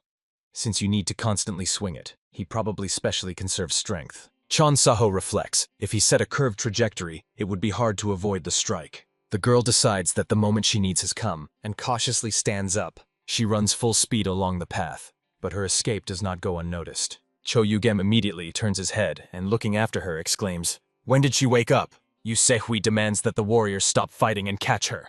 Chon Saho curses. The running girl thinks that she will be caught like this. She needs to take a risk, find the river, and jump along the rapids. She does not notice the person blocking her way and almost crashes into him. Covering her head with her hand, she wonders, what is this? The man whom she almost knocked down says, stop. The person who was watching her kidnapper from the cliff warns that she better not move before he analyzes the situation. The girl replies, whoever he is, now is not the time. A powerful slap knocks her off her feet. Pointing at the fallen girl with his hand, the man says to Cho Yugem and the others who had arrived by then, he told her not to move. The pursuers freeze in surprise, staring at him wide-eyed. Cho Yugem is the first to come to his senses. He says that this guy dared to touch his girl. The daughter of the guild leader lying on the ground thinks, what a psycho. The man says, now one by one, name and occupation. He explains that he will not let them take a single step until their identities and origins are established. Moonsun says that it is funny. The commander of the troops asks, does he give orders here? The man asks in response,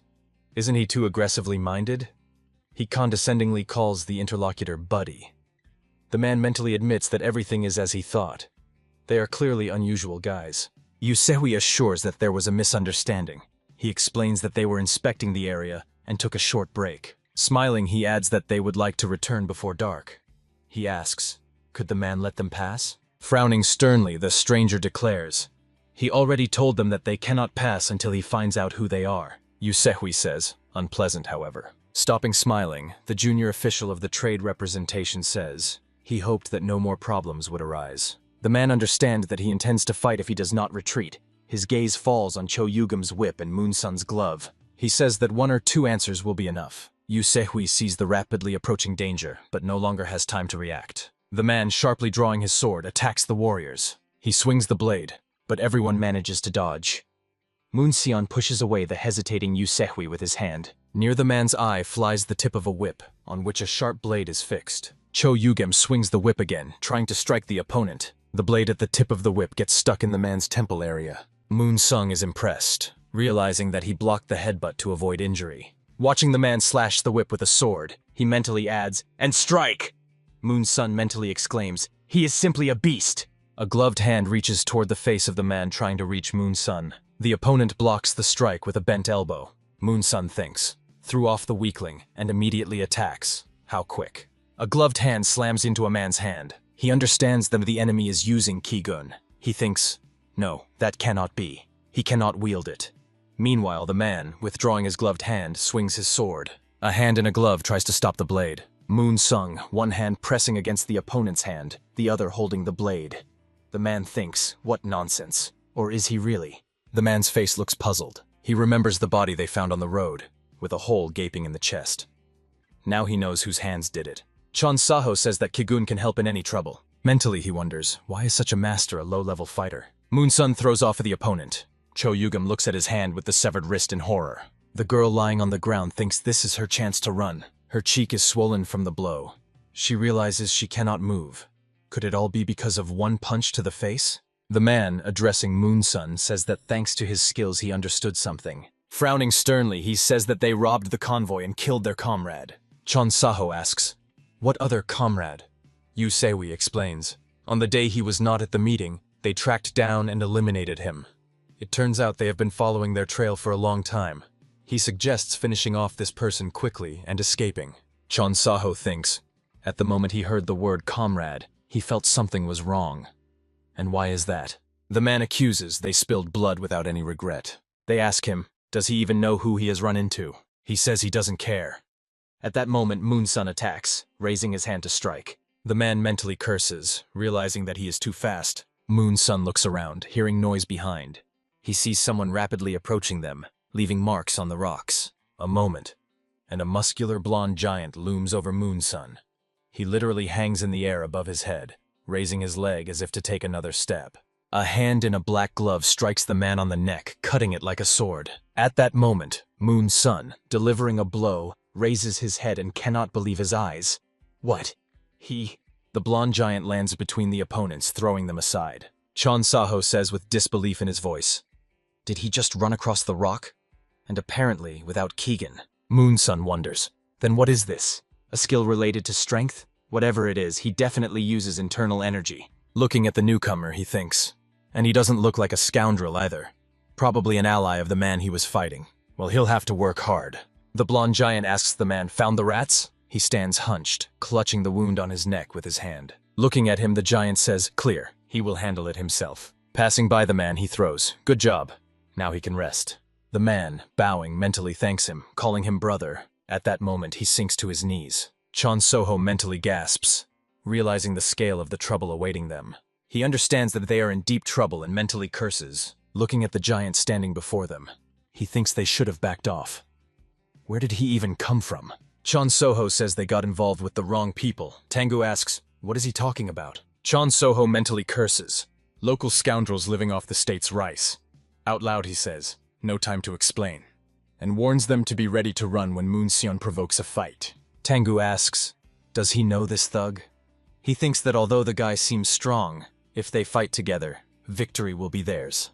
Chon Soho replies that he is talking nonsense. Drops of sweat run down his face. He says, if Tengu wants to die, then go ahead. He is not going to take part in this. Moon-sion addresses the giant, burst in with full force, and now why has he frozen? He asks, could it be that he is afraid he won't take them all down? He adds that he will fight alone, so the giant can be at ease. The blonde giant slowly says, listening to all this nonsense. Casting a glance at Moon-sion, he finishes. He is only more convinced that none of them will survive. Moon-sion, prepared to attack, replies, confidently. Then he uses a power he has never called upon before. He is sure that with it he cannot be defeated.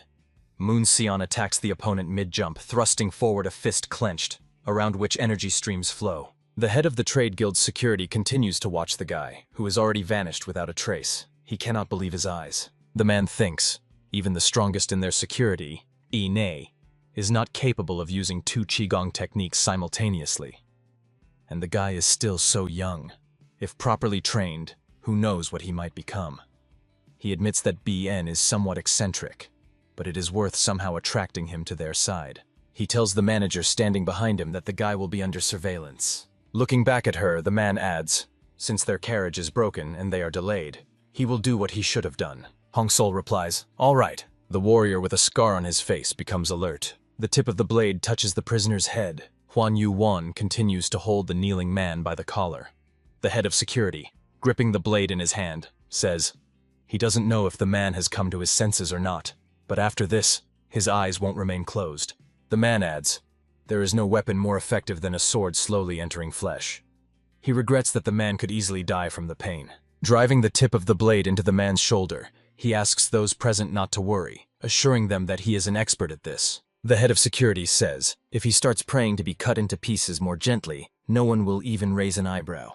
Let him endure and tell them everything. The warrior with the scar on his face thinks that he wanted to finish them all when the man came to his senses. But now his plans are down the drain. The tip of the blade goes deeper into the prisoner's flesh. The warrior with the scar decides to take advantage of the moment while everyone is distracted. The prisoner jumps to his feet, shouting that he can't take it anymore. This scoundrel keeps poking and poking in the same place. When he stands up, it becomes clear that he surpasses his tormentor many times over in height and weight. The warrior with the scar decides that the situation has improved and draws the blade from its sheath. He decides to deal with Huan Yu-wan first and makes a thrust with the blade. Meanwhile, the prisoner attacks the head of security with his fists. The young man successfully avoids the attack by jumping back.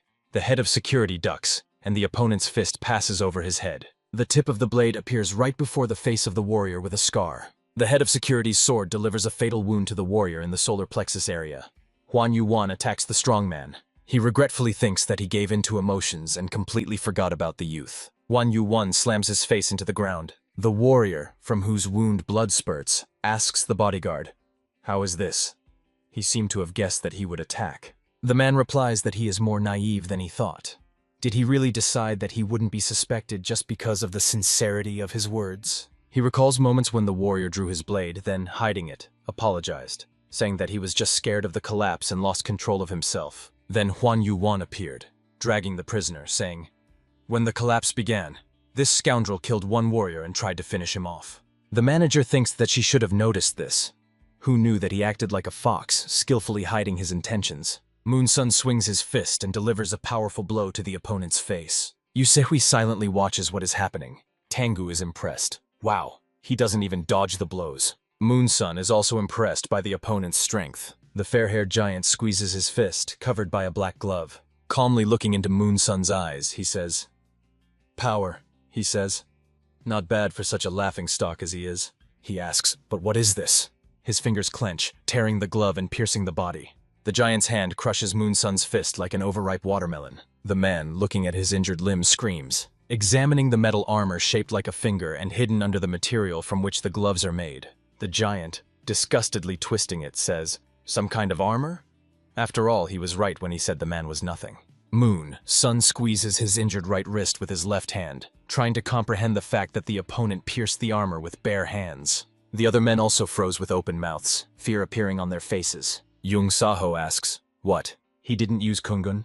The giant says, and they decided to pull off this scam with such tricks? Madmen. The fighter asks Tang, did he know about this? He answers, he couldn't even imagine such a thing.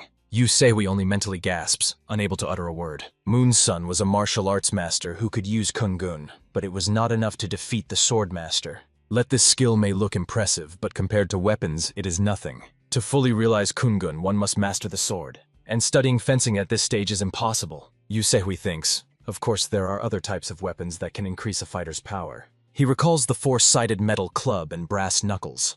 However, there are always too few of them to sharply increase all indicators.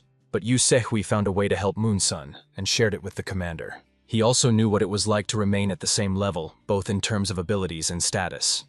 At the same time, Yusehui remembers how he himself had to bow low before those who were higher than him in status. The junior official of the trade delegation was sure that Moonsun would not refuse. Thus, Moonsun and he took advantage of the opportunity and found a suitable option for him. Yusehui recalls how he presented the metal glove to Moonsun. They decided, since his forte was fistfights, to turn Moonsun's hands into weapons. The choice fell on gauntlets that allow blocking blades, as well as delivering strikes like a sword or a mace. To test them, they targeted the leader of the merchant's guard. Despite the murder of local workers disliked by him, the owner continued to cover the scoundrel. Once a gloved hand stopped a blade that was already about to descend. Meanwhile, the armor performed well in battle. He recalls how Moonsun, holding the weapon with one hand, with the other strikes the opponent's body in the solar plexus area.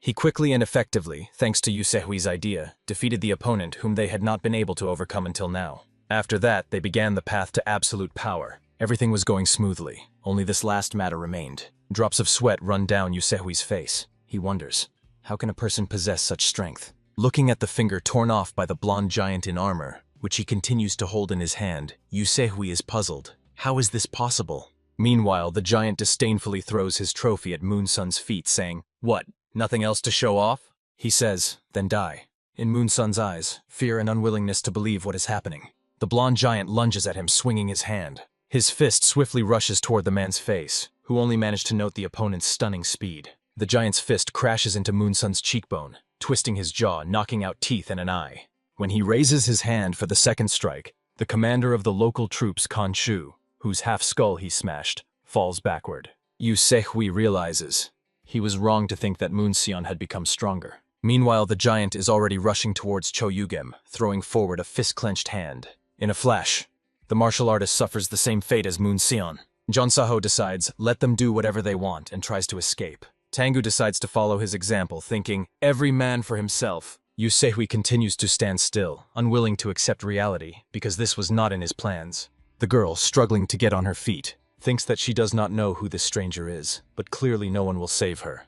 She understands that she needs to leave here quickly. The girl, dirty and exhausted, freezes in place and mentally gasps when she almost bumps her forehead against someone's shoulder. A blade falls upon Jonsaho, but he manages to slip away. Next time, his agility saves his life again. Another strike leaves only a light cut on his neck. He stops and a question slips from his lips. What is this? In front of him stands a warrior who has thrown his blade over his shoulder. He says, "Oh, how unlucky he is." Behind him are several more people. The warrior says, if he died from a single blow, he would not have suffered from pain. Chonsako mentally curses. Behind him, Tengu stands frozen in confusion. The girl thinks, and what now? Next to the first mighty shoulder blocking her way, an exactly same second one appears. She understands that these guys will not let her leave. A warrior with a blade on his shoulder asks the blonde giant, calling him brother. Among them is a woman. What should they do with her? He, without looking back, orders to kill each of them. The girl screams, "Wait! She has been kidnapped!" She insists that she has nothing to do with these people. The warrior, swinging a knife, says that she is stupid for not understanding that killing is easier than finding out the truth. Looking at the knife, she mentally exclaims, "No!" She wants to run, but her body feels paralyzed. She cannot move. The girl thinks that she cannot die like this. At that moment, a leg suddenly shoots down onto the warrior's shoulder from above. Bien Quan, walking on air, takes another step, pushing off the warrior's shoulder. The guy says, "Found it." The girl is impressed by such an unusual appearance of Bien Quan. Looking at him with admiration through eyes wet with tears, she thinks, he flew by like a bird in the sky. She wonders, could it be that he came to save her? Meanwhile, the warrior falls to the ground from the blow, while the guy does not even lose his balance. The giant realizes that something is happening behind him and slowly turns his head back. Bien Quan asks the girl, what is she doing here?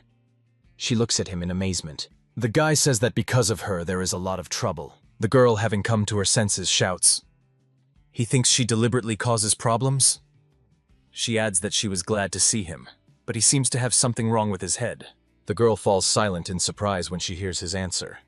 He thought she would be scared, but she looks quite lively. The guy says, then let's go back. A warrior, already on his feet and swinging a knife, standing behind Bien Quan, shouts indignantly, "Where?" The girl's face clearly shows astonishment. The warrior asks, was it just an illusion? He says it seemed to him that the kid just jumped out from behind. The man standing next to him thinks he also saw him, but it seems he is mistaken. Such a jump is impossible even with Keegan. Tengu, taking advantage of the general confusion, breaks away from the spot. Chon Saho, looking after him, thinks angrily that instead of fighting together, he retreated. He believes that if he were in his place and mastered Keegan, he would have done the same. Tengu, sweat dripping down his face from the effort, thinks that you cannot win a fight using the light step technique, but you can always run away. He looks with astonishment at the man who appeared next to him. Tengu is alarmed by his speed, which surpasses his own. The man strikes with his hand and Tengu is thrown against a tree. He is pressed back against the trunk, mentally cursing. He did not expect that there would be someone here who also mastered Keegan. At that moment, the man drives a blade into his chest, pinning him to the trunk. Looking into the eyes of Tengu, Makmo, subordinate of Hekjo, the blonde giant, says that death would be less meaningless if he fought side by side with friends. A sword appears before Jong Saho. He manages to parry the strike falling on him with his blade, hastily drawing it from its sheath. And although he does not yet manage to fully pull it out, he stops the blow. His opponent Galdo says he should have dodged, not blocked. The opponent's blade crashes onto Jong Saho's shoulder. From the effort not to let it go lower, veins bulge on the man's forehead. He wonders, where does the opponent get so much strength? Galdo does not stop his resistance. Under his pressure, Jong Saho's blade lowers further, while his own sword cuts deeper into the opponent's flesh, literally dismembering him. Before the frightened Yu Sehui, the powerful figure of Hekjo rises. The junior official of the trade delegation says, "Someone else has arrived there, so it's better to deal with him first." Hekjo replies that he shouldn't waste attention on someone like him. With one punch, he knocks off half of Yu Sehui's skull. Falling, the man realizes this is the end for him. Yu Sehui's body falls at the feet of the blonde giant. The clumsy fighter, whom the guy knocked off his feet, tries to strike, but Bien Quan easily dodges. Bien Quan strikes the opponent's cheek with his foot, and blood spurts from the warrior's mouth. The muscular thug tries to grab the guy with his hands. He manages to clasp his head with his palms. Dan Yu Kan, triumphantly looking the guy in the eyes, says he will break his neck. The girl looks at them fearfully, mentally exclaiming, "No, even if Bien is agile and capable, if he were in the clutches of this thug." The guy forcefully plants his foot on the ground, and immediately a stream of energy appears around it. Bien Quan strikes the opponent in the solar plexus with his elbow, and the latter, choking on blood, immediately releases his head from his hands. The next blow, delivered to the side, causes Dan Yukan's body to bend unnaturally and throws him away. He knocks one of the warriors off his feet with his body. A shout is heard. "Brother Ukan!" The girl, afraid to even blink so as not to miss anything, thinks, "This is impossible. He sent such a thug flying with one blow." Galdo, watching what is happening, thinks, "No way, that can't be." The man is amazed. Dan Yukan was thrown back? The guy, looking around, thinks that there are still many opponents to deal with. He commands himself to allocate forces and act consciously. Out of the corner of his eye, he notices a dangerous movement. Gekjo rushes at the guy, throwing his fist forward. The girl is puzzled. He was behind. The giant's fist hits the guy's hand. Bien Quan, crossing his arms, covers his face with them. Gekjo is amazed. The guy blocked his attack? All the warriors freeze with open mouths, wondering how the guy managed to block Gekjo's attack. One of them thinks that if you try to parry your brother's blow, your bones will crack, or you might even end up in the afterlife. Galdo suggests that the guy use some kind of technique. The girl thinks that even the bandits are shocked. To stand against such a fighter, one must have no less strength. Although she admits that she understands nothing about martial arts, even a fool can understand this. She remembers the words of the manager who claimed that this guy is their best fighter. The girl admits that Hansol was right. She thinks the guy looks only slightly older than her. Looking around, the girl realizes that there are many warriors behind them. No matter how much endurance the guy has, they won't be able to escape from here. Gekjo's fist intensifies the pressure. Bien Quan, blocking the blow, thinks he never expected this from himself. He was too worried about the girl. No one could have even guessed that among the kidnappers, there would be one of the strongest martial arts masters. Gekjo looks at the guy, puzzled where he gets the strength to resist him. Behind him, his warriors are crowding. Bien Quan thinks he wanted to fight this giant back when they met on the street, but he believes it's even better this way. Fighting many opponents is necessary practice to eventually kill them all. A man with a knife in his hands appears before the girl, saying, "Even if they lose, they are used to finishing what they started." He adds, "If only they could manage before reinforcements arrive." The girl gasps loudly. The guy slips under the opponent's arm. Bien Quan strikes the man who dared to threaten the girl in the side. He drops the weapon from his hands. Gekjo hasn't even managed to move during this time. At that moment, the blonde giant tries to strike the guy with the edge of his palm while turning, but the guy dodges. Gekjo swings his fist again, and Bien Quan raises his crossed arms, covering his face. But the opponent's fist aims at the solar plexus, and the guy stops it with his hand. Unfortunately, his left hand has not yet recovered, and Bien Quan understands that with such an injury, he cannot defeat the opponent. Gekyo says that he hasn't hit properly for a long time, so he lost his skill. He swings with the other hand and delivers a blow, knocking the guy off his feet. Bien Quan notes that the opponent's strength has increased. He wonders, was it being held back before? A kick throws the guy backward. The girl manages to jump aside so she is not knocked down. Bien Quan thinks, quickly. He tried to use exactly as much strength as needed, but it gave no results. The guy lands on one knee, and to keep his balance, he supports himself with his hand on the ground. Makmo says that the boy surprised him, but as expected, he is no match for Gekyo. Galdo says, it's impressive that he lasted so long at all. He adds that not responding to the opponent means accepting defeat. He, although of course very skilled, will still be killed. The girl, looking at the blonde giant, thinks that Bien is quite nimble. Could it be that his skills don't work against this monster? Gekyo says, and why are they standing? Let them immediately remove her from sight. The girl turns back fearfully. Dan Yukan is approaching her, swinging a knife, saying that a quiet death would probably be more merciful. Another warrior is approaching her alongside him. Gekyo, looking down at the guy catching his breath, says he expected more from him. He adds that he is giving him a chance to unleash all his anger before death. Bien Quan says how much this annoys him. Gekyo looks at him in bewilderment. A moment, and the guy is already between the girl and the two warriors advancing on her with knives. The wrist of Dan Yukan, gripping the knife, is severed from the strongman's body. Part of the skull and shoulder are literally blown off by the blow. The second warrior freezes with his mouth open. Galdo and Makmo, like the other warriors, freeze, stunned by what happened. Galdo thinks this is incredible. What is the guy doing? Gekyo, staring intently at the guy, thinks he started to guess from the moment they began the battle. The giant's style combines close combat and special techniques. If the guy only used brute force during the duel, his hand would already be broken. If the guy managed to block his strike, it means he possesses the same techniques as he does. However, Gekyo thought that he was not giving his full effort. He considers this disrespectful. The girl cannot take her eyes off the guy standing almost face to face with her. She looks at him with almost loving eyes, thinking that even in the current situation, he continues to protect her. Bien Quan, looking around, asks, why are they getting involved where they shouldn't? He says, let them attack, and without dirty tricks, no one will live anyway. The girl is frightened, she thinks. A terrible statement. She wonders, but why does it sound so sad? The guy is told, let him not worry. There won't be a dry spot left from the two of them. Gekyo, jumping, stretches out a huge hand to the girl whom the guy is holding by the hand. The head of security, looking at the warrior's body lying at his feet with a scar on his face, says that they eliminated everyone who resisted. Huan Yu-1 continues to hold the head of the strongman, face down in the ground. The bodyguard tells the young man that he has a good instinct. Despite the danger of the situation, he immediately understood what was going on. The man says for Huan Yu-1 to take care of the prisoner. They need to continue the interrogation. The young man is embarrassed. He says that he is dead. The man's face is distorted with anger as he shouts, "What?" Han Sol silently listens as they quarrel, accusing each other of hasty actions and undervaluing the opponent's mental abilities. The head of security tells the manager that it is better to move quickly and start searching for clues. The woman replies, "Okay."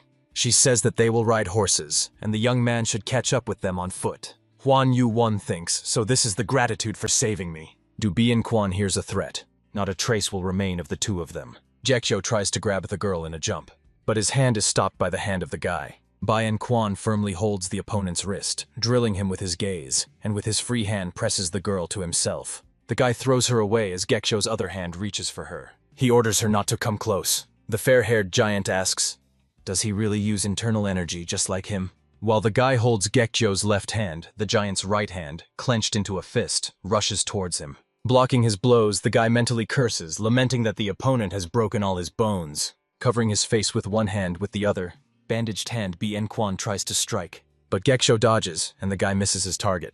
Gekyo intercepts Bien Quan's right hand by the wrist. The guy is unpleasantly surprised, feeling his strong grip.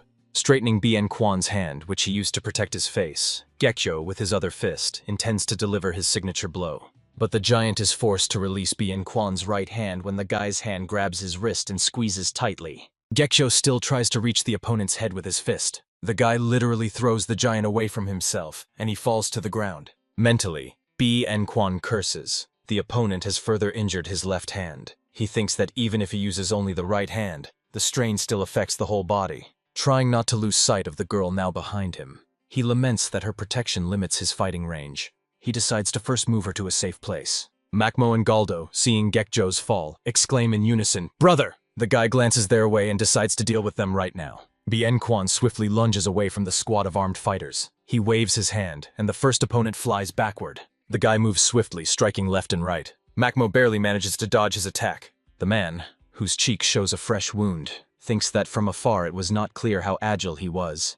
He understands that if he gets distracted even for a moment, he will die immediately. Bien Quan thinks that how a man reacts to his speed speaks about his skill. Galdo inflicts a wound on the guy with a sword just below the chest. The fighter is extremely focused. He thinks that this guy is different. He understands that if a warrior like Gekjo concentrates his strength and inner energy in an attack, the chi circulating in his body cannot help but weaken. Galdo thinks that it is quite difficult to determine this, but if it is still possible, then anyone can be defeated. He mentally imagines such a duel. The fighter thinks that the boy aimed at the moment of attack, so he did not hit his brother hard. The leg strikes the blade, which Galdo continues to hold in the boy's body. Having come to, Gekjo jumps and strikes, trying to drive the blade deeper into the boy's body. The blow knocks Bien Quan off his feet and throws him far back. The blonde giant looking at him thinks that the boy is focusing chi on defense, and he is doing it well, but combining regular attacks with techniques is still difficult for him. The girl mentally screams, "Bien!" Galdo looks confusedly at the broken piece of the blade remaining in his hand. He thinks confusedly that his sword would never have broken from Gekjo's strike. Continuing to grip the hilt, he decides he needs to check. He casts a worried glance toward where Bien Quan fell, thinking that the inner energy of that boy surpasses Gekjo. Meanwhile, the boy gets back on his feet. Blood seeps through the tear in his clothing. The fighter thinks that he knows many moves, which is why he behaves arrogantly. Bien Quan mentally calls the fighters idiots who are unable to catch one girl. He thinks that he used to practice only qigong, but now regulates the flow of qi so as not to overstrain his body. The boy asks himself, since when did he start caring about his body? Gekjo is puzzled. What is this? Previously, the boy used a technique not related to movement. The foot of Bien Quan stomps the ground with force, and an energy flow surrounds her. The energy rapidly rises upward, surrounding his entire body. The guy says, and now everything is different. Gekjo looks stunned. He can't believe his eyes. Meanwhile, Bien Quan swiftly approaches the giant, swinging his hand with curled fingers. Gekjo manages to cover his face with his bent elbow, and the guy's fingers, like the claws of a predatory bird, pierce his limb. With his other bandaged hand, he blocks the opponent's strike. Gekjo's fist presses against the guy's bandaged hand. Bien Quan's fingers sink deeper into the opponent's flesh. The guy tears a large piece of flesh from Gekjo's hand and pushes away his other limb, clenched into a fist. A muffled scream bursts from the giant's chest. Makmo and Galdo shout anxiously, "Brother!" Galdo realizes, even if Gekjo truly gets angry, nothing will change. Armed fighters pounce on the guy shouting, "Hit him, brat!" Bien Quan deflects the flying blade tips coming at him with bare hands. Finally, one of the men realizes that their weapons cannot harm the guy. Neither stabbing nor chopping strikes have any effect. They can't even leave a scratch on his body. Galdo understands that internal energy is involved here, but he wonders, is it possible to circulate it so quickly while focusing on attacks?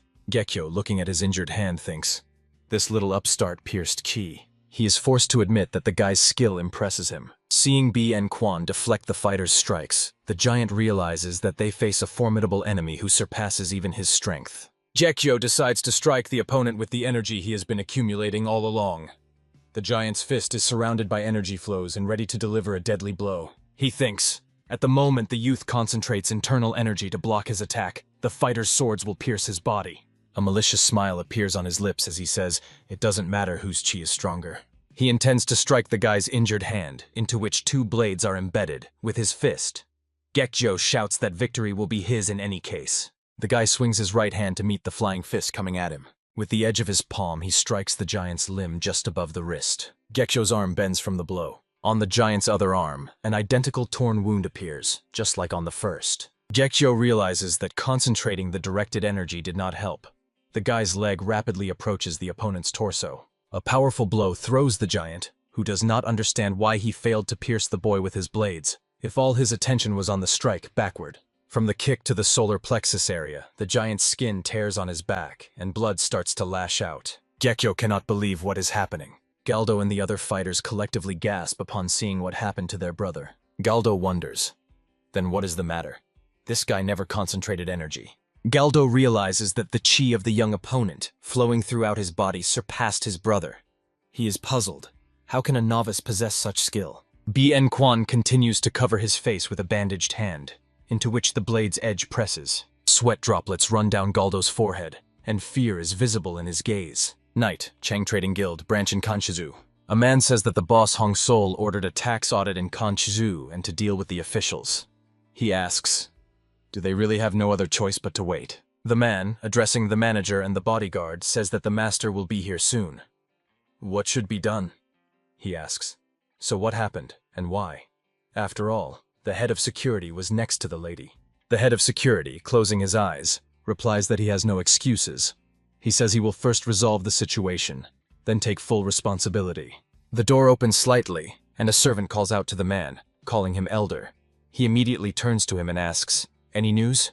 The servant answers. He is not sure if he should say it, but the elder impatiently urges him, saying, it doesn't matter. Any clue is important now. The servant reports.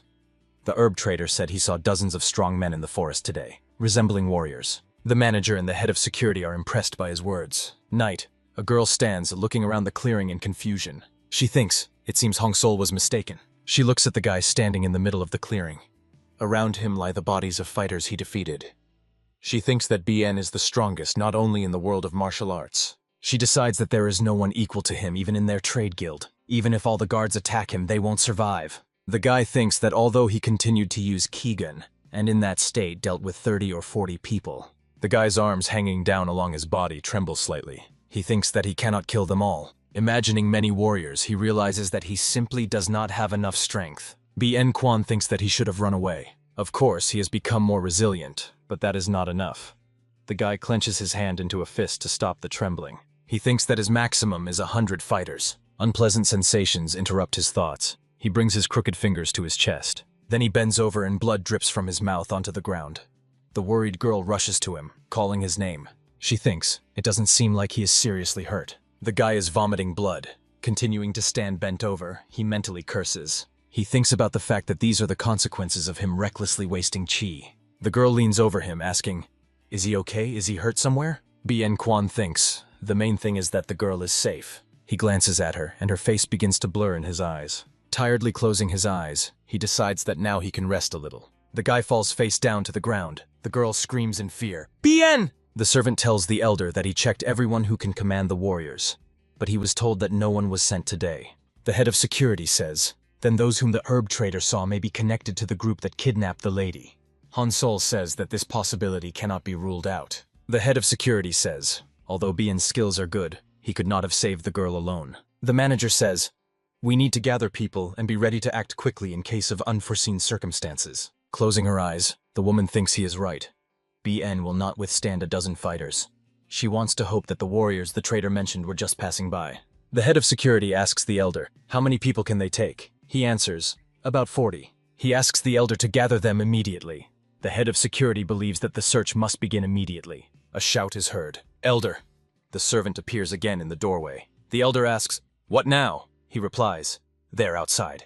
Sweating profusely, the servant reports, they have arrived. The guild gates are open. The servant stands peering into the darkness. The elder, behind whom stand the head of security and the manager, gasps. Before them stand a girl in Kan Yuan, carrying BN on his back. The girl does not manage to open her mouth before a cry sounds. Call a doctor! Soon she applies a compress to the scrape on the cheek. A voice says, fortunately, it is not so bad. The head of security tells the girl sitting in the center of the room on a chair that BN fell while saving her, and Kan Yuan brought him. The young man stands nearby, listening to the conversation. Kan Yuan tells the head of security. While walking alone, he accidentally found the lady. Then he noticed that BN was limping and supported him. The man thinks, as far as he heard, BN took the risk himself, so it seems there were not many enemies. The girl, addressing Kan Yuan, expresses words of gratitude. She says that thanks to him they returned safe and sound. The young man replies, come on, he did nothing. The girl asks, will BN be okay? The head of security responds, of course he got off easily. Leaning over the boy lying on the bed, the manager exclaims, stop! What is wrong with him? The old man peers into the face of the boy who cannot stop spitting blood. He says that it seems his already broken left arm and ribs are even more damaged. There are a few more scratches, but no one faints from that. Pressing 2 fingers to the boy's neck, the old man exclaims, and what a pulse! It's like he's running a marathon. He feels sorry for the boy, saying it's hard to even imagine how bad he feels. The old man adds that not everyone would survive this, and probably the boy won't either.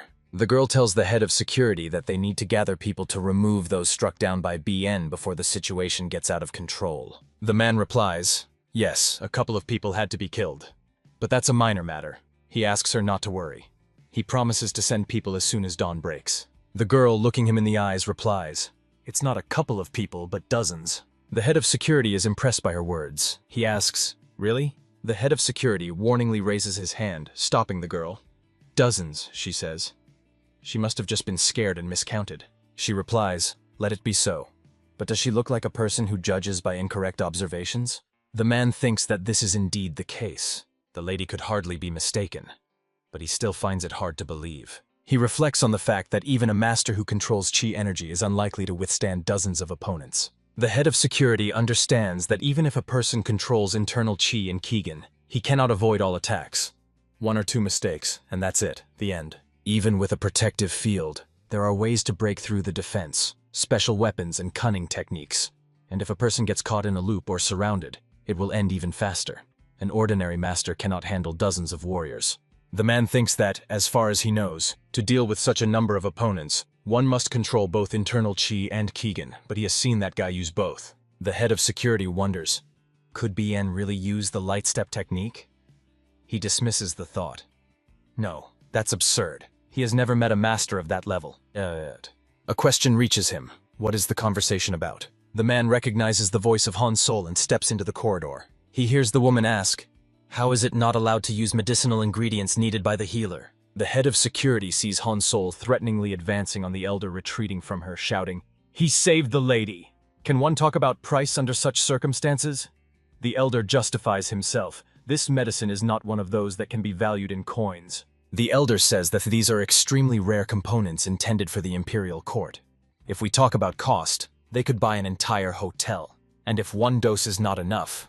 The manager interrupts him, saying that she will cover the expenses. She orders to prepare everything that the healer might need.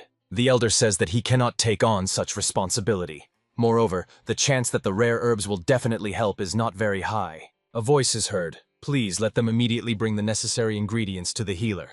The elder glances in the direction from which support came to Han Sol. The girl who appeared behind the head of security adds that she will be responsible for everything necessary.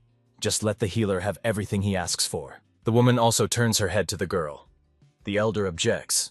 These are incredibly rare medicines. The girl indignantly asks, does he not believe even after her words? The elder hastily replies that he will prepare everything right away. The girl, approaching the manager, asks, but what happened? It doesn't seem like he has serious wounds. The distressed Han Sol, lowering her head, answers that she herself does not know. She falls silent, and the daughter of the head of the trade guild orders to bring all the healers that can be found.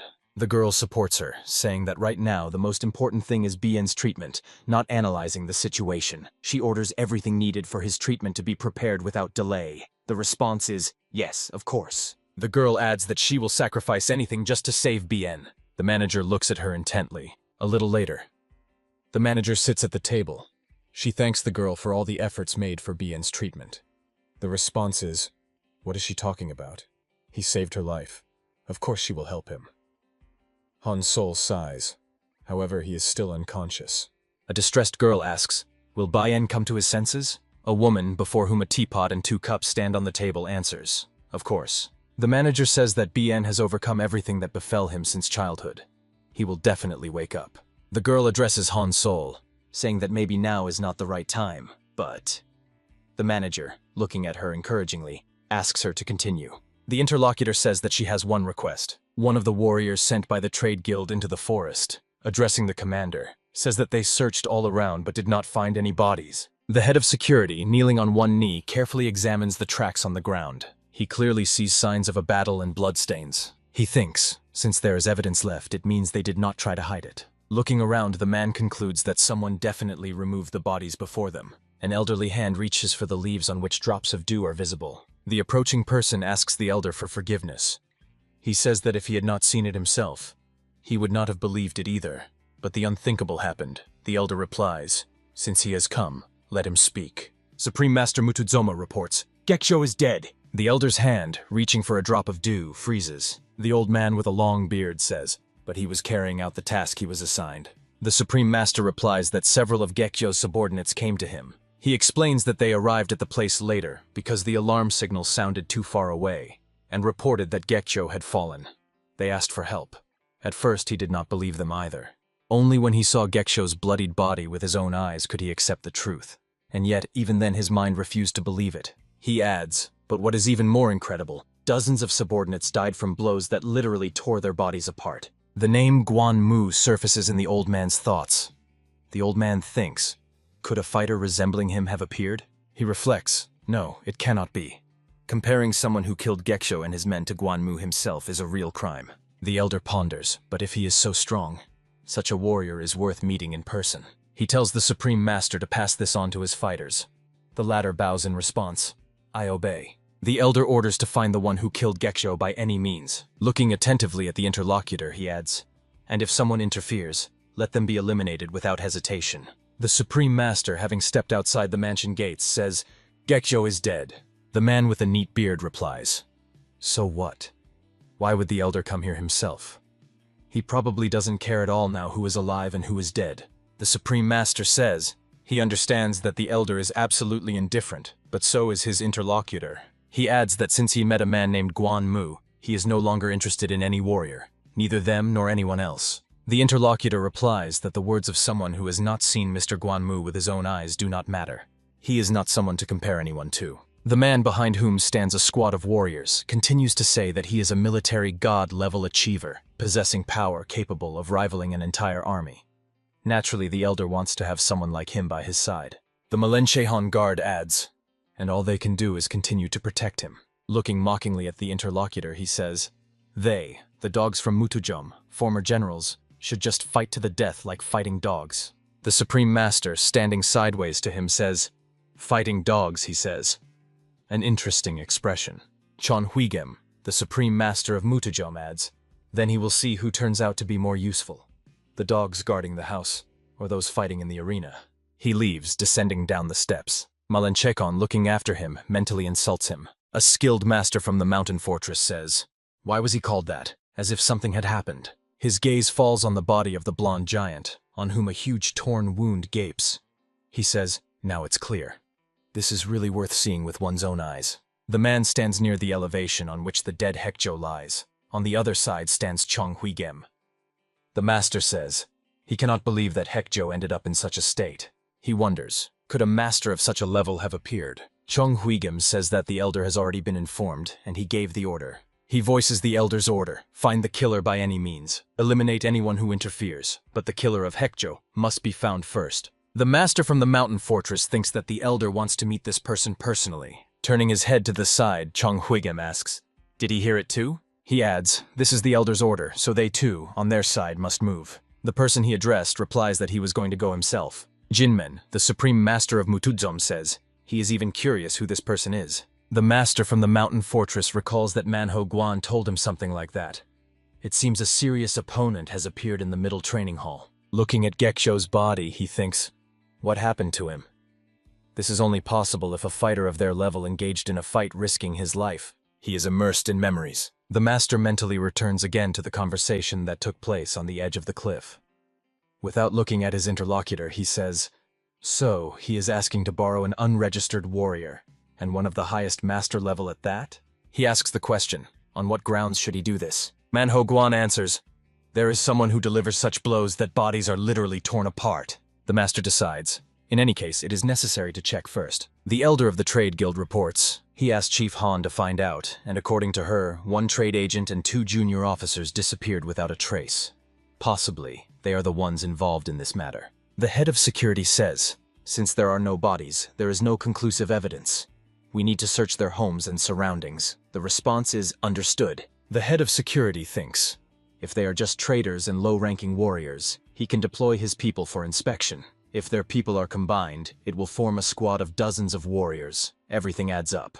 He wonders, but who then removed the bodies? Is it possible that these people have accomplices? The head of security decides that first they need to inform Han Sol and the young lady about the disappearance of the bodies. A healer comes out of the room, closing the door behind him. The man asks, how is he? The old man answers, the healers take turns and do not stop treatment for a minute. The convulsions have subsided, but consciousness has not returned. They both turn their heads and look at the door of the room the healer just left. The old man says, "With such a prolonged fainting, they may have to prepare for the worst." Han Sol is leaning over Bien Quan lying in bed. Behind her stands a girl. The woman thinks that if the guy continues to trouble them for so long, when he wakes up, he will definitely be angry. Looking at the guy, she mentally asks him to wake up soon. Jim is washing the stair railing. Baru, watching her, says that now, with the establishment closed, they can just rest. The woman replies, "Nothing of the sort. Everything must be ready so that the mistress can immediately return to business." She asks, "By the way, when will the lady and Bien arrive? Several days have already passed." Baru answers, "Yes, that's right, but if Bien is with her, then there is no need to worry." The man turns at the sound of the door opening and says that the establishment is closed, so they should go to another hall. The man who entered answers that he does not care. In the doorway stands a master from the mountain fortress. Several warriors are visible behind him. Baru is surprised by the appearance of this man. In the man demanding to call the owner, Baru recognizes Samago. He knows him as one of the highest masters of Mutujom. Baru looks worried. He thinks it would be more accurate to say that this man is one of those who really control the arena. Looking at him, Baru mentally adds, and most importantly, he is one of those people whom the manager must avenge. Baru wonders, but what is he doing here? The man answers that the owner is currently in another region. Samago says that then he will ask him. He heard that many people recently died here. He adds significantly, and among them were those who were literally torn to pieces. Is that true? Baru is in turmoil. He knows that Bien has mastered both Chi and the light step technique. He knows that this guy dealt with the deputy and other fighters. The man thought that Bien had only just begun mastering these techniques, and they themselves were at Songen's level, so he did not interrogate anyone. Jim looks at the visitor in surprise, wondering, is he looking for Bien? She remembers how the guy tore the bodies of the traitors. Baru says that many people died during the rebellion, but he had not seen such corpses. Samago says, then what he heard is a lie, then the man will bear responsibility. Baru replies that he, as a representative of this fighting hall, will take all the blame. Samago says, that's excellent. In the blink of an eye, the master from the mountain fortress approaches Baru, holding his hand on the hilt of the blade. A moment, and the blade is already rushing toward Baru's head. The man is struck by Samago's speed. Chon Huigem, the supreme master of Mutujom, inspects the clearing where the battle took place. He thinks that even having seen it with his own eyes, he still can hardly believe what happened. He reflects. If the unknown man really killed both Hekjo and all his subordinates, he cannot be an ordinary master. The approaching man calls out to him, addressing him as Sir. Chon Huigem asks, did he find something? The man answers. As instructed, he checked what the healers are doing in the vicinity. In some places, several doctors were hired at once. He adds that this is a branch of the Chang Trading Guild, and asks what Chon Huigem commands to do.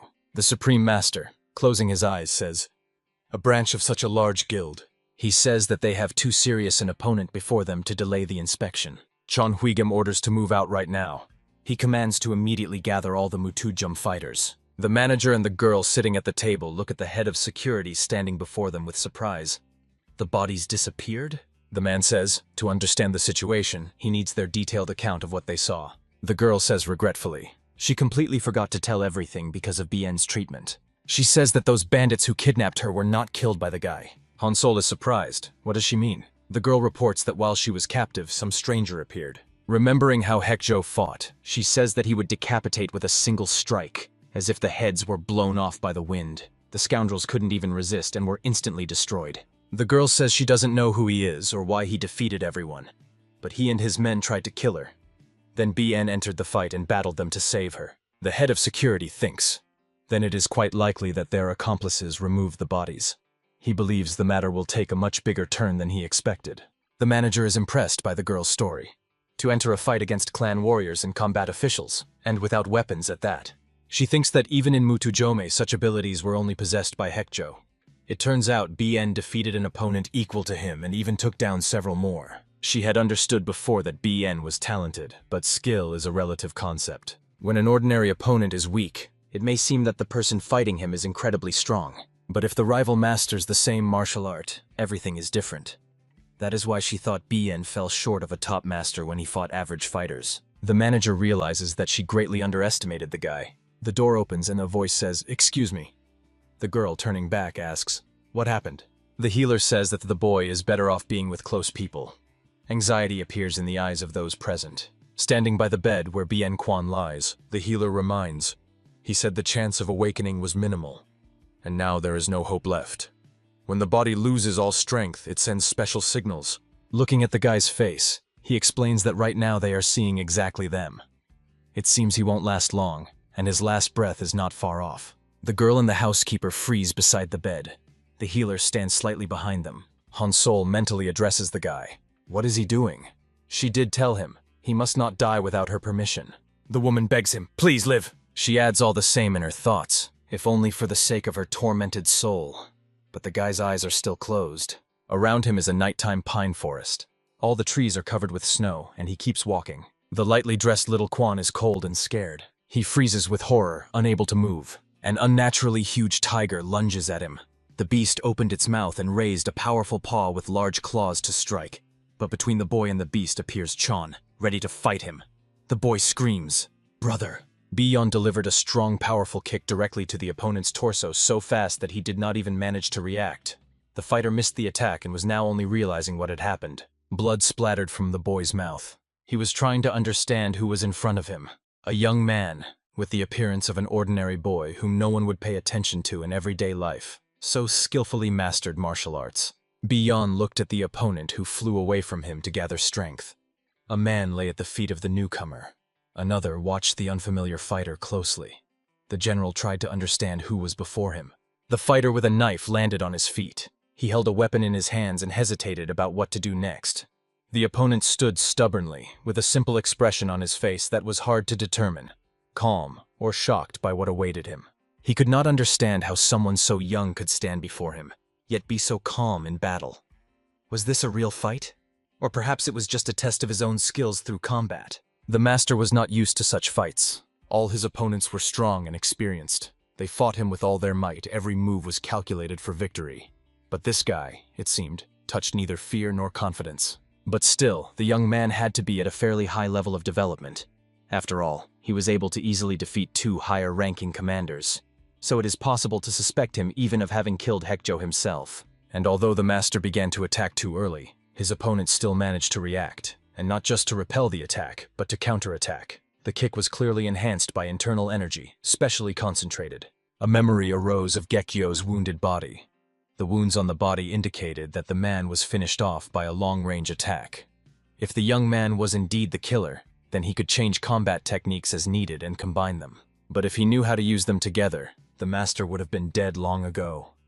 After all, he definitely would not have had a situation regarding whether he could repel the attack. The girl carefully examined the young man from behind the boy. She recalled what her lady had told her. Yet he was actually much stronger than her mistress had said when she remembered.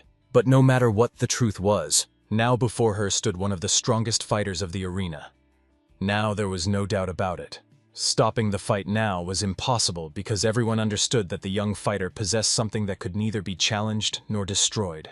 The girl realized that those defeated by the young warrior were Gekyo and his men, and at the moment, the boy had surpassed them all with his abilities and capabilities. It was hard to find anyone equal to him. The girl's thoughts revolved around whether the boy could defeat that uninvited guest, the big guy who behaved so outrageously. Bion had to handle them all and help restore order.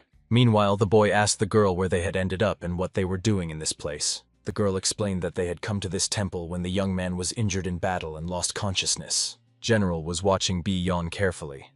A thought was spinning in his head about what else this boy was capable of. After all, he had not yet fully revealed himself. The man asked his comrade where the boy got such abilities. The building was a branch of the guild in Kanshu.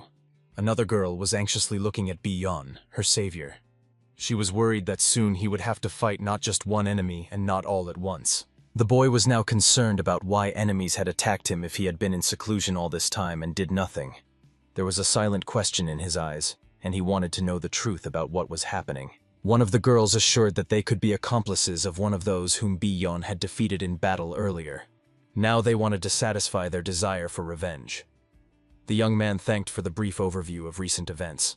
So now he had only one question left. If all these enemies went against him and tried to harm him, did that mean he could independently choose the methods and techniques to fight them? The chief thought for a short time and asked if he was ready for a serious fight. After all, in that case, he was free in his choice, and she, in turn, would be responsible for the consequences. The boy liked these words. Another girl looked questioningly at the boy who had just come to his senses after defending her in battle and was very badly injured. So persuading him to a new confrontation seemed foolish to her. A knife was approaching Bi-Yon's face. He was watching the weapon carefully as it flew straight toward his face. He did nothing but simply observed, as if intending to repel the attack with a single glance. With a quick lightning-fast movement, the boy dodged the knife flying straight at him and was preparing to parry the blow from the boy who was holding another dagger in his hand. It was already clear that the armed one would not succeed. The general watched the duel attentively. He understood that even now the beaten Bi-Yon was using internal energy and skillfully directing it for attack or defense, combining mana mastery skills. The boy armed with a knife tried to reach the opponent, but he simply dodged, leaving no option to achieve the set goal. And Bi-Yon carefully studied every move of his opponent. Finally, he decided to act. With the first move, he skillfully stopped the hand with the knife. It seemed that it meant nothing to him. He did it effortlessly, and now watched how his opponent would react. Bai's fingers grabbed the hand and squeezed it tightly. The boy tried to find the necessary points to snatch the knife from the opponent's hand. The opponent's hand moved toward Bai's neck, trying to immobilize him. The stranger thought that the opponent's fighting skill was not inferior to powerful martial arts schools, and in speed, he even surpassed many of them, so there was no time to hesitate with him. The next moment, Bi-Yon flipped the boy around his own hand, and he began to fall to the ground. The hand with the knife was still in the boy's hand. There were seconds left to orient in the situation. The opponent did not drop the weapon, but it did not help him. He crashed into the ground, raising a cloud of dust and stones. Bi-Yon struck the opponent forcefully right onto the ground, trying to finish this duel. The boy opened his eyes wide. Blood was flowing from his mouth. He did not have time to understand what had happened to him. The chi energy was leaving his body. He felt it, and he also felt incredibly strong mana around him. The beaten attacker's comrades watched Bi-Yon closely. He impressed them with his close combat skills. It was frightening to think about facing him. He would not let them simply leave the guild house. General Ma listened carefully to the house owner. He asked the man to put an end to the disputes and clarifications of relations, because in this way, nothing would remain of his estate. So the general had to put an end to this. The general promised to do as the man asked. However, he had to tell who this strange boy was. The manager said he could not say much about this boy. Once the youth was a fighter of the former manager. In all other respects, he was an ordinary boy who did not differ much from his peers. But it was hard for General Ma to realize and accept that such a powerful master was once an ordinary slave.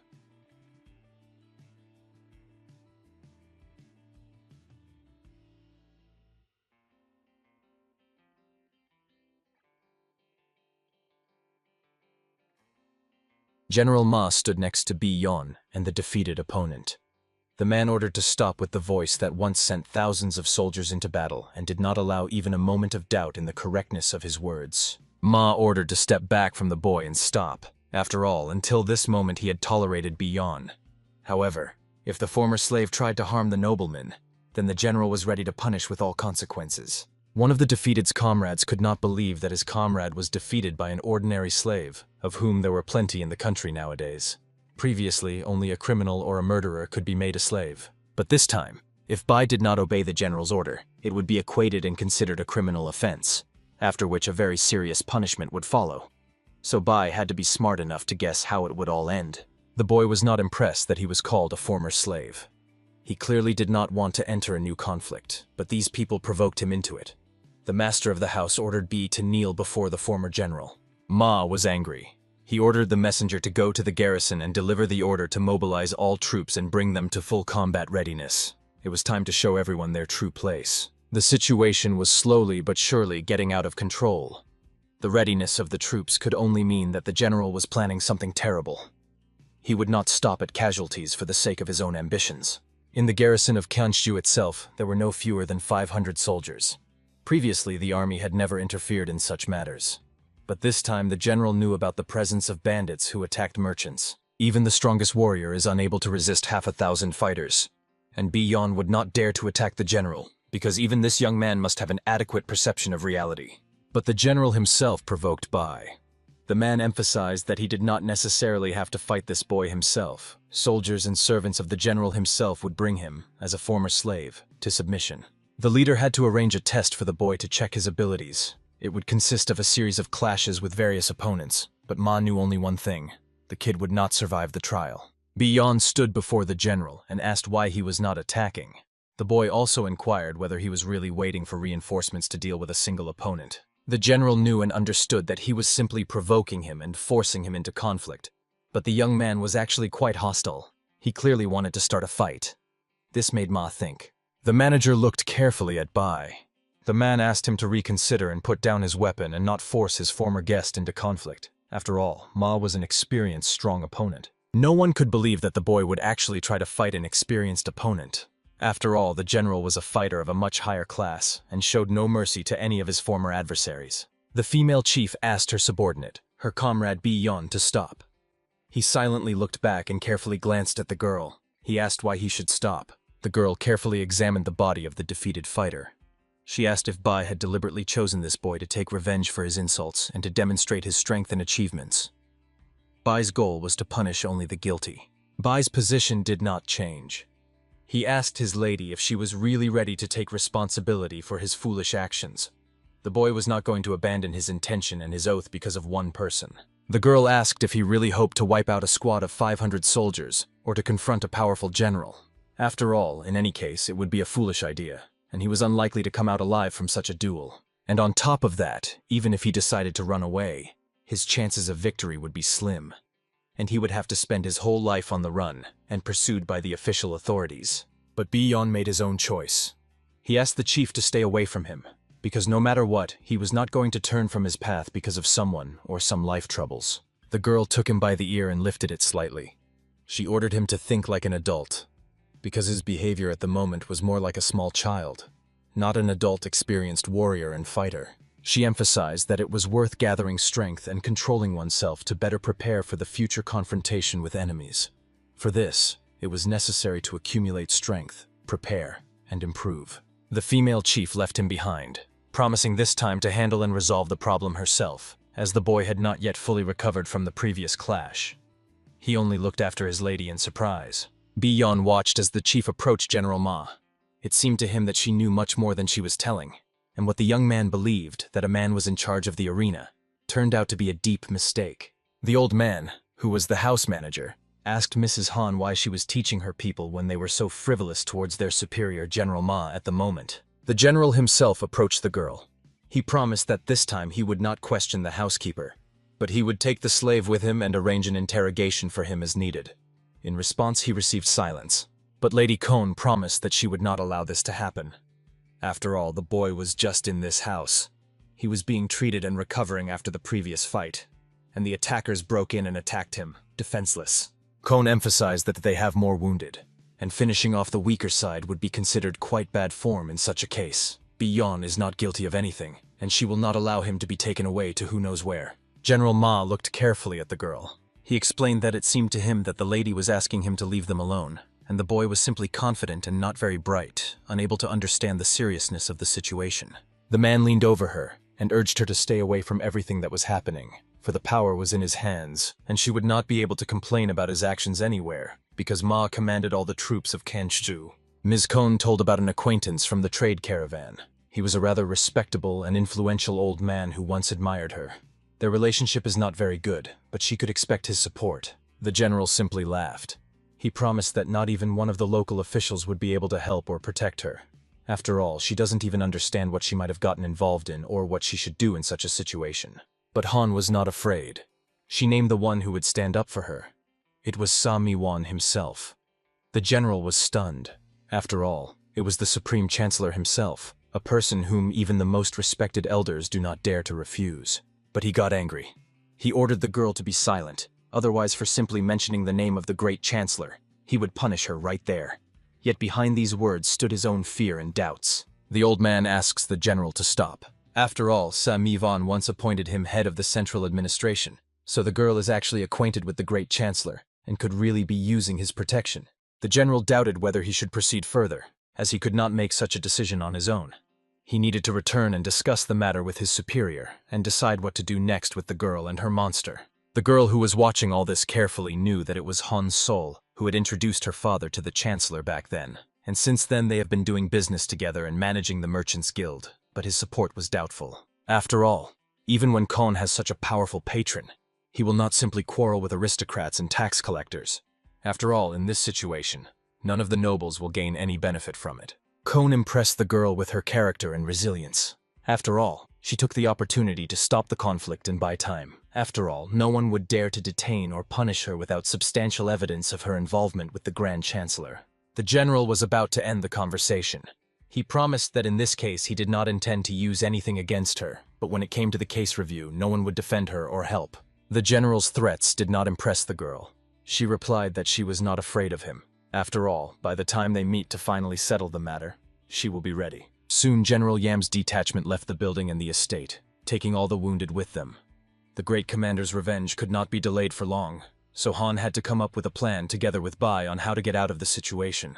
The elder sat in his garden and spread out dice on the table. He listened to the report of his assistant, who spoke about the Mongol war with the Qin Empire, and about the increasingly frequent robber attacks. The old man's assistant was a man whom everyone called Mo Donso.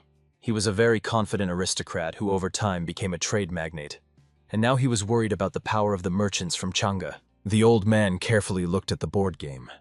He was thinking about when he would finally manage to overthrow Samivon, a powerful aristocrat and protector of the trading house. Samivon constantly emphasized the power of the people, but it happened that he seized power by means of military force. There was a lot of hypocrisy in this, according to the old man. He believed that the meeting with Guanmu at the time was supposed to help him in his efforts to change the world. But life showed that it was not a long-lasting union, and now one can only use what Guanmu left behind. So it is worth acting as circumstances allow. Before the old man's eyes appeared the details of the battle between Guanmu and the celestial Changhui. It was a phenomenal phenomenon. However, it happened that the duel ended in a draw. Chancellor Samiwan, seeing this fight, was very deeply impressed. Mo Donso could not understand why Changhui currently supports the Chancellor. After all, the military power now belonged to the great general, and he could independently decide many issues according to his own taste. The elder has long upheld the intention to use military force to guide the country onto the path of grace. Especially for this, the arena has become a place where bloody clashes and battles of warriors truly take place. However, it must be admitted that such as the famous war god are sent by the heavens once in a generation, as sad as it is to admit.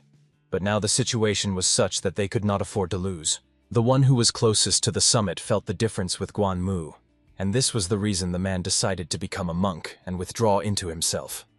But everyone knew that this boy was strong. The elder had a candidate who had a chance to win against any opponent. He trained diligently all this time, and at the same time had no moral restrictions on what he was doing.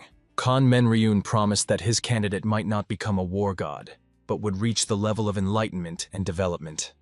The old man was certain about this. He placed many hopes on this boy. The man inside the house was inspecting the damage it had sustained during the fight that took place there. The manager felt sad to see this. His workers were injured, and the building itself was almost destroyed. The female chief, meanwhile, was talking with Bi-yon. The boy confirmed that he would not have gotten into a fight just like that. The girl looked worried and even slightly scared. She could not believe that it had happened. Hon thought that Bi-yon alone defeated Gekjo, and yesterday he beat Jung Huigyom himself. It was hard to believe, but she herself witnessed what was happening in the steward's yard. Bai's skill was impressive. Chan Huigum was also a capable boy. He could not lose to a simpleton, so Bai's strength level became much greater than that of any of the familiar fighters. Should she herself be wary of such company? One of those present considered Bai a real monster. Yet at the same time, they could help each other. The stranger would study martial arts with Bai's help, and he would tell him something interesting. Another companion of the chief was thinking about what caused the fight. After all, the men attacked only when they learned about the death of their comrade. There is much to discuss with the head of the trade guild. Bai did not intend to stay here. He asked those who agreed to share the difficult path with him to follow him. Everyone looked at the fighter in surprise, still somewhat doubting. The girl asked Bi to stay a little longer with her. After all, he had not yet fully recovered after fighting for her and protecting her from attackers. For saving her, she had to thank him and treat him as an honored guest. The boy assured that no one owed him anything, and he was personally grateful for the treatment, and no longer wished to stay in this house. He felt much more pleasant and comfortable in the arena. The girl found it strange to hear these words. She could not believe that someone could call that miserable place home. Han was even pleased to hear that the boy called the arena his home. She was far from the sentiments to which the young girl, her interlocutor, was prone. So it was time to set off on the road. A group of men was approaching a tall building that towered over the crowd of people. The bald man carefully examined his injured hand. He praised the stranger and assured that he was clearly a master of a higher level. And although he tears human bodies with his bare hands, he would find out who the stranger was. The servant bowed to the bald man. He assured that the man was lucky because the manager was inclined towards him and he managed to please her. The man felt awkward about threatening her, but still, he had to deliver such a message. His last words were a warning that next time nothing would be spared from his wrath. He would destroy everything and everyone who stood in his way. A man lay on the floor with a deep wound on his body. His comrade and servant bent over him and tried to help him. Tears flowed from his eyes. It seemed that he was losing control of the situation. Bai asked the supervisor why they are walking to the arena this time, since it is possible to get there by sled team. The woman assures that some streets are very narrow, and they will have to get up and walk anyway. In addition, she added that it was worth taking a walk along the alley in front of the arena. The boy felt awkward. He was not used to the ambiguity of his lady. So this time he also could not hold back from surprise. But he still liked that he was walking. It seemed to him that he had not been in this place for 1,000 years. Everything reminded him of something similar to memories of a past life. The guy from the boss's company, who had his ear bandaged, called out to Bai. He turned around and asked what exactly interested him at the moment. He tried to say something, but nothing came out. But still the stranger dared. He asked what could be done to increase the chi energy reserve. B pondered whether it was worth answering.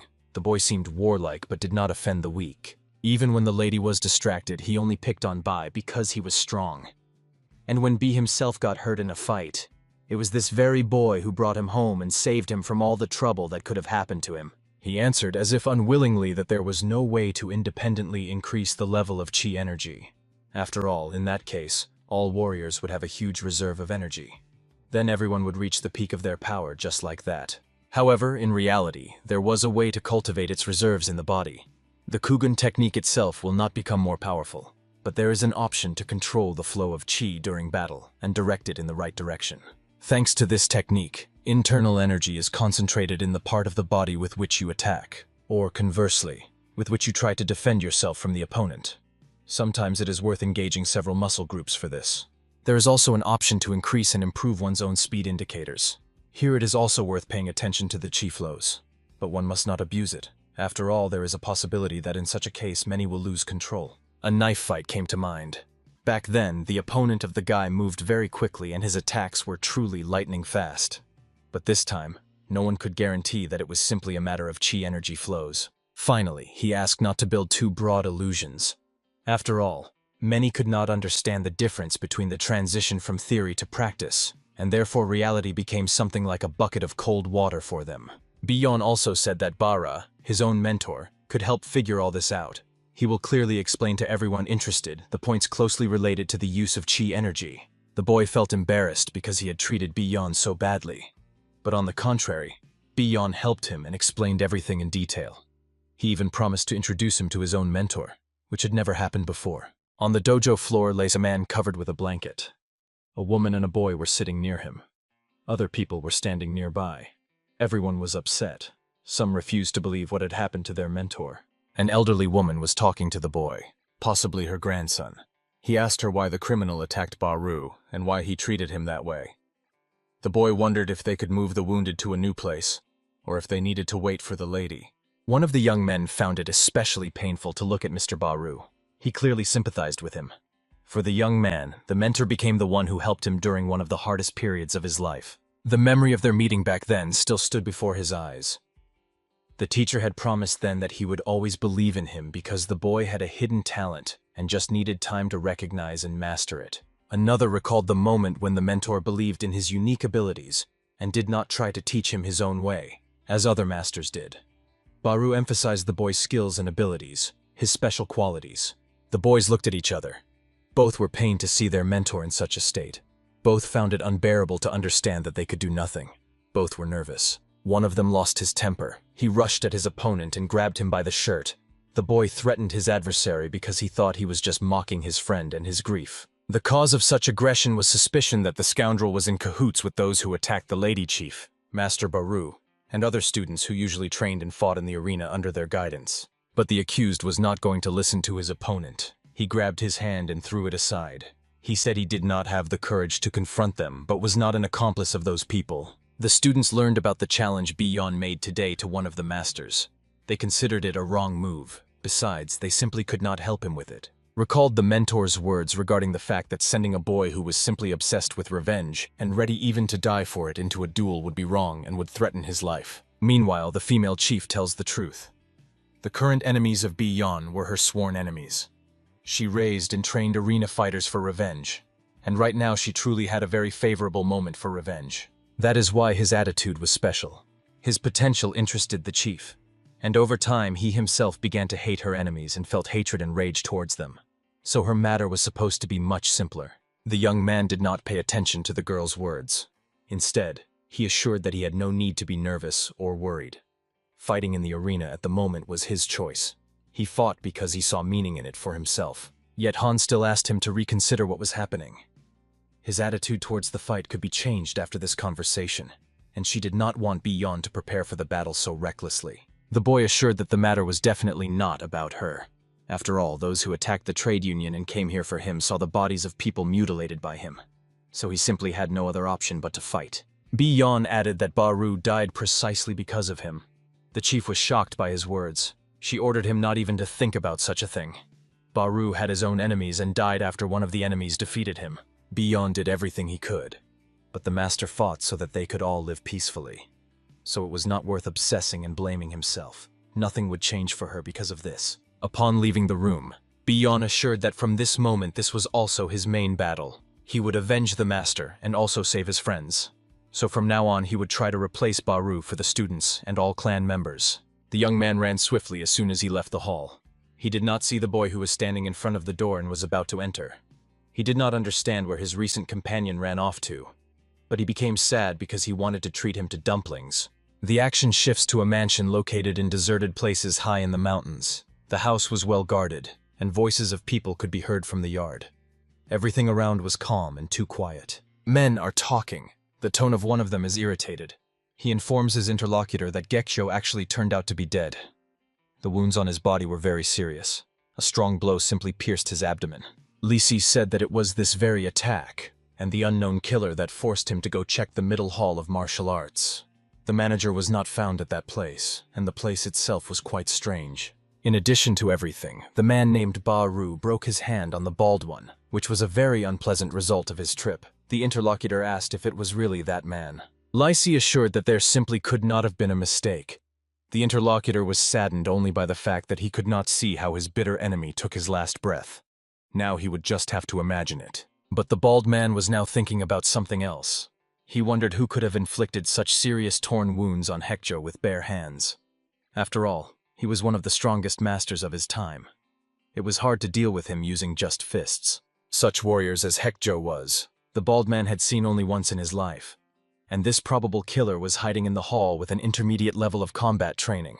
At first glance, it seemed like just nonsense. The interlocutor said that immediately after the news about the murder of Gekcho, he thought it was done by a high-level master who possessed perfect close combat technique or used unique weapons. From the fighters of the Kengan school, to which the elder belonged, it was difficult to fend off.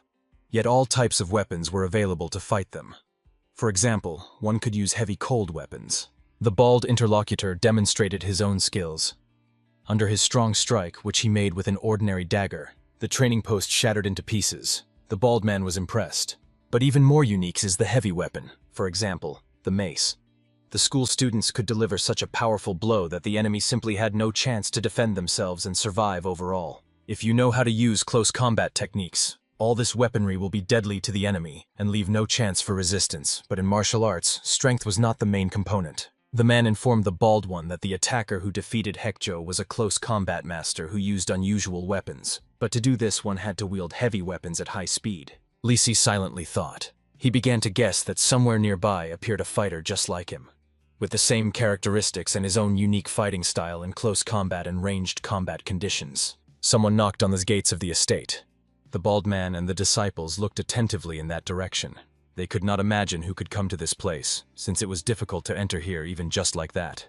In the next moment, the gates flew apart under the pressure of enormous force. Fragments of the gates and pillars fell around. It remained only to guess who could be the one who dared to break into the main temple of martial arts. The bald man and his companion carefully examined who the uninvited guest could be, but he was very hard to notice. The man realized that it could be the very fighter who once defeated Hekjo. The disciples also could not see anything. They had already grabbed their weapons but could not see whom they would have to face, as everything around was in a smoke veil. No movement was visible in the smoke. Suddenly, a boy emerged from the smoke veil. He moved slowly and confidently. It seemed that the boy was afraid of nothing. He had a confident appearance. One of the stranger's hands was wrapped in bandages, so the defenders became bolder. The man looked carefully at the attacker, who used only the basic Ken gun technique. Yet he behaved defiantly and very confidently. He deserved to be taught a lesson. The man gave the order. One of the school's fighters swung a mace at Bion, intending to end the opponent's attempts with one powerful blow. From the other side, other defenders approached, surrounding the attacker. What no one could predict happened. Swinging his hand, Bai deflected the opponent's mace. It flew aside, but the man still held it, trying not to drop it and not to be left unarmed. In the next moment, Bion wanted to end the fight with a kick and finish off the opponent, who was still trying to turn the weapon in another direction and attack his rival with an accurate strike. Many considered it pointless. But the strike was so fast and lightning-like that around Bion's leg suddenly formed a kind of whirlwind of mana and energy that the young man released for the strongest and most powerful blow. The leg entered deeply into the man's torso. He tried to hold on, but a veil already covered his eyes. There were simply no parts of his body left, and blood sprayed from his mouth. The onlookers could not take their eyes off the fight. Many thought they were having a mass hallucination. It was hard to believe what was happening before their eyes. An ordinary boy delivered such a strong blow and defeated a martial arts master in a few seconds. Lisi tried to examine the guest as closely as possible. It seemed that he knew him. But absolutely nothing depended on that. After all, he already suspected that soon he would have to fight him. The boy carefully looked at the fighters present and asked who among them was Samago. Judging by his voice, he was definitely not asking just out of curiosity or to talk to this guy. So everyone was silent. Clouds were thickening over the estate. The weather matched the mood of the defenders of the martial arts school. A group of men asked Han if they could also go to help Bion. She replied that in that case they must use either poison or special material weapons. The girl emphasized that now the fight would be to the death. For Bion himself, that was even better, because there was absolutely nothing left. Now he only thinks about destroying his enemy. And if there are other people near Bion, he will be distracted by them in order to ensure that none of them get hurt. And he will do this completely unconsciously, because he loves helping people just like that. The boy with the bandaged ear promised that he would still go and help Bion, because after the battle there might be someone who can carry the survivor on their shoulders, and he will help with that. The young man had no illusions about the fact that he would be of little use in the fight, but he would protect Bai's back as best as he could, and he was even ready to lay down his life to protect him. Meanwhile, the defenders of the martial arts school were still trying to understand that one of their comrades had died at the hands of an unknown attacker. They believed that he acted very insidiously and very vilely. One of the fighters, armed with a sword, attacked Bai to avenge the assault. The boy did not even try to dodge the attack. He was sure he could handle the attacker, and he just looked at him. With a lightning-fast move, Bai intercepted the opponent's hand. He firmly grabbed his wrist, and with the other hand struck directly at the arm, trying to break it.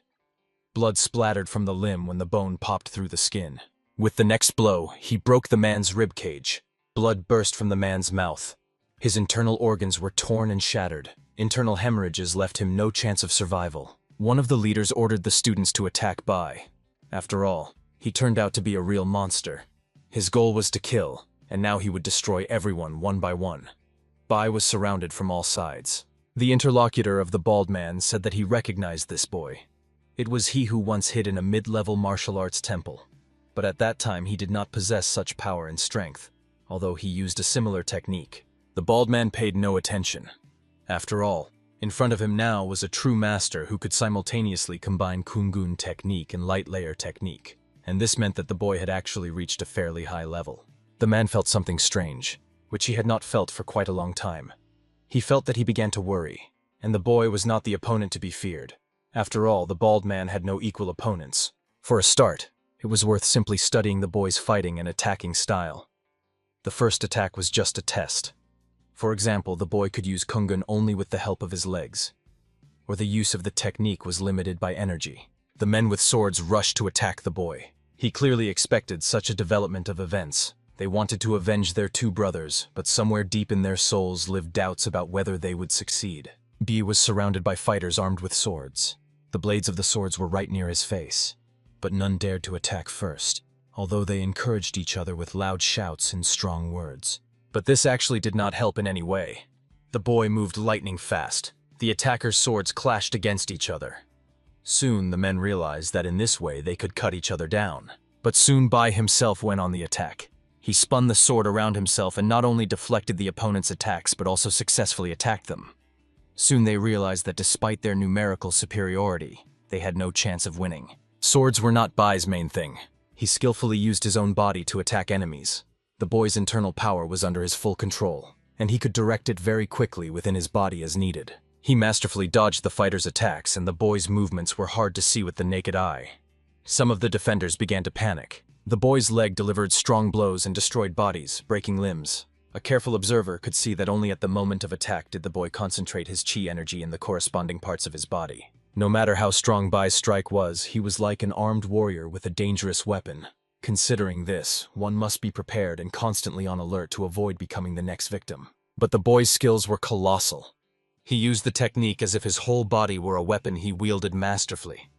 The boy's hand was as impressive as the sword of some warrior or a mace. Sam Bai was now analyzing his capabilities. He understood that if you use Keegan thoughtlessly, you can soon become very tired and collapse powerless. So for a certain attack, it is worth choosing the right moment. At the last moment, he saw before him something that looked like lightning approaching his face. Bai managed to stop and skillfully dodge the enemy's attack, but he realized that now his own life was hanging by a thread. Bion guessed that before him was a skilled swordsman who struck lightning fast. An ordinary person could not have avoided a single hit. So now the fight could turn in favor of the stranger. Soon the boy had a deep wound on his shoulder. He was thinking about which technique to use this time. After all, this man was not an ordinary warrior, as his technique differed from all previous enemies. The bald brother carefully examined the boy. He thought about the fact that he had managed to instill in the man's heart for a moment fear and doubt about whether his brother would be able to cope with such an enemy and resist his technique. However, his brother, who was rightfully considered the best fighter and a high-class martial arts master, had some problems in the fight with this cheeky kid. He behaved differently than usual. The brother was well versed in kung fu and easily cut objects as thick as wood with a sword. He made no unnecessary movements except those aimed at piercing the enemy and inflicting a severe wound. But at the same time, the man showed increasing respect for his brother's opponent, as he evaded attacks from the great kung fu master, and so far he had only one wound, which was the result of a sudden strike. The stranger addressed the man, who realized that someone else was present here. The mysterious guest ordered to kill Bai as soon as he expended his energy in the fight, then he would become easy prey and no problems would arise. The fox was amazed at his young enemy. The man asked if the boy really spent all his energy on speed. The boy's abilities were truly astonishing, but in reality no fighter had ever survived a clash with him. Only the head of Mutojom could avoid being struck by his sword, but it must be admitted that even she could not forever evade his lightning-fast attacks.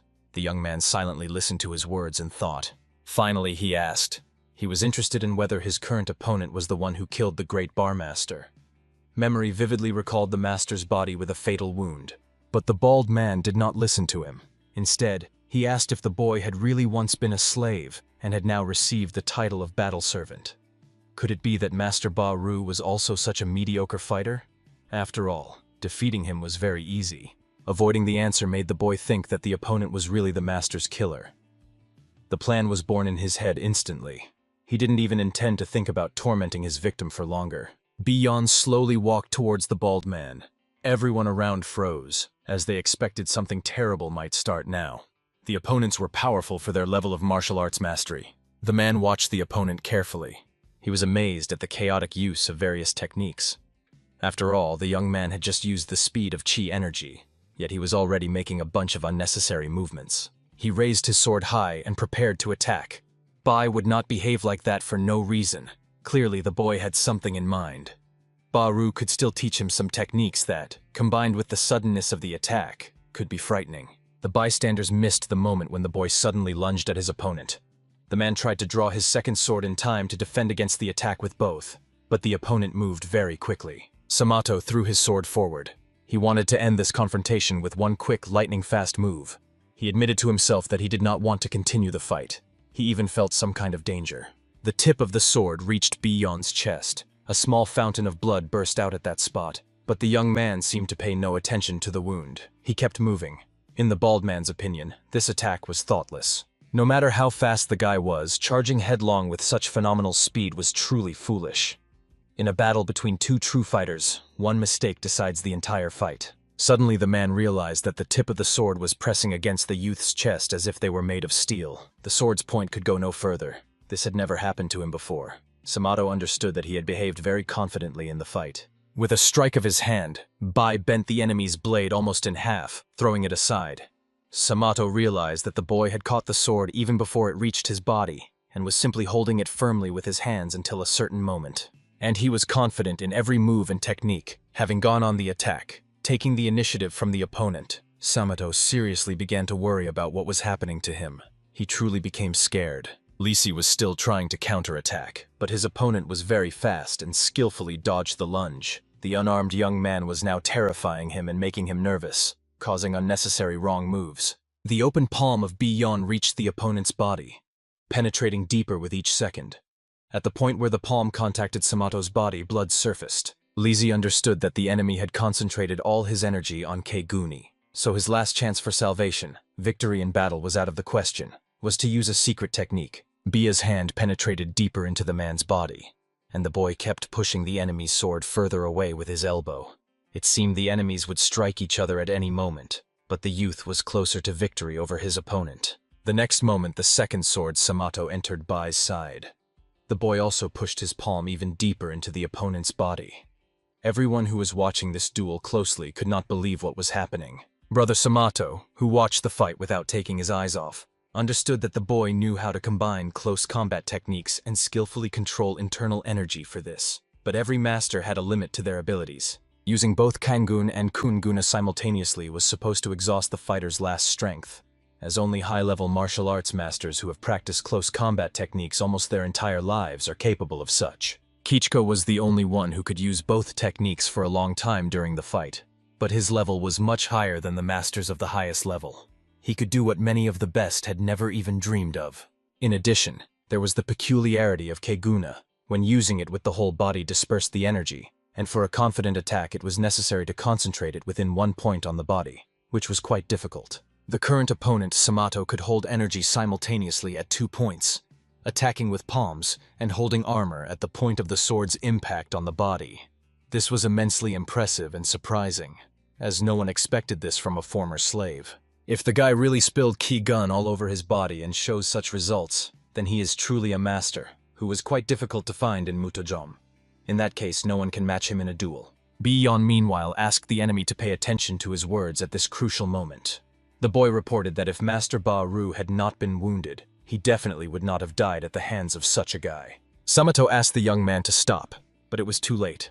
B's hand reached the opponent's internal organs, so all that was left was to watch how the boy puts an end to the great Master Samato. With one strong jerk, the boy split the enemy's body in half. Blood splattered in all directions. The upper part of the torso flew high into the air, and the lower part slowly descended to the ground. And Samato, even in the face of inevitable death, in his last moment thought about wanting to duel such an opponent again and try to defeat him, for it is an honor to die at the hands of such a master. The onlookers watched closely what happened right before their eyes. It was hard to believe that their master was now defeated and lying on the ground. Their lord and master lay as a heap of flesh on the ground in the middle of the yard. But for Brother Samato, the time to rest had not yet come. He understood that now, after the duel, the young man was quite an easy target. After all, Keigun could not be kept under control for so long, so the time had come to attack and take revenge. It was worth giving the appropriate order to the people, and they would deal with the enemy who had just defeated one of the strongest masters that had existed on this continent. But Bai himself did not think so. The man meanwhile reported that he is the owner of the second Mutuzom, and he personally has nothing against this fight. If the young man lets him live, then everyone will simply forget this incident and there will be no consequences. The boy looked carefully at his opponent and said that he was very unlucky because Bai had a very good memory for faces, and he easily remembered this man, and could also recall the words about him from Mrs. Han. And it was this man who stirred up unrest in Mutuzomi together with Kwak Ui, and this definitely cannot be forgiven due to the serious consequences that resulted from the unrest. And now luck is on Bi-Yom's side. After all, fate brought the scoundrel right into his hands. The boy considered killing and finishing off this scoundrel a matter of honor. The man was clearly afraid. He fully understood that he could not just leave this place, and he had no chance of fighting such an opponent. The man was now thinking about betrayal by Guanli Ran. He definitely revealed all the names and positions of the conspirators. It was not worth expecting more from him after the man was captured. Now the traitor decided to deny everything, as there were many extra ears and eyes around, and it was impossible to talk about all this publicly. He loudly asked if the boy really intended to kill the innocent without evidence. Bai assured that truly the innocent do not need evidence, and even if the man was actually innocent of everything, the young man did not care at all.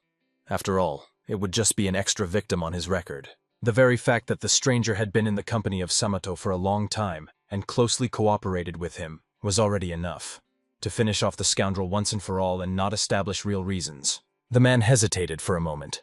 Loudly, he ordered the warriors to attack the boy, since he had just killed Master Samato, the elder brother, right before their eyes. The men clearly hesitated, but it did not last long. Soon they rushed into the attack. They perfectly understood that sooner or later this time had to come, and this time they would simply take advantage of the fact that the young man was tired and would not be able to hold out long.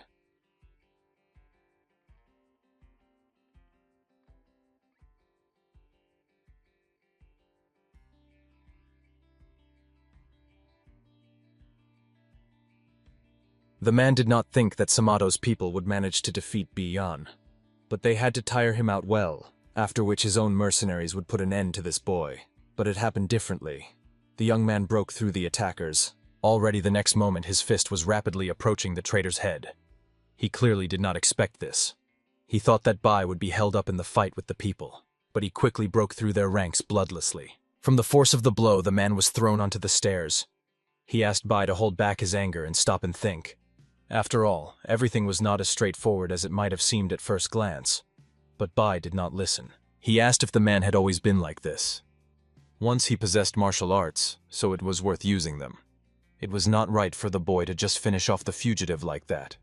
And the man was already calling people for help. The scoundrel called his people for a long time, but they still did not come out. He thought that it was not in vain that he had retreated to this place, luring the pursuer. But Bai was already too close, and the man's people still did not attack. At the last moment, the mercenaries managed to help their master. With swords, they shielded him from the attacker. Bai stopped for a moment. He realized that he was deliberately lured into a trap, and now they would try to kill him. The defenders of the scoundrel had to put an end to the pursuer. They were not such skilled martial artists, but it so happened that they would simply blind Bi-Yon and then finish him off for good. The men forged the attack without thinking about the consequences. Ahead was the reward for the one who defeated Lord Samato, and they would pay very well for that. So money overcame doubts and put an end to hesitation and thoughts about conscience. The young man surprised everyone once again. He caught the swords by the blades with his bare hands. The attackers could not move their weapons. They were simply as if tightly clamped in a vice and blocked from further movement. Only one managed to reach the boy's body with the edge of the sword, and a wound formed at that spot, from which the youth's blood flowed in a stream. This inspired hope for victory, but at the same time panic and fear grew among the attackers. Sam B was glad that he still had supplies of Kigun. After all, in a fight against a whole crowd attacking at close range, it was worth being ready for anything. The only factor was that one surprise could play an important role. The traitor's body bent at a strange angle. He understood that he had fallen into the hands of a killer, and now all contempt for slaves suddenly disappeared. A veil was before the man's eyes. Blood flowed from his mouth, and there were no chances left to survive. The defenders of the master, who was now falling dead, did not know what to do next, as it was unclear what this boy would do when they suddenly stopped the duel, since the man who hired them was dead. With a light movement, Bai broke the sword that was in the man's hands. He was not surprised after what he had seen before. The boy actually turned out to be a real monster. He was impervious to ordinary weapons and was ruthless. With a swift and lightning-fast strike of his hand, Bai put an end to the men's hesitation. He slit one of them throat in half. His partner tried to escape, but it was too late. Bai showed no mercy to anyone. With a quick lunge, the boy almost caught the fugitive, who did not expect the punishment to reach him so quickly. But it was already too late to think or regret his action. When the man was thrown into the air by another blow, he thought it was not worth agreeing to the hire after he was not told anything about the victim. And Bai was much stronger. The man flew back to the far wall. He felt powerless to resist, and he no longer wanted to fight. It was worth staying on the ground and waiting to see if the fighter would decide to finish him off after everything that had happened. The young man stood before the crowd of soldiers. The men hesitated whether it was worth attacking. The boy was exhausted after a prolonged duel, and they finally had a chance to avenge the disgrace of their teacher. One of the fighters thought that it was worth putting an end to this fight, but his comrade clearly did not share the optimism. He emphasized that the boy was a master many ranks above them. Behind the men stood the boy whom Bai had recently instructed regarding the proper use of chi energy. He emphasized that at the moment he was their true opponent and a worthy rival. The fighters looked at him attentively. They definitely did not know this boy, but it was frightening even to imagine that he could be as strong as Bai. A terrible realization of their future flashed in the men's eyes. Bai, tired from the fight, looked carefully at the newcomer and asked what exactly brought him to this place. He replied that he was also a member of Mutujomu, so he came to help his new comrade. The boy became embarrassed that he had seemingly come to help such a famous fighter. But still, he explained that he could help heal the wounds or take his body from the battlefield after the clash. The scene shifts to General Ma's house. It was quiet and calm around. The general's residence was always a stronghold of the region's military forces. The man hesitated at the moment whether to tell the elder about this strange youth. The general thought that the elder would want to recruit and enlist such a talented fighter, rather than destroy him, as Ma hoped. A messenger entered the room. He disturbed the general's peace, which had never happened before. The young man was anxious. He reported that last night Samato and part of his men were brutally slaughtered. Ma did not immediately realize what he was being told. It was hard for him to understand who could have done such a thing, although a suspicion stirred somewhere deep in his consciousness. After all, Samato had recently visited Master Baru. The man, just in case, asked the messenger if he had understood everything correctly. The boy said that he was personally informed about this by the head of Mutujomu. In this region, Ma understood, there was only one fighter capable of such a thing. The general inquired whether any additional information had been reported about the circumstances of what happened, or the approximate motives of the attacker. The messenger said that the report had reached him first, and he knew nothing beyond that. Ma gave the order together with the chiefs and all other people to investigate the circumstances of what happened. It was necessary to establish the type of weapon and the approximate technique of using it, as well as at least approximately the circle of suspects. The subordinate promised to do everything as soon as possible. The general had no reason to doubt his loyalty, so the man remained calm at the moment. He had to resolve a matter more important than murder. General Ma suspected that the killer of Samato was the same guy who once killed Gikcho and Huigon, and Ma's suspicions all pointed to the former slave, now a powerful warrior from Chief Han's camp. But he did decide to hold himself back until the details of the case become known. And he will not act independently at all. For this, he needs to find someone who will be his hands in this matter. Ma-Da-In immediately came to mind. He is currently performing the functions of the master and elder. So, after the news about the murder, it will be necessary to talk to this man and set him in the right mood. Soon General Ma arrived at Ma-Da-In. He was not in the main house, but in an annex. The location for such a distinguished man was strange, but it was not worth showing him one's attitude. There was someone behind the man. When he turned around, he noticed that an old acquaintance was near him. He informed him that the chief was inside now and was expecting a guest, so it was not worth making him wait. Ma was surprised. How could his comrade and boss know that someone would come to visit him, and with important news, which the mentor knew perfectly well? This made him a little wary and nervous. There were many people in the hall. Besides the host, there were acquaintances or completely unknown people to the general present. They all looked at him attentively while the host invited them to proceed further. Ma suspected that these people were the 15 warriors whom the master approved and personally selected. Without his consent, they could not gather all in one place, as they were known for their bad temper. The man could not stand it. He asked those present how they all ended up in this room and what could connect all these men. What was the reason for their gathering? They looked at him quite strangely. The master of the house explained to everyone present that General Ma was no longer a young man, and had forgotten such an important memorable date, but he could be forgiven, as age and service leave their marks on perception. The man said that all the great warriors gathered to celebrate the birthday of the great mentor. They set aside their affairs and enmity for a time to honor the elder, but everyone knew about the existence of another, more significant reason. One of those present, a middle-aged man with gray mustache and hair, emphasized that the time had come to summon all the warriors who had already managed to rest. The head of the household emphasized that among the 15 great warriors gathered here now, 4 are responsible for Mutojom, which imposes certain responsibilities and restrictions on them.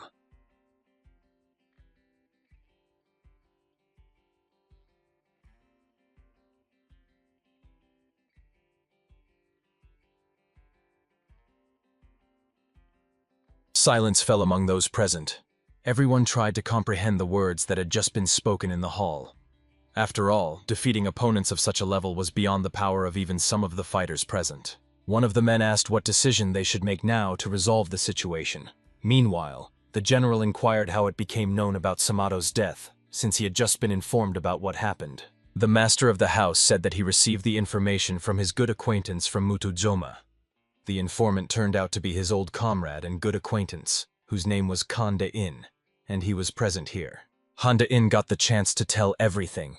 The man hesitated whether the present warriors could know the whole truth and whether he should get involved in conversations about who the killer was and how everything happened.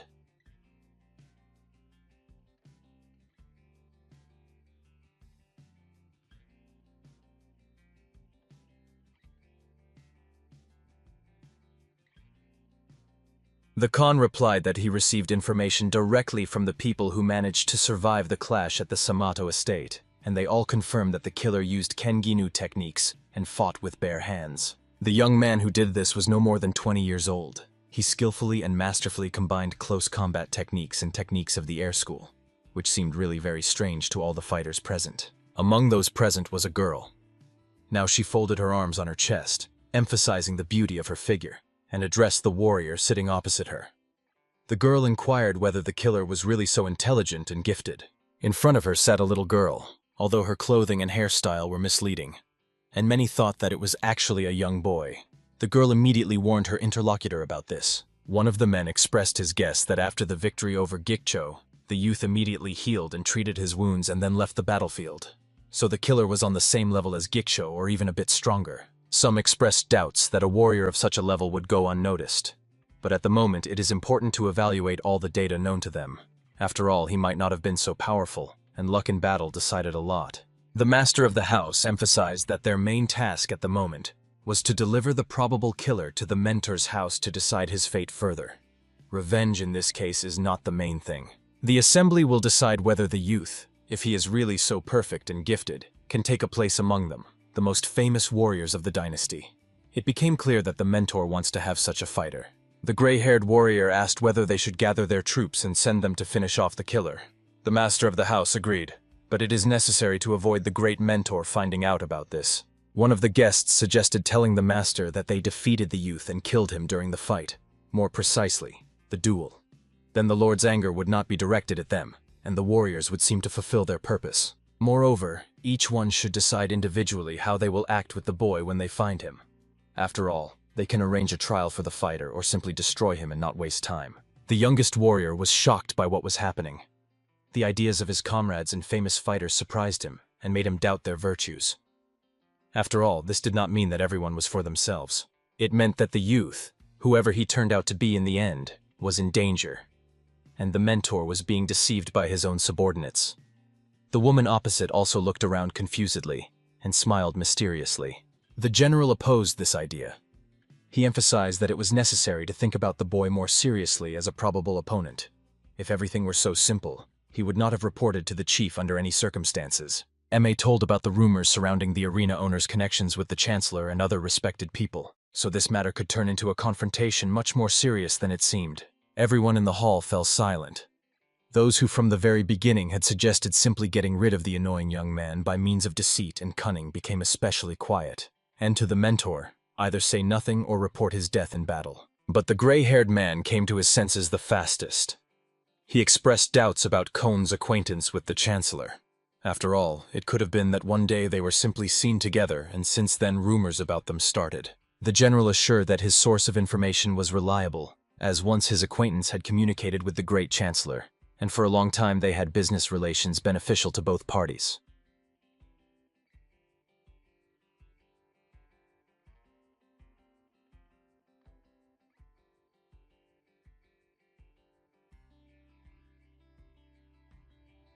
One of the guests suggested finding out where the warrior guard was now, because when he was not near the chancellor, it was possible to try to settle their affairs during Mu Xin's absence, and even try to overthrow the chancellor himself. The girl who looked like a boy suggested not to rush, since it only seems like a simple matter from the outside.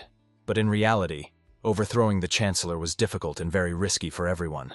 Calling the displeasure of His Highness was a very unnecessary matter at the moment. After all, the question arose about what to do next with the situation that would arise. No one dared to take the ruler's place, and no one ruled out the possibility that after the chancellor's death, his loyal bodyguard would return to seek revenge for his master, and they would still have to deal with him. Fate cannot be outwitted. The master of the house asked everyone to calm down and slow down, as it all started with a simple conversation about overthrowing a common warrior slave, but escalated to toppling the great chancellor and clashing with the warrior titan. Even if the lady ruler of the arena had relations with the grand chancellor, the murder of one slave would not give cause for him to intervene in the course of events. Therefore, the death of the slave will not attract much attention. The general assured that he does not abandon his idea, and in reality, only they themselves can decide. So the choice of methods lies solely with the fighters themselves. The master commented on the general's words. He agreed with him on all points. If someone wants, they can try to get rid of the slave, and someone else can try to test him. But after that, they will have to stand with him on the same side of the barricades. The gray-haired man and his supporters correctly understood the general's words. He promised that Banak would definitely not survive. He would get rid of him earlier than anyone else finds out about his whereabouts. The others respectfully looked at the old man. They were clearly ready to accept his command over their squad, which would put an end to the eccentric talented warrior. The general could not believe that such experienced and serious fighters would treat the idea of fighting an unknown opponent who managed to single-handedly defeat 3 famous strong warriors with unique fighting techniques so lightly. The option proposed by the master of the house did not satisfy the general. He thought that they were irresponsibly treating the situation that had arisen. After all, such carelessness could cost the life of someone present. The warrior turned around and left the hall. He believed that the decision was made unanimously, and now it was worth going to greet the elder and express his respect to him. And he hoped that this time, in honor of the holiday, a duel would indeed take place. The daredevil was named Kim Ganfei. He was a former commander of 15 famous warriors. He was always known for his bad temper. However, this time he was clearly exaggerating his importance. One Gem, the personal bodyguard of Mada Inn, promised that when the master gave such an order, he would gladly meet such an opponent. For Gan, this sounded quite strong and brave for such a cautious warrior. The events moved to Mutuzom. A servant learns about the arrival of people who are to help with the funeral and farewell ceremony. In Mutuzom itself, there were many people now, and they were all bustling about. Fortunately, the people do not know that all this is connected with Biyon. Everyone's attention is now focused on Baru, a great master who was previously considered invincible, but now he lay covered with a sheet, dead. Han from Susos looked at her former comrade and friend. She had learned a lot from him and owed her current position very much to the advice and support of the great warrior that Baru really was. A memory from youth emerged before her eyes.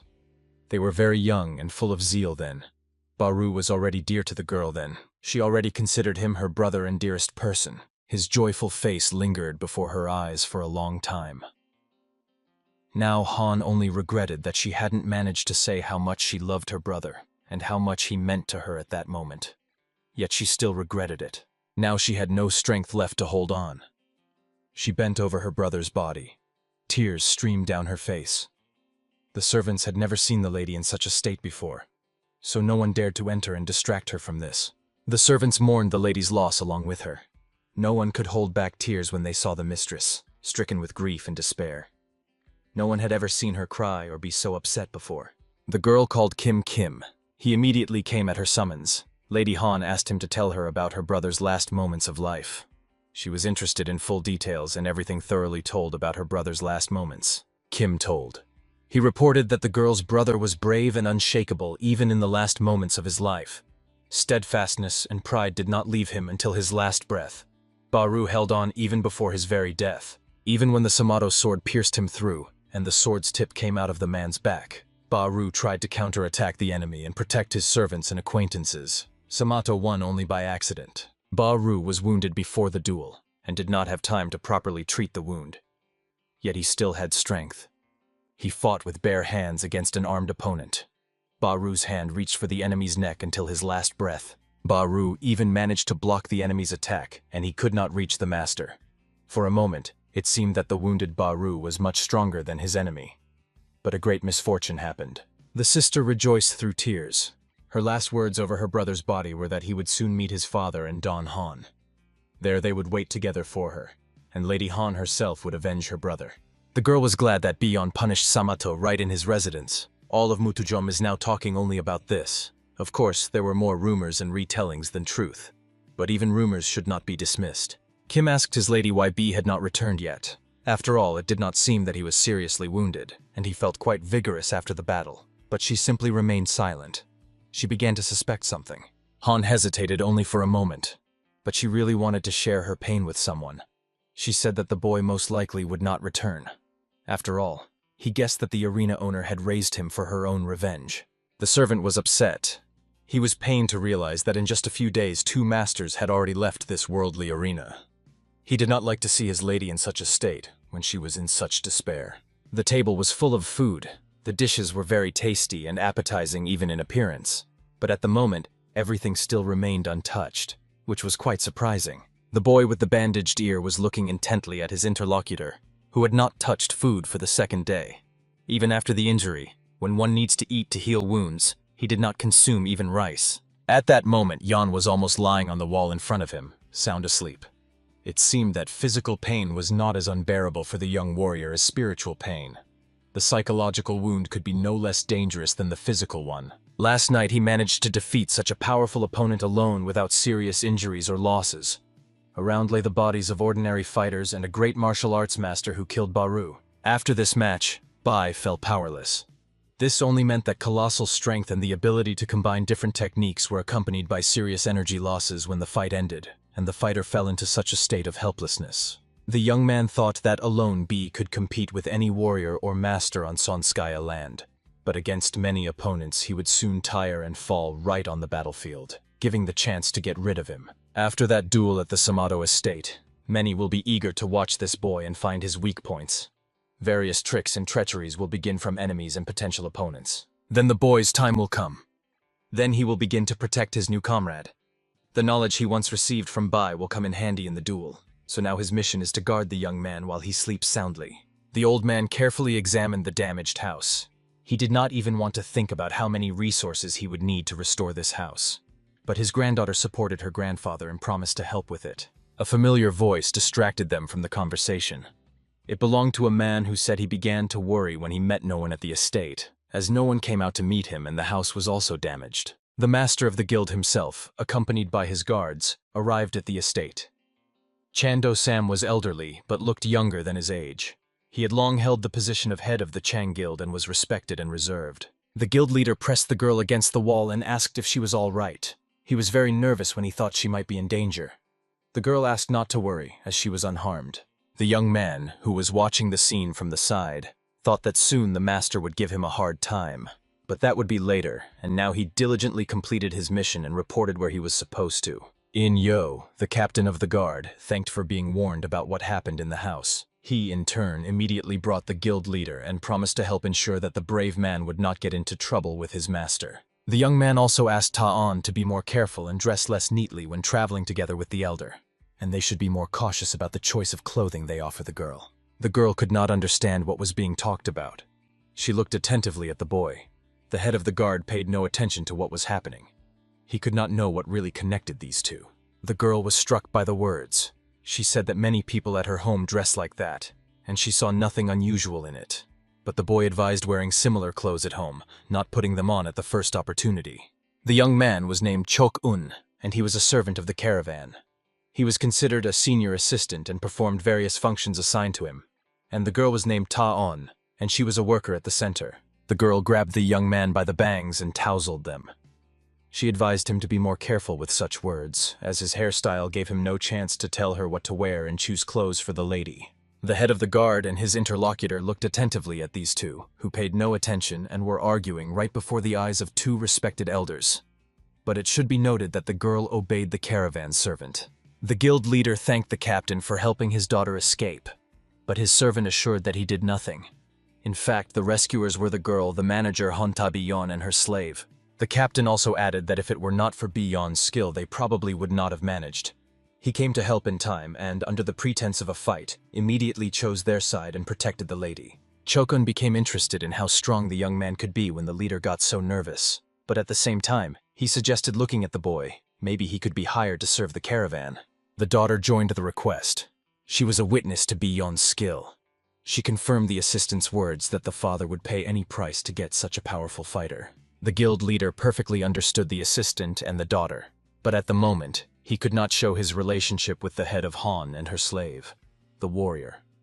Later, he would generously reward these two, but for now, it was better to stay away. One of the guild leader's men asked why the man made such a decision.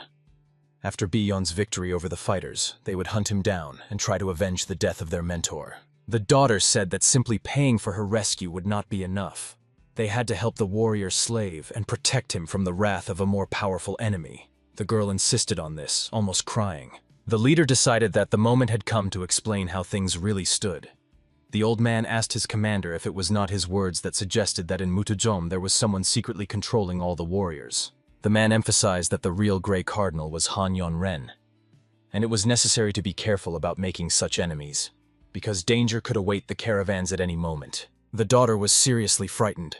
She understood what exactly her father feared. After all, this man was once even more powerful than the Chancellor himself. Han had many warriors and commanders, so he was a serious force. But even that did not give him the right to own and control Mutujom. Still, many were truly shocked. They did not expect that someone could challenge their master or his guild. Meanwhile, the man brought his speech to a logical conclusion. In his opinion, it was worth considering not entering this game on anyone's side. It was obvious that the warrior slave could not resist such power. The daughter did not want to give up just like that. She asked if Lord Chancellor would listen to her request. The father emphasized that all his lessons and instructions about how the world is arranged were in vain. The man looked at her and said that the strong would not help if they saw no benefit or real justification, and the Chancellor in this case would see neither, so he would not want to help. The girl was pained to realize this difficult but fair life lesson. But the man noticed tears on her face and decided to tell her about another way out of the situation, although it was doubtful. The father emphasized that there was practically only one way for Beyond to survive, but it was practically impossible. Khan respected and liked strong warriors, so the young man should show himself in the arena. But by this he could provoke a real war, which over time will turn into a slaughter. After all, the enemy has much greater strength, better trained fighters, and their numbers are simply staggering, and against them will mostly stand guards and slave warriors. Jingren, the supreme master of Mutujom, stood before the tall building. The warrior seemed hesitant. Should he enter inside with the matter he had come to this place for? Yet there was no time to delay. The man focused on what he had to do. Determination and firmness of purpose made him who he was, although sometimes he had to make unpopular decisions about what to do. Jing recalled the moment when one of Samato's servants came to him, asking for help, having witnessed the duel with his own eyes, and it was hard to believe that Samato's opponent, who killed him, was such a unique fighter. The servant said that Samato himself was defeated by a slave, a mid-level warrior, as that unknown warrior possessed excellent close combat techniques and had exceptional acrobatic skills. And now the master had to find out the truth. After all, one could not overlook the attention of such a fighter. Perhaps they talked about him because he was unusual for the environment. But possessing power techniques in martial arts was a unique talent. The man had already reached out his hand to open the door in front of him, when a clear youthful voice sounded behind him, asking him to stop and not open the door without his permission. Otherwise, something terrible would happen. The order was given by Bi Yon. He stood behind the man and watched him closely. Next to the young man stood his recent comrade. It was the boy who first began to worry about their safety. After all, Bi Yon behaves very harshly with strangers. Friend and comrade Bai thought it was not worth behaving so provocatively with simple guests. But the man did not even pay attention to what was happening behind his back, and Bai himself carefully tried to see him. The comrade tried once again to warn him about the danger. The man looked at them carefully, but nothing new could be read on his tired, pale face. His sharp eyes frightened and made one think about respect. The guest's attention was drawn to Bai himself. The man carefully examined his body and clothes. They were torn, and the young man was covered in wounds and cuts that would have long ago put an ordinary fighter to rest or simply killed him, and two others. With a deeper look, the man could see how energy was swirling inside the young man. The master was surprised by how it was distributed throughout his body, and how Bai skillfully masked it from the curiosity of others. The man considered it a very interesting phenomenon. He silently examined the boy, not taking his curious gaze away from him. Silence prevailed. The boys, in turn, also tried to carefully examine the unfamiliar guest and also remained silent. The situation might have looked quite comical from the outside, but clearly no one was in the mood for laughter. The man turned around and walked away from the gates toward the estate. The boys stayed behind him and they were silent. Bai watched the man attentively as he left. They did not know what they could offer him or how he felt about the insult. The master silently walked down the street, paying no attention to what was happening behind him. The energy and the unfamiliar young man left many questions. The man did not hesitate for a moment to leave this place. The boys just watched him leave, not understanding what had just happened before their eyes, and who that eccentric man was, who was clearly a fighter since he carried a weapon. And the fact that he did not grab it only played into his role. In the hall of the estate, Han and the servants stood before the coffin, tied with a red ribbon. The boys arrived suddenly. No one expected them to come so quickly. The lady of the house was especially glad, but the one who rejoiced the most was Kim. He could hardly believe that the great master would dare to return to the arena after that revelation from the lady ruler of the arena. Yet the young man was a man of honor. The boy rushed to his mother and hugged her tightly in joy. The woman asked her son to be more restrained and not to shout at the top of his lungs. After all, she herself clearly saw that the man had returned. The old woman carefully watched from behind her son's shoulder at the newly arrived guest. She regretted that she could not accept Bion like this now. Yet he was a fool for returning at this moment. After all, he could have become free and gone his own way. Bion asked everyone present what the commotion was that happened with his appearance. The comrade looked at him attentively, but now the young man resembled more of an older man who had respectfully arrived at his home. Han carefully examined Bai. She wondered why he had returned. After all, having such abilities, he could quickly build his own life and become a famous fighter, invincible and, over time, quite influential. The woman asked why he should return after those harsh but truthful words, that he was simply meant to become a weapon in her hands. But the boy thought that he would not take offense at her. The comrade decided that his mission to possibly save Bion was over, turned around, and went straight on his way. He did not want anyone to see his sadness and hesitation. Meanwhile, Bion carefully examined Baru's coffin. He couldn't believe he hadn't managed to help his master and mentor, and protect him in time. He became curious to know what his master had been thinking before death. He recalled the training day when he was talking with a comrade. The latter asked the young man who, in his opinion, was the owner of this place. The boy without hesitation said that it must be a quarrelsome and unpleasant man. The comrade laughed loudly. Such a reaction was strange for the boy himself. He looked respectfully at his mentor and wanted to understand what he was thinking now, and how he evaluated the boy's fighting qualities. But the man suddenly became serious. He knew that for Bai it was now more important to learn how to fight. Yet still, if he personally accompanies the guildmaster, he must know something important about him to navigate the situation. A comrade advised always to help the host because even in the most critical situation he is not ready to ask for help. He is willing to perish himself but not ready to expose anyone to danger. Now Bion was retelling this conversation to Anna. She looked at the boy in surprise. She had thought many times about how her brother treated her, but she did not expect that he would speak so warmly about her after becoming a master. She was looking at the coffin. The girl understood that she had lost a lot. There was much she had not managed to do, and this largely concerned her brother. No matter how many words were said to him, how much they could have told each other. The young man, meanwhile, said that he needed neither benefit nor anyone's requests. From early childhood, he had learned to discern bad traits in people, and to understand what kind of person was before him at the moment. He said that over the years he learned one very interesting detail. People who use others and see them simply as means to achieve their own goals never told anything like that. Bai emphasized that he is always ready to help just like that. He should not be asked for it. He is always willing to help his comrades and friends, especially when they treated him not as a slave. All his life he did not pursue any selfish motives. He simply prepared to fight and become stronger in conditions where there were many enemies and opponents around. He did not need high goals. He was always ready to enter the fight only for the sake of victory over a powerful opponent. But this time something more and more significant was about to happen. These words shocked his new comrade. All this time he had thought so lowly and so basely about the boy standing before him. But now in his eyes he became much more determined and more humane than he seemed. Han also could not believe that these words were spoken by a former warrior slave, who was used and manipulated for profit. She herself raised him, trying to obtain a unique weapon. Meanwhile, Bai tried to clear his nose and ordered not to doubt his qualities under any circumstances. He was ready to listen to their request, and if it was hard for them to address a former slave, just order. He promised that in any case, he would stand firm and protect his lady.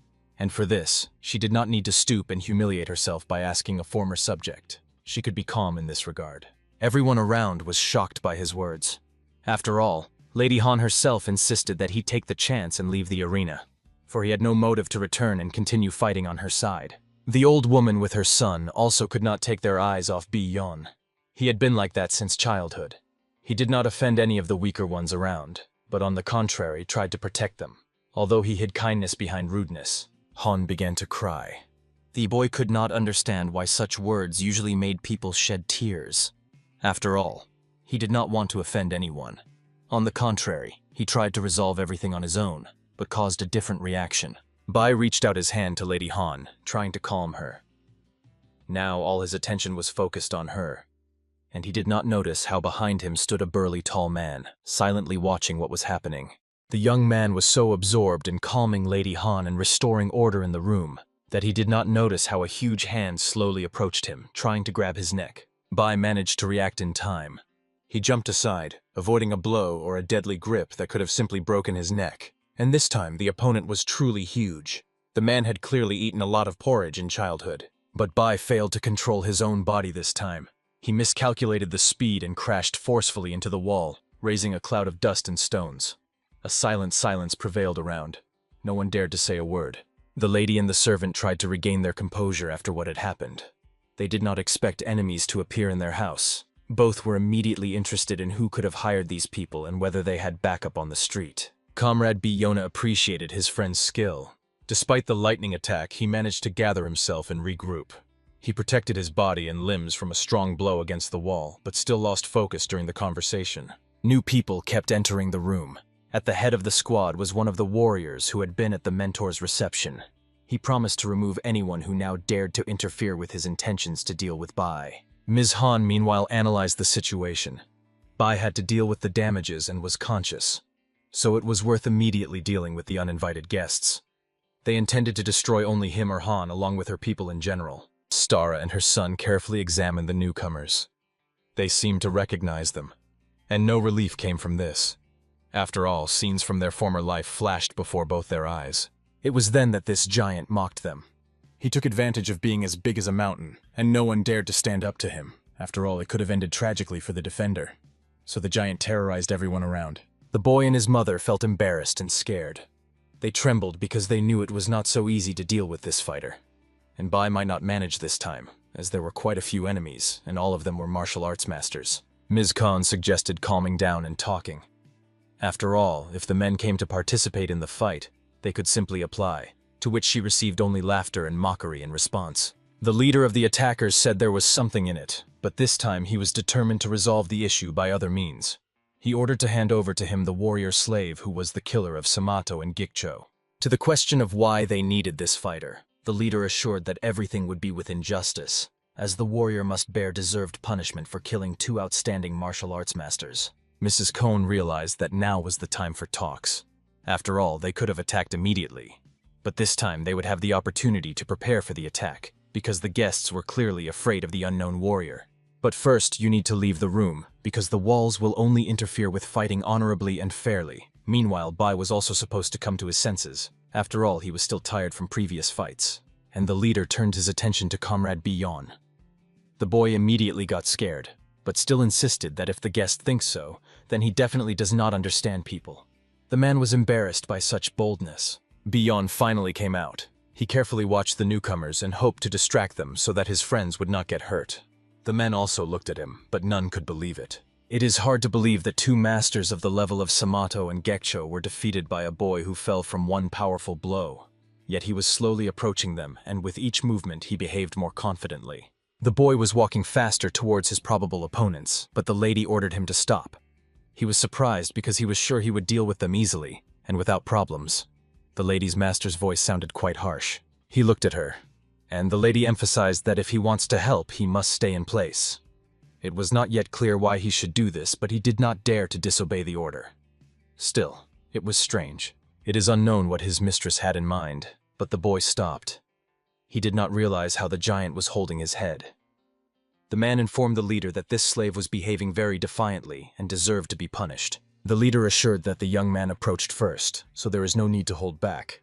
Now their hands are completely open for attack. Comrade Bai simply looked carefully at the attackers and assured that they really do not understand people. But this was entirely their fault, and only they will bear responsibility for it. Sam Bi-yon no longer intended to tolerate bad treatment from enemies. He promised himself to deal with them very quickly and break as few things around as possible, but he will definitely punish them. Meanwhile, the big guy grabbed the boy's head even tighter and asked how he dared to keep his head raised before respectable people. The behavior of a slave outraged him to the depths of his soul, so now he will try to conduct a lesson for the disobedient slave. But he was stopped by the loud scream of Mrs. Han.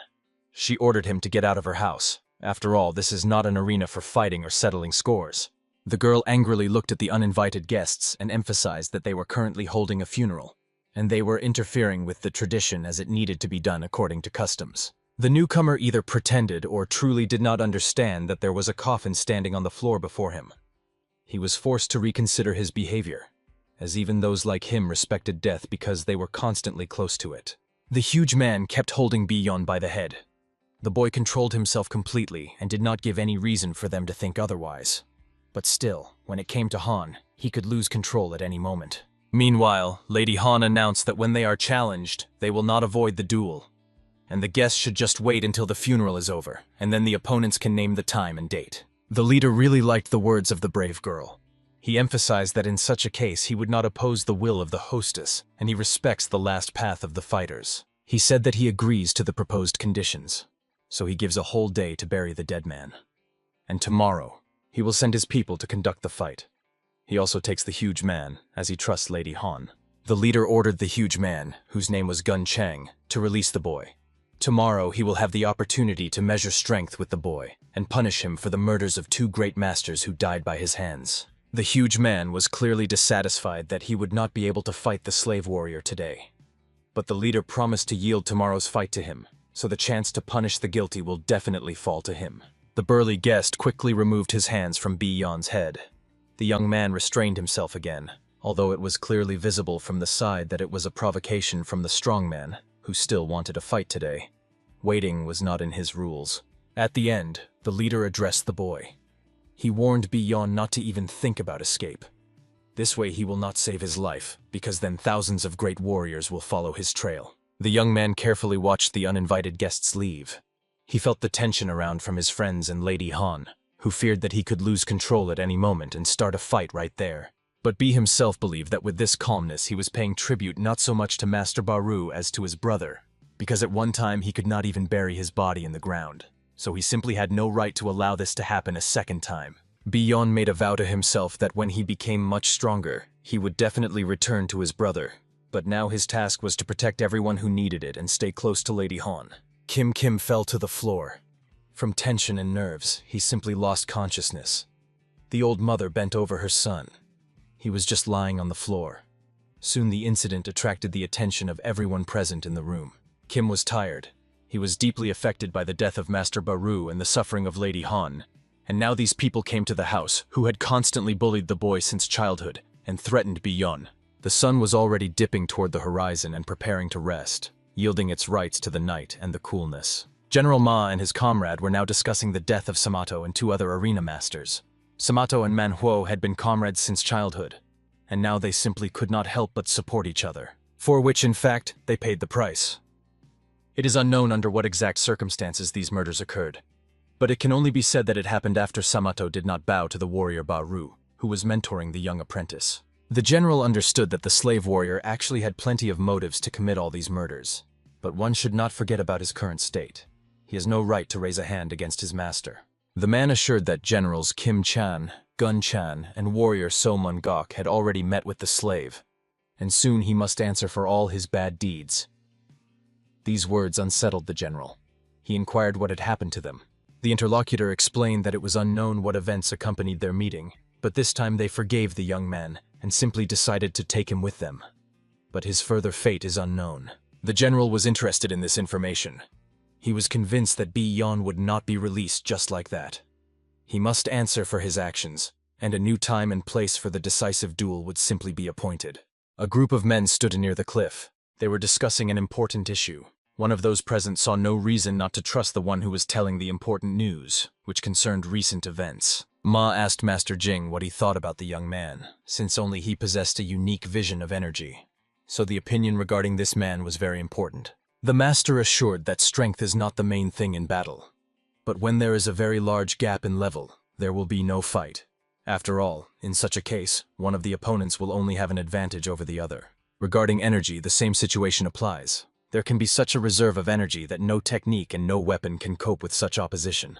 And among the old warriors, there were only 4 like that. Ma asked the master if the young man could stand against the most skilled warrior of the old, the legendary Yo-Gon, to which the master replied that he had seen the woman long ago, several years ago. The master assured that Yo-Gon would definitely win, but the boy would be able to leave marks from the clash on her body. After all, he also possesses unique strength and technique, as evidenced by his victories over famous enemies. The man also added that before meeting this slave, who surprised him, he did not believe in masters who possess such a unique ability to develop quickly and become more skilled. The master assured that besides the divine warrior and the light warrior, and Yo-Gon, he had never encountered similar energy and similar circulation of it in the human body. The only one who was close to this state was his current interlocutor.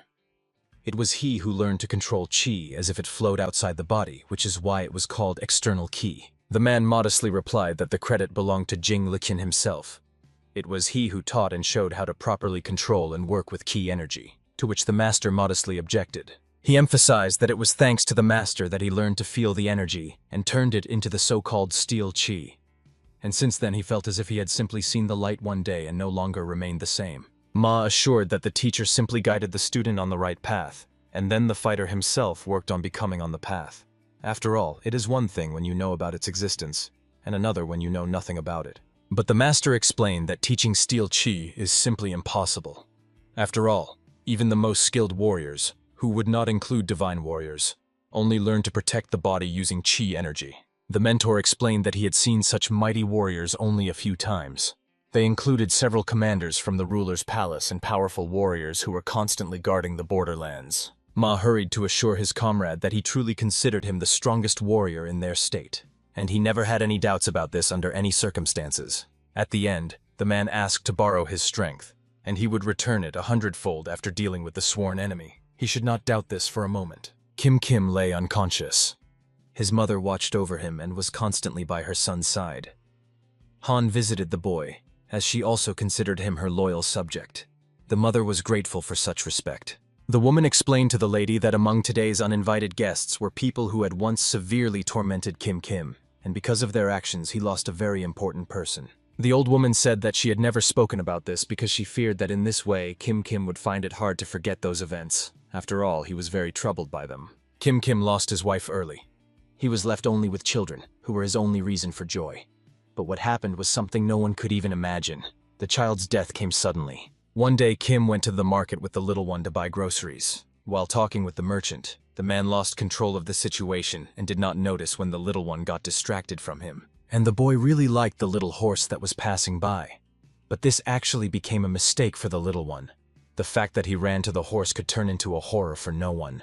The horse got scared and reared up. The little one, who was sitting on it, could not hold on in the saddle and fell off, hitting himself badly. Nothing serious was injured, but Kim's boy was terribly frightened. The boy constantly asked forgiveness from his peer. He was not offended, but the matter was with the boy's father, who at that time was one of the military officials of the district. He decided to punish. Among the locals, there were rumors about the strength of this man. He could break stones with his palms. So this time he wanted to solve everything by force and scare the boy who almost injured his son. With a powerful blow, the man broke one of the house's pillars nearby. Kim was very scared for his son and shielded him with his back. Debris flew everywhere. The little one was very frightened. The man overdid it with his methods. He didn't just scare the boy. He made him very afraid. The boy's pants became wet. He couldn't hold back his fear. Yon lay down in bed and did not get up anymore. The doctor who was called did not want to deal with the situation. He just waved his hand and refused to help the boy further. Kim and the old woman were left alone with him. A day passed, and this boy died. There was not even a chance to complain to anyone or ask for justice. This traumatized Kim and forced him to keep it deep in his heart so that no one could reach him. The old woman said that after those events they left their native countries, and it was then that they met Mrs. Han. Kim kept it all inside, but this meeting awakened old traumatic memories in him. But in reality, everything turned out to be much scarier. As soon as Kim faced the past, he lost control of himself, and a nervous illness knocked him down and took away his strength. Mrs. Han stood over Kim. She could not believe that so much suffering had befallen her servant. But even more, she blamed herself for not being able to protect her subordinates. The conversation was overheard by Bi-yeon. He stood behind the wall and heard every word. The boy made his own conclusion that he would not spare this opponent in tomorrow's fight. The morning of the next day came. The time for the duel was approaching. Warriors from the enemy camp were gradually arriving. They carefully examined those who wanted to watch the duel. Among them were many officials. The commander of 15 warriors forbade driving away the spectators because by social status they were higher, so let them watch. Bi-yeon stood in front of the opponent, and they carefully looked at each other. Behind Bai stood Mrs. Han. The girl was armed. She felt that soldiers nearby were supposed to receive orders to detain Bi because he was accused of killing 2 famous masters. Han was nervous because she did not see any soldiers from the enemy camp nearby. This made her look around distrustfully. She did not believe in the pure and honest intentions of the uninvited guests. The lady of the house addressed those present. She asked for the opportunity to give a speech.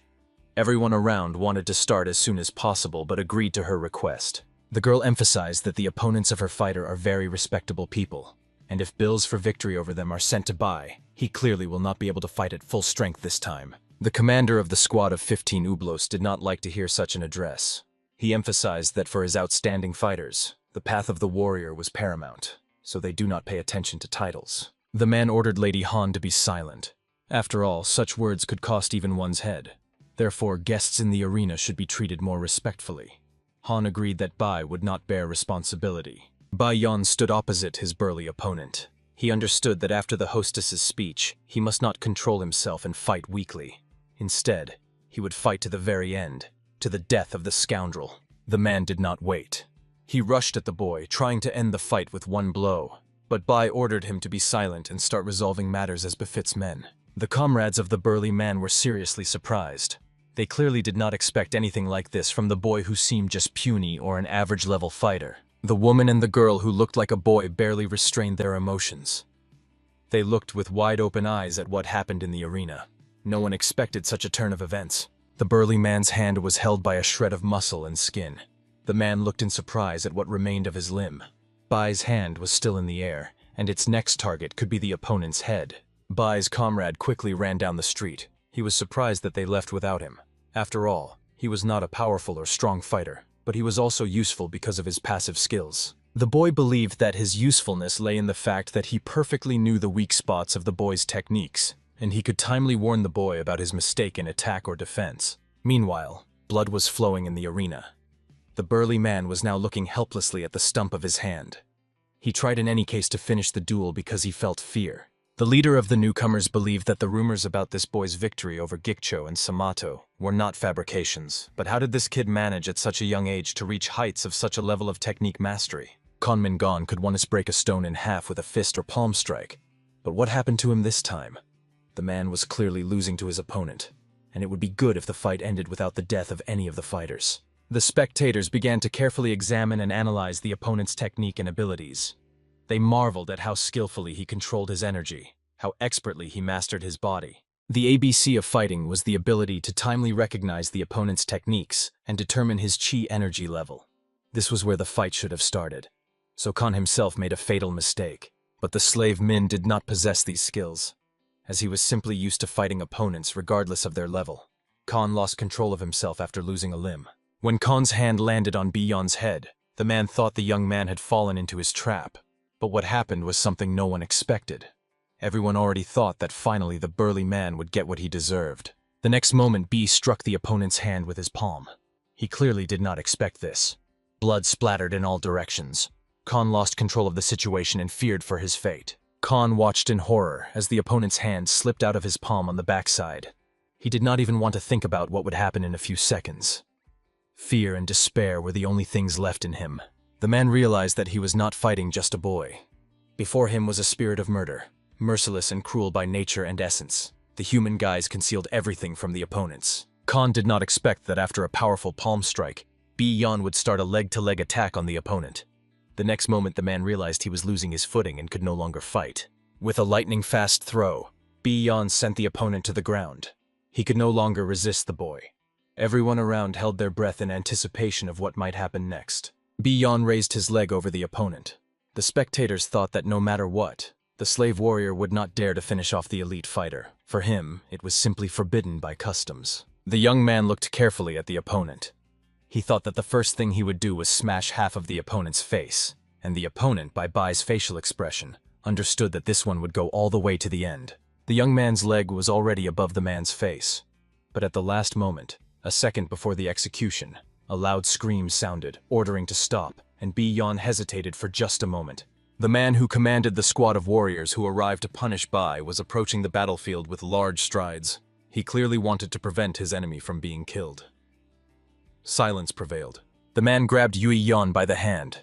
Han was watching attentively what was happening. She wondered how many warriors had to fall for them to understand who they were dealing with at the moment. B's new opponent was much more skillful and experienced. He immediately assessed the level of mastery of chi energy. Bai's hand was already approaching the enemy's body, and he was preparing to counterattack. Bi-Yan's palm pressed into the opponent's hand. He was nervous because the young man was much stronger than he appeared at first glance, but even more frightening was that Bai parried his strike. It immediately became clear that the boy was analyzing the opponent's actions, not acting blindly. The level of skill and technique of this boy was much higher than that of Hekcho and other masters who had died. Everyone around watched the duel as if enchanted. No one dared to comment on what was happening. However, at the moment, the situation was strange and disturbed many. General Kim, according to many, preferred chi energy, and the fact that the young man managed to wound him indicated a high level of mastery of this energy. These skills were truly invigorating. Civi believed that only General Huan Jiangmu could repeat something similar without using weapons. This made one think about many things, and start to beware of the warrior slave. The Chi Master watched this duel closely. The man believed that the boy's energy manifested much more in battle than when the man near the arena door watched him. At the moment of the fight, the master thought that the young man was dispersing energy to all the points needed to fight, and in a state of calm, the energy circulated as high-ranking generals do. For the master himself, it remained a mystery where such skills came from in an ordinary slave. The general himself was now thinking about the high level of skills of the fighter with whom he had so recklessly started to fight. But still, a slight advantage in battle was achieved through concentration and discipline, especially concerning such younglings and weaklings as Bi-Yan, who skillfully concealed his abilities.